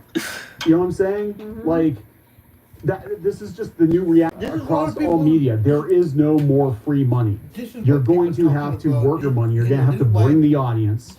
The stress level is so or high you're out the door. because of whatever We don't have is millions of going on in dollars sitting politics. around Yeah. to pay you and your friends Girlfriend is to money, orphaned right? because To piss people off he and voted not for bring the Trump. views. Wife is divorcing So husband being because better, I've they learned so much divorced- from they her. divorced I have so much Trump. more to learn from Yeah, that's her. crazy. I'm not want to lose her as a colleague That's here insane. at MSNBC. So People yeah, there's no hard taking feelings there. their It's not hard-earned like, cash and buying Trump coins Joy and wears losing fur it all. coat. She leaves and $1 Yeah. million lose home and $1 first coat million as well. in everything. Maybe she was And asking he for more take money. it to buy Trump coin and She he said, I think it's a lose bad all of mistake it. to let her watch. It's not my call. I understand that. You put but, 700,000? His wife is that's telling what him I to think. stop. He said, no, you Yeah. Now go she's all in. targeting And the wife herself left again, him. so good job Aw. there. Yeah, right. What Oh my was that? God. Look at this one here since we got this pulled up. Joy Reid wears fur coat as she Stay away leaves her from $1 million politics. home. Bring it to Well, your that's house. not. Yeah, I know. Rock with it. You have $1 million in It- California and it's a ranch house. Yeah. Yeah, I know. It's The like, I mean, poison. that's not really, what I'm saying. Her $1 million home, I'm like, yeah, $1 million. She has $1 million home? I'm telling you, But- in Maryland. Poison pill. Maryland. Any, Anyway, that's kind of. I didn't know she was that rich. Like making headlines here. Joy Reid. Don Lemon, who got That black lady with the bald head, she has like blonde hair. Yeah, told anybody Megyn who's Kelly, on TV yeah, they're all gets just millions like. of dollars. Oh my God, so how they- Don Lemon tells the hell? Megyn Kelly to go F yourself for dissing as the worst person on television, and calls Kelly out for attacking other But women. Joy Reid has been over the top ridiculous, and she has been kind of a bag on television. Beanbag I mean, says She's hi the worst teach. person on Hello. television, but she's certainly I know he's antagonist. to do the She's very meeting, but antagonistic, I think you know, I'm and gonna. And then of course he's making it racist. It's my 37 years of What's journalism, today? 57 years of It's personal Tuesday. It has nothing to do with her being black. Can we do It's that just Thursday? Anti-white people Are you all the open time. Thursday? Go fuck yourself, okay? Well, you know what, Don Lemon? Right You're on your own Post show that says hardly anybody beanbag watches because high you got your beam. ass fired too. So go fuck yourself. Beanbag says, Yeah, so hello, Don Bri, Lemon, you are yeah, here. so he not only did he get Okay, he was Bri, supposed are to you have a open deal on with Thursday as Twitter, well? And then that fell through, and then he went to YouTube. We can do the meeting on and Thursday for a because I don't guy think I'm gonna who, stream on Thursday. warmed his seat for many years. He doesn't really get To be a lot honest. on YouTube. Why does it keep doing that? She said she was a Right, troll race. Does it always do that? Reid had a habit of going after white It's women on weird. the show, mocking women, white women kids. Bitch, I Let me have have a video that. clip of her talking about white terrors and you know and mostly it was men though, but like going on about white people, and she was literally saying this kind of shit, and it was just a video clip I saw before the show. So yeah, she kind of was doing that. So Lemon fired back. The worst person on get the television arm was fired here. from India in the Today Show a few years ago, and that's Megyn Kelly. That's the worst person who's not on television. It's you. So hoorah for that. NBC. did Yeah, okay, something we'll do good it on with that. Thursday. But I'm saying they're all getting their butts fired. Because after this, we gotta watch New Flame Plus, and then after New Frame Plus, we'll watch. We have to do the anime recommendation. And we only have one. It's Sufferance. So have to go do their own thing. So it's like literally them eating each other, and we're just sitting here like eating popcorn watching it. Oh my God! So then Lemon dug up all the dirt on that. Saturday. They're making it Oh, racist. you're gonna be old. Beanbag's getting older. He's getting older. They grow up so fast. Look, again, I don't think it's about. I mean, let's be honest here. Joy Reid, if she, for all the comments about racism, she herself Right behaves in a Post racist says manner. law. I'm sorry, but she does. If you're obsessed with race all the time, you're bringing it up all you like, it's a racist manner. Okay, But beyond turn that, this down. like you said, I don't think it has anything to do with her being firing. Other I than was so certain you was 24 this year. I mean, last year. Are you telling me lies at this age? I know women don't like Asian. Always been cracking. You've been in my head for the longest while. What the hell? the fact that she goes too far, she doesn't have the audience, she's a liability, and that and she wouldn't take a pay cut. Yeah. I think that's what it has to do. Let's But see how many no views. one even watches his shit. How many Don- subscribers do you have? He has 543,000, and a day We have more ago subscribers than he does. he got 62,000 views on his hot take. And it's only because he said Megyn Kelly should go for herself. I guarantee it. And there's quite a lot of people defending Megyn Kelly. Yep. I don't know who these people are. To be So honest. yeah, I mean, come on, right? But, I probably do, I just don't So it's know just their like, names. man, everybody's just like eating each other. Here we have this is coming from Fox News. We have conservatives and liberals reacting to it. This person here, TJ Moe says, throwback to when Joy Reid suggested Trump the attempt on his life and going immediately to the RNC was exactly the same as Joe Biden beating COVID and going to the DNC. What? The exact same thing. Here she is in 2022 saying most Americans don't care about inflation and don't even know what the word means. Well, when they go to the store, it's $5 a dozen. Well, you know what? They're blaming that on Trump now. It's I like how she says that, but she's explaining what fascism is. It's like, he's only been in office a month. The eggs have been on, the avian flu issues and stuff. But no, it's his fault. I mean, this is the common sense. Wow. This is crazy. This person, Rappaport, says, ha ha ha ha ha ha ha. See, that's me doing this voice.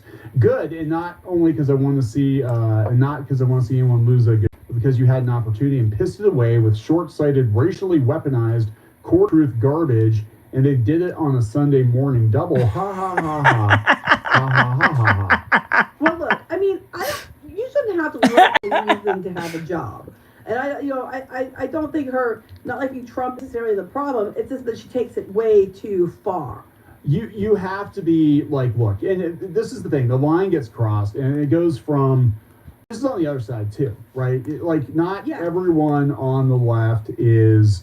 That shit crazy. A parody of whatever you think. The ones with the microphones are. Unfortunately, the ones with the microphones are, right? I mean, most of America, I would like to think most of America is pretty normal. But when you have people out there being like, they always your be grandma cracking. is a literal Nazi because she's voted Republican for the last 50 problem. years They're of like her cracking life. problem. Then it becomes kind of because I work out. A lot of people but I don't think that voted, might be a reason. I believe, for the orange one this time around because they got tired of being called villains. And they're like, you know what, guys, anyway, might as well fix the price of eggs. It's funny. It's funny they assume that if it's grandma who's voted Republican for 50 years of her life, that she's automatically white grandma.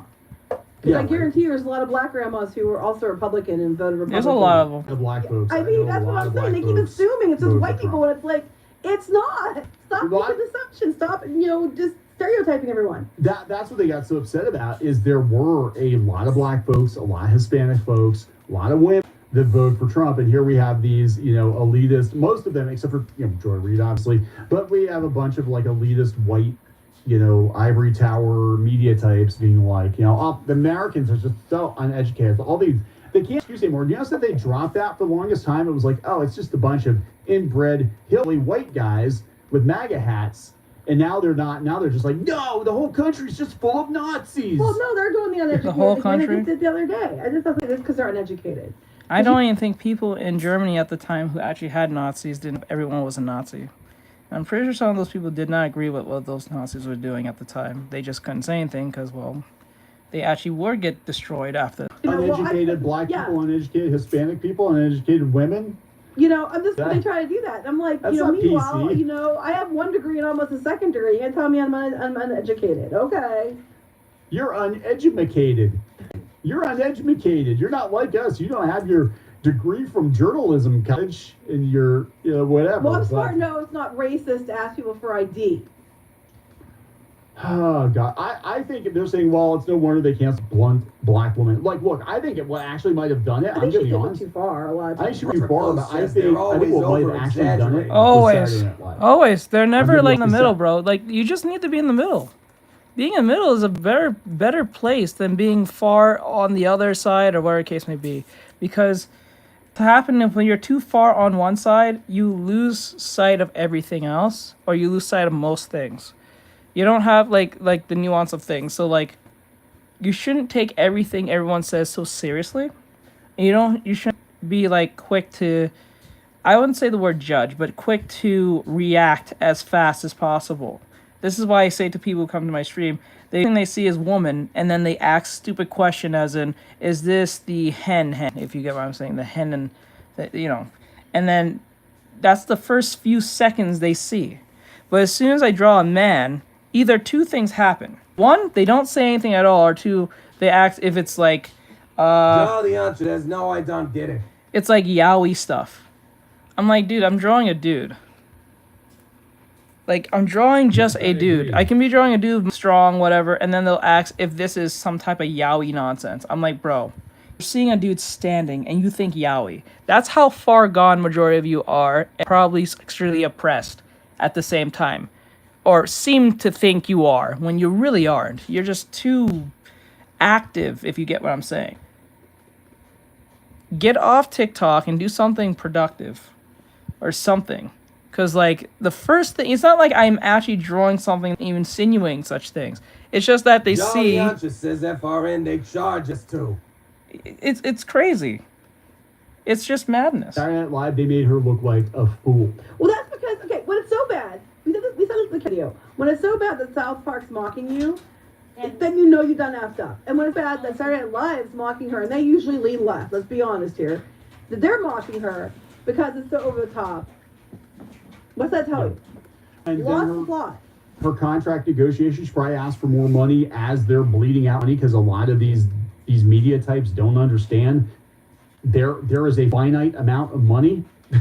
Once it runs out, you can't just like dip in, and those days are over, especially with Doge. Those days are over. You can't just like dip money. You want more money, you got to go out and work for that money. You got to bring audiences in, you got to sell advertising, and that's what you got to do. But there we go, guys. She's gone. She'll probably wind up being, I'm guessing, a podcaster. Well, And yeah, she she's might- gonna probably go Don Lemon way. Yeah, Still have more subs than him. and People she, strive, so we have even more. Thank you. yeah, she might do okay. I'm gonna be honest. She's a podcaster. She probably can say whatever the hell she wants to say on a podcast. Yeah, and that's fine. If she wants to take it too far, she can on her own terms then, and Right. she's more than welcome to do so. I mean, I'm not gonna tell her she can't do it. No. I don't have a problem. People they don't have to agree with me. Like, look, actually, podcasting would be great because you can see what the actual audience and the appetite is for that kind of content. And if she does well, that means that there are a lot of people out there that I guess. All right, we care. We don't care. It's over. All right, we're gonna go to the new plus thing, and then we'll do the recommendation and call it a night because we're over time. So let's just get straight to that right now. 1 second. 1 second. Artextric says yay. Yeah, guys, I know Bry's waiting on that. This favorite part. It's mine too, to be honest. I hope this is not an hour long, because I'm not watching an hour long one. That'll take too long. The end there. We're not watching this. Not this one. We saw this already. It better be like 20 minutes, or probably 10. I hope it's like 10 minutes. RX. Dragon Ball. 19. Okay, 17 minutes. Not bad. We can do that. I seen this one. I haven't seen it in a while, but you can watch it. Okay. For those who are familiar with this game. Dan. I'm an anime, and this is New Frame Plus. Replicating the look of hand-drawn anime in 3D is a daunting challenge. Even the anime industry frequently struggles to produce CG results that don't fall into some weird animation uncanny valley. It's just so easy to get a result that feels vaguely wrong looking. And most of the CG anime success stories seem to be the shows which are willing to embrace their distinct 3D look. The same has largely been for anime video games. Many game developers have taken a crack at this same 3 anime challenge over the years, but nearly all of the successful examples are the games which aim to heavily evoke the anime style without actually trying to fool anybody into thinking that they're looking at a series of drawings. But there is one game studio out there who has been pushing this envelope further than any other, and that studio is Arc System Works. And before I start talking about how I do want to point out, much of what I'm about to say here comes directly from a GDC talk given by technical animator Junya C. Motomura back in 2015. You could check that talk out yourself later. I will link to it below. So, Artextric Arc System says Works build as a gear. company has been kicking around in some form since the late 80s. They've worked on a lot of things, but the genre of game they are most famous for is 2D fight. This studio is very good at making beautiful, high-energy, competitive anime fighting games. And the anime fighter that originally put them on the map back in 1998 was Guilty Gear. It was fast, it was beautiful. Now, fast forward to the 2010s. Guilty Gear hadn't a proper sequel since 2002, and Arc System Works was looking to bring their pillar franchise back into the spotlight. But now that they had several other high-profile anime fighters on the market, like BlazBlue and Persona 4 Arena, Guilty Gear's stylistic niche was feeling a little crowded. So, rather than trying to compete with their own products, Arc System Works looked for a way to set the next Guilty Gear apart from, and the choice they ultimately made was that the next Guilty Gear title would abandon its traditional 2D sprite animation in favor of fully 3D character models. Now, why would they do that, you might ask? These sprites are beautiful. Well, there are plenty of enticing incentives to switching a fighter to 3D. On top of giving a game a more modern look, with 3D animation, you can more easily... It's so sad we can't get our DOA because of, well, we might get it back, given how different now. So, and the Japanese and the Asians are out here making the best, like, Eastern-looking games with the what gamers want. So we might get DOA again, maybe, hopefully. I'm hoping. Support higher resolutions. You can make your animations smoother without breaking the art, and you can actually move the camera around the characters in dynamic ways when you want to, which has all kinds of exciting potential. It is for these reasons, and more, that many other fighting game franchises have made that jump to 3D over the years, and to varying degrees of success. But most of those franchises had taken that leap with the understanding that doing so would necessitate at least some degree of aesthetic change. Street Fighter, for example, went from looking like this to looking like this. Marvel vs. Capcom went from this to this. And Mortal Kombat went from this, and to this. And each of these 3D overhauls more or less capture the spirit of their sprite animated originals, but those development teams had clearly embraced the fact that moving to 3D would inevitably require some aesthetic changes. But System Works went into the new Guilty Gear with a different mentality. What if they didn't accept that aesthetic change?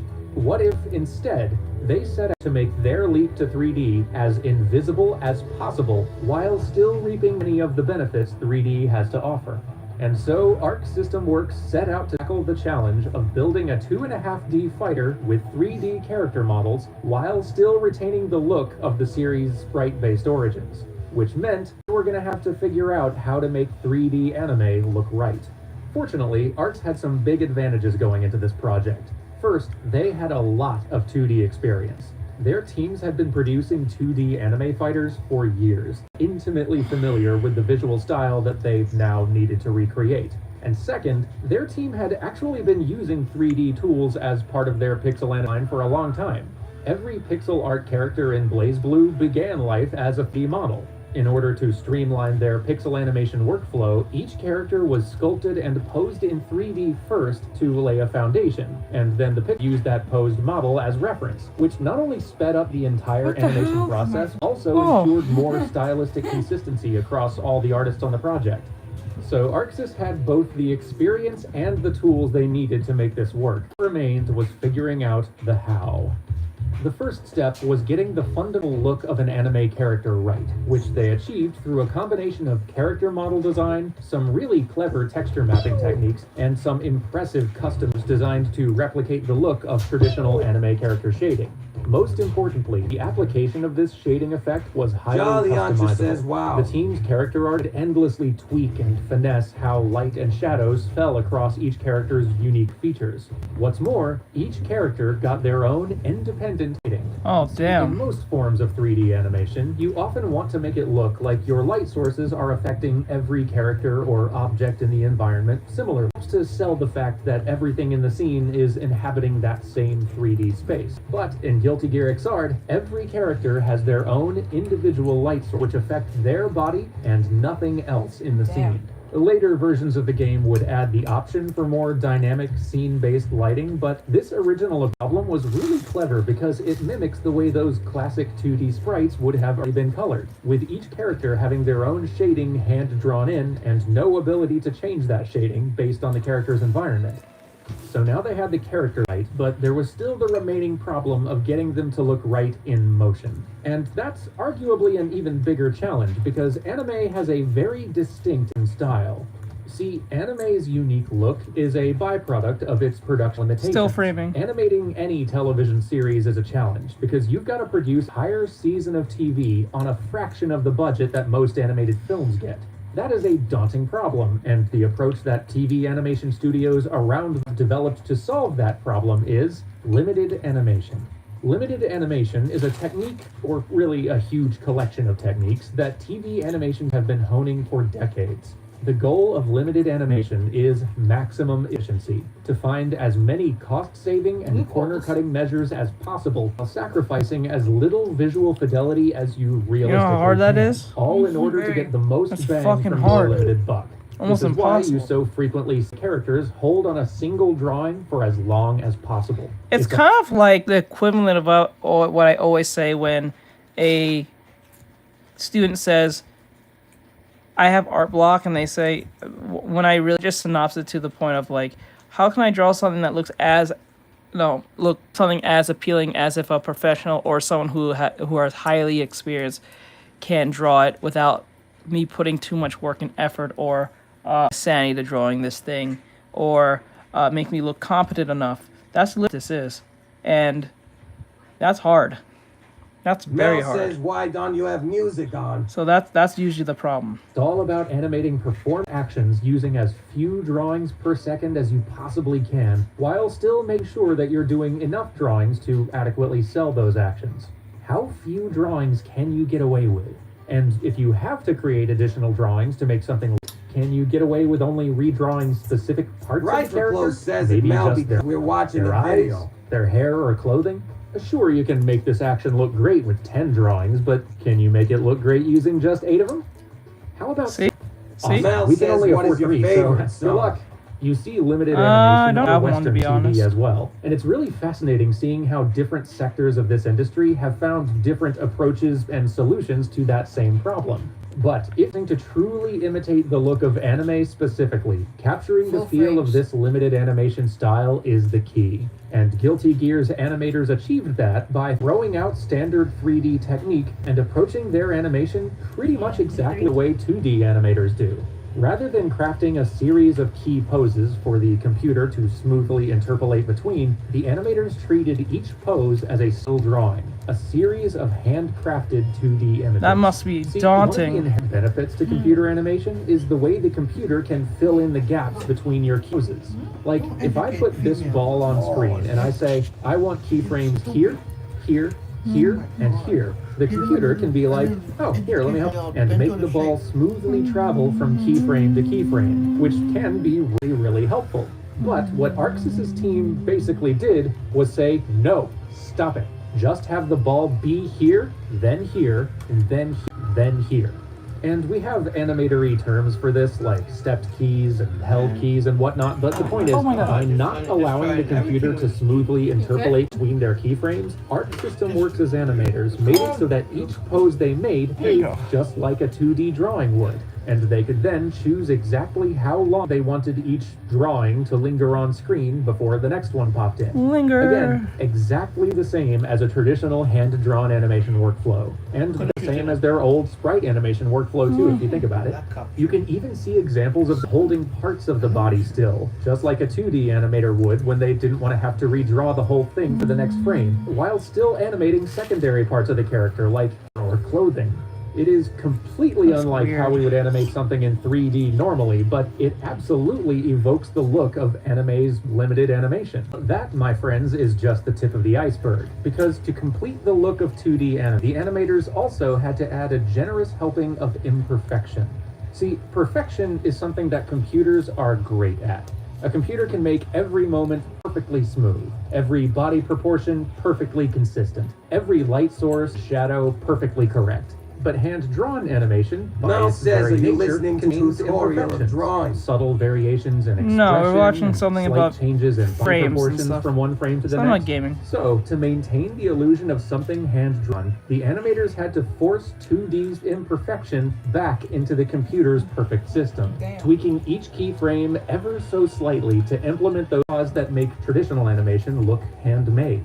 They also had to stylize and exaggerate their animations the same way 2D animators would, warping character proportions and exaggerating perspective intentionally for emphasis or dynamic appeal. This was made possible by the fact that each of these characters' animation skeletons contains far more animatable joints than your average 3D game character. Sometimes over 500 Mel of them. says I have to Something go you to can bed. do when you've only got to render 2 Alright, do characters your on thing. screen at once. This not only allowed the animators to deform and shape these character models to implement that imperfection I mentioned before, but also gave them freedom to warp the character proportions in some extreme and bizarre ways when necessary. And if all those joints weren't enough to do the animators needed, like if the character needed to morph into some entirely different form, well, then they could just swap in another character model on the fly. Then there's the effects animation. Not only do they accentuate all of these character animations with some gorgeous effects and speed lines, all of which are animated 2D textures, but when necessary for certain effects, like the clouds of dust at a character's feet, they model clouds in 3D frame by frame. And that is bonkers. Basically, in all things, the Arc System Works team had one edict. kill everything 3D. If something felt 3D, you found a way to fix it. And as I have hopefully made clear at this point, the solution was, more often than not, quality tools and an extraordinary amount of brute force to sculpt the character and the shading and the posing and the effects and even the lighting, if necessary, frame by frame, until the entire game looked like a series of hand-drawn images. Oh my Just goodness. Like with traditional animation, everything on screen had to be intentional and artistic choice, not a computer's automated solution. Bro. And the results? Well, a lot of folks, myself included... It's things like this why people won't need AI to do things like this. Do you know how time consuming that is? And then you make one false... Artextric says yeesh. Oh my god. Didn't even immediately recognize that this was a 3D game when we first saw it. Usually it wasn't until we saw the camera move for the first time that we stopped and said, wait a minute, has this been 3D the entire time? Yeah. Guilty Gear Xrd may not always succeed in fooling your brain into thinking it's looking at a 2D fighter, but still, this is an amazing achievement. And that was just their first try. For their next System Works would face an even greater challenge, because creating a convincing faux 2D anime aesthetic for your own original property is one thing, but emulating the look of an established and beloved anime series, that adds a new layer of challenge. This time, Arc System Works couldn't just recreate an anime look. They had to successfully nail Dragon Ball's unique aesthetic, and stay true to the animation of characters that their target audience had likely grown up with. And on top of all that, they actually needed to make it look better than those old anime series. They had to replicate what a nostalgic DBZ fan sees in their head when they think back on their favorite moments from the show. And damn, I wish the East was like this. Damn, I mean the West was like this. This. As one who did not grow up with Dragon Ball, I confess that I cannot speak authoritatively on this one, but if the level of delight I've been hearing from Dragon Ball fans over the last year is any indication, I'm gonna go ahead and guess that they did pretty good. And of seeing the subtle differences in approach and style between these two games. Like, for example, Dragon Ball FighterZ has a different approach to smears, relying more on those classic old-school speed lines instead of Guilty Gear's smooth, stretched-out, solid shapes. I love all of the Dragon Ball-influenced posing on these characters, and most of all, I love that the animation in this game has slightly lower fidelity than the previous game in order to feel more true to the source material. It's in the way that the Dragon Ball fighters hold their poses for seconds at a time with only their mouths moving, the way they'll hold on a single frame longer than the Guilty Gear Xrd fighters will, or so they had an look at easier Soul time. Bad Guy's idle animation. His name's Soul Bad Guy, by the way, the Guilty Gear's bonk. But yeah, look at his breathing. You see that expansion in the chest, the way it stretches out that buckle strap on his clothes? That is a level of subtle motion fidelity that you are not gonna see very often in a show like Dragon Ball. And you won't see it in Dragon Ball FighterZ either, because it just wouldn't look right. And the really exciting thing is that this whole approach Arc System Works has developed is still relatively new and unexplored. I mean, they've only really done this trick twice so far. But the attempt is on the way. The upcoming Grand Blue Fantasy Versus looks to bring yet another subtle variation on the anime aesthetic. And Arc System Works is also the publisher for that new Kill La Kill fighting game that just dropped. Granted, actual development duties for that one seem to have been handled by A+ Games, the same folks who made that also very nice-looking Little Witch Academia game, but I can't imagine there wasn't at least some knowledge sharing happening between these two studios. If there's one thing that the production of these games shows, and it's something that Motomura has said himself, it's that achieving this look wasn't about developing some new, never-before-seen technology. It was simply a matter of applying the same tech we use for everything else toward a different visual target, and being willing to bend our production approach as necessary to achieve our aesthetic goals. I cannot wait to see what Arc System Works has in store for us next, and I really hope more studios take a crack at this sort of thing in the future. Again, definitely check out Junya C. Motomura's talk if you're interested in learning more about how they achieved this. He gets into more of the technical details, like the nitty-gritty of their cell shading and their texture work. It's all just so very darned cool. Also, a big thanks to Jeff Q of Mother's Basement for double-checking my script on this one. If you are curious to learn more about the history of anime games, he actually made a video cataloging that very thing. I will link to it below. I hope you have enjoyed this. Be sure to subscribe and bell ring and all that other stuff if you haven't already, and consider supporting the show like all of these absolute champions. Thank you for watching, and I'll see you next time for more New Frame Plus.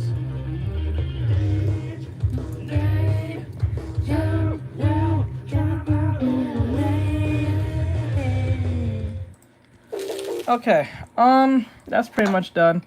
How is this gonna work? Alright, so since I'm gonna stream on YouTube, a lot of people can't run over to YouTube to watch it. Unless you're on YouTube, you can watch it, but you won't be able to hear it because we need to put it through the OBS. So what I'm gonna do, if you want to hear, sadly, if you want to hear, I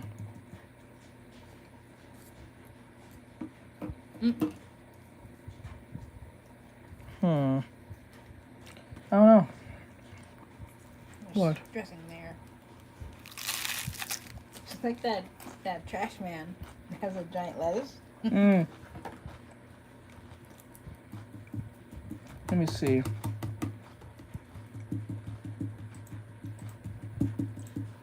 Okay. Go to YouTube.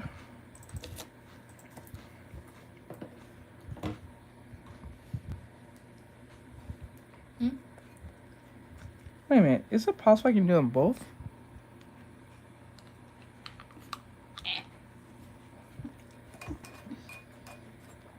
Okay.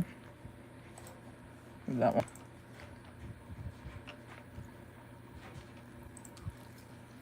Many Big. Alright. If I play it, I'm gonna see. You have asked me to read this manga. It has been the most requested, the most frequent comment that I have seen for months. Okay.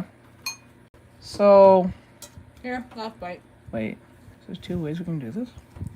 Take it off.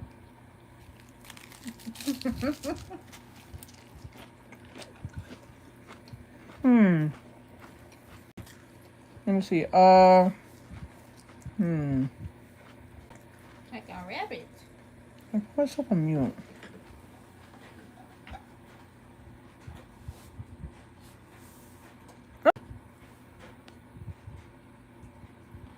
Okay. This is all. I think I can do them both at the same time. If it works, it works. If it doesn't, it doesn't. So let me see. Tie meme. Oh, that's my sister. Anyway, okay.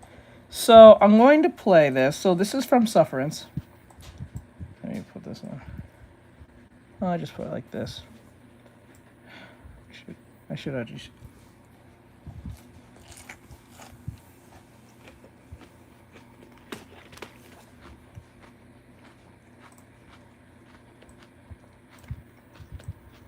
Okay, there we go.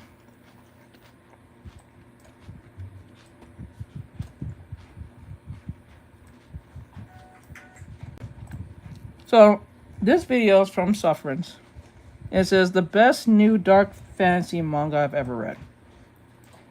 Now, you can hear it more clearly if you go to Twitch. If you don't care for that and you just want to watch and hear it from right here, you can. I think you can play on both ends of the spectrum. I'll play it whenever I need to. Alright, so let's see what happens. Now, I knew nothing about this story. I didn't know who the author was. So I was pleasantly surprised when I opened up the first chapter, started reading, and initially got hit with the utmost craziest nostalgia you can imagine. Tower Dungeon is the brand new work by Nihei Tsutomu. The name does not sound familiar. Maybe some of his most reputable works do. Blame, Abara, Knights of Sidonia, and a plethora of others. This man is arguably one of the greatest dark sci-fi, dark fantasy authors in the industry. And there is a ton of different reasons. The way that he is able to capture his worlds is some of the most impressive I have seen. The weight of his panel work, the intricacies of his designs, the liveliness that he brings to the page, it feels intoxicating to be absorbed into his work. He has a very interesting style of storytelling, something that isn't naturally comfortable. A lot of his work is up to interpretation, very low on the dialogue spectrum. However, through research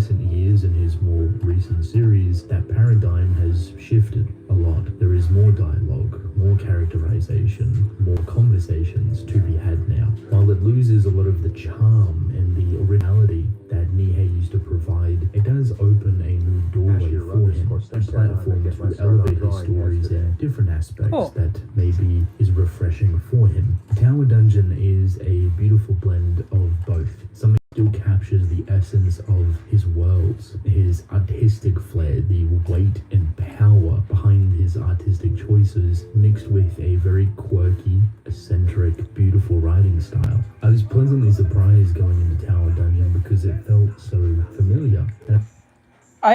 I don't get how he keep getting these memes. These memes be throwing me off the most. I don't know what throw you guys off, but it throws me off so many times I see him doing memes. I really couldn't put my finger on where I've read a story like this before, and then it hit me like a truck. Tatsuki Fujimoto, the author of Punch and Chainsaw Man, is heavily inspired and influenced by Nihei's work. The design of Pochita, for example, is influenced by Abara. Incredibly similar, but what actually hit me were the characters, how they act, how they talk to each other, how quippy and quirky and unorthodox they tend to be. Fujimoto is brilliant at doing this, and Nihei is now stepping back same realm. So Tower Dungeon in a lot of ways shares big similarities with Chainsaw Man, with Fujimoto, while as an author being its predecessor. I guess what I'm trying to say is that it feels very comforting to come full circle with Nihei and Tatsuki Fujimoto, and I think if you enjoy Fujimoto's works, you'll have a fun time with the Tower Dungeon. While it's not obviously identical, there's a lot of love and passion shared between these two authors that feel familiar, and I like that a lot. Not only do I want to talk about my experience with Tower Dungeon, I want to talk about what the story's about without giving too much away, which shouldn't be all too difficult. Tower Dungeon is a dark fantasy manga, and it's very isolated. It's I am so sorry for the bass. It goes hard. Small in scale and design. We are not adventuring to massive multiple kingdoms or cities or continents. We're in one place, kingdom, and one ominous tower.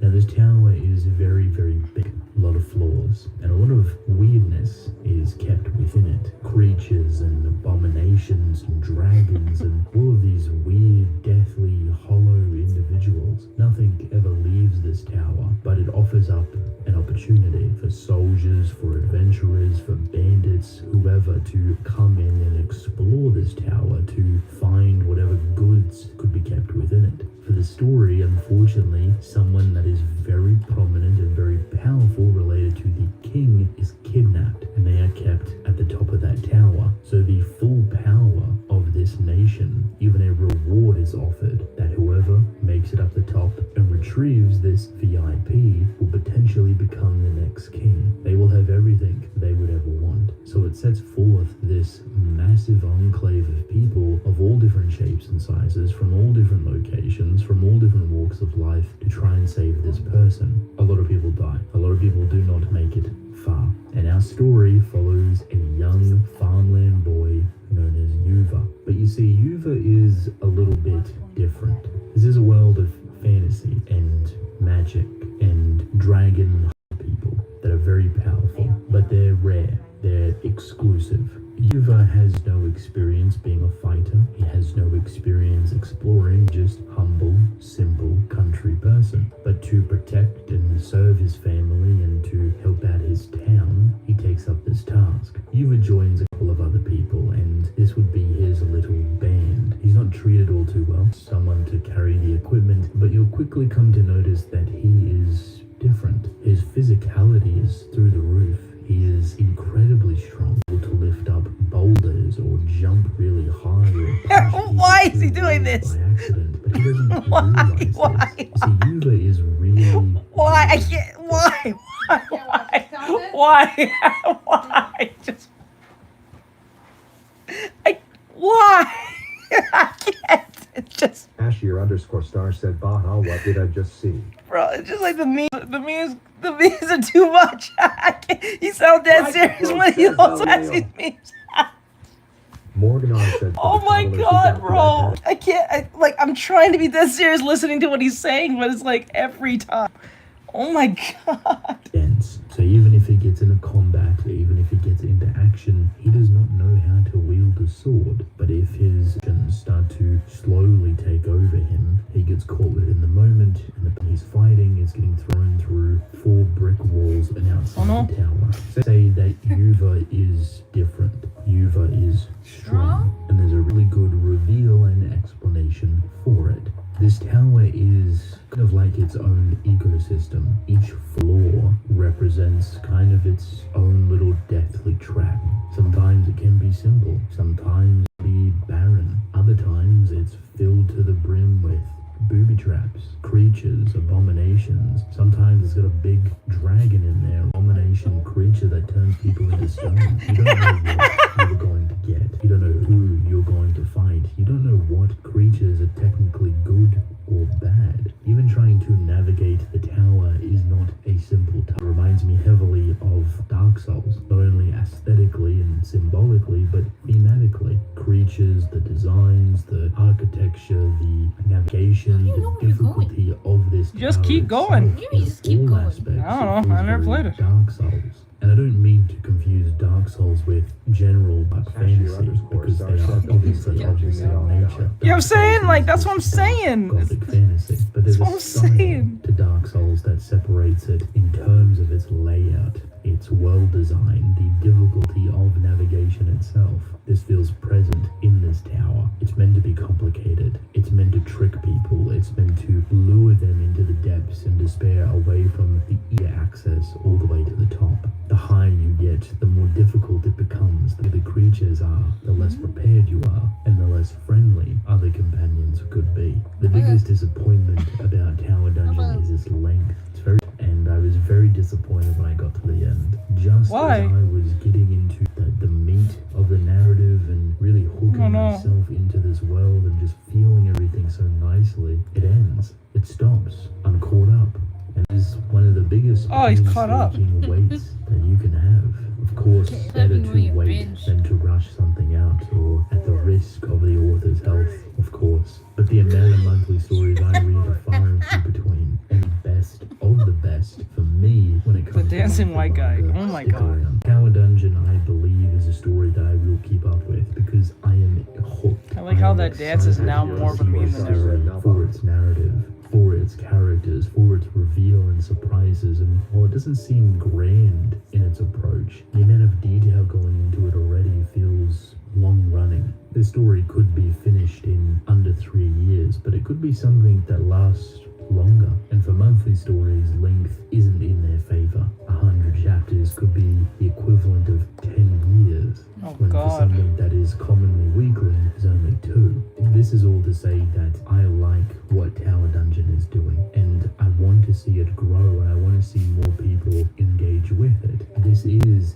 by an incredibly talented author, one that has made a name for Damn, themselves she's tall. over Her the past legs, though. 30 What's going on with her years, feet? continued to Let's start with the improve feet. and refine and experiment. Because of Tower Dungeon and continuing to ignite my appreciation for fantasy and dark fantasy and Dark Souls, Elden Ring, Night Rain, etc. This resurgence of love towards all of its different aspects is because of Tower Dungeon. Because his art is so identifiable, just viewing it, you can tell All that, the yeah, way up. that's Nihei. There really is a level of enjoyment you get just from viewing it. Like, yeah, typical manga experience. But Nihei's works take that to the next level. You look at Blame, you look at Abara, you look at Sidonia, Paroxysm, whatever. They have such a style that feels like a breath of fresh air. Seeing how he visualizes a tower dungeon and What's these this thing touching? rooms and these touching creatures and these his feet or abominations something. isn't necessarily anything Or the new, wall. but he does an impeccable job vibrating of showing it.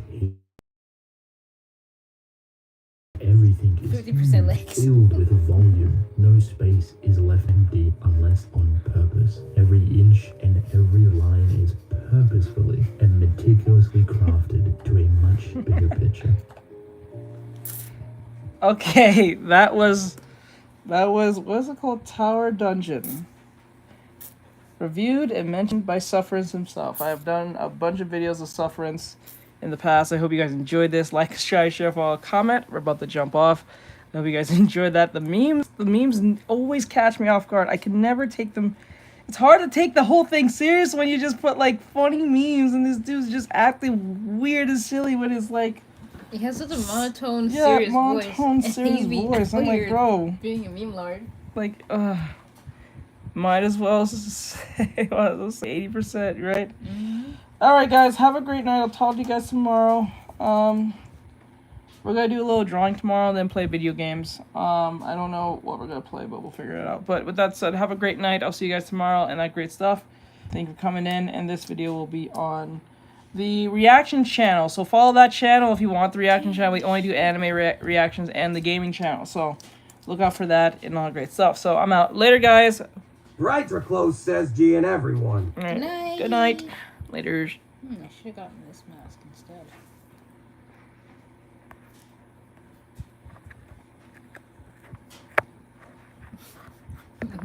Don't mess it up, man. Stop. Press the button.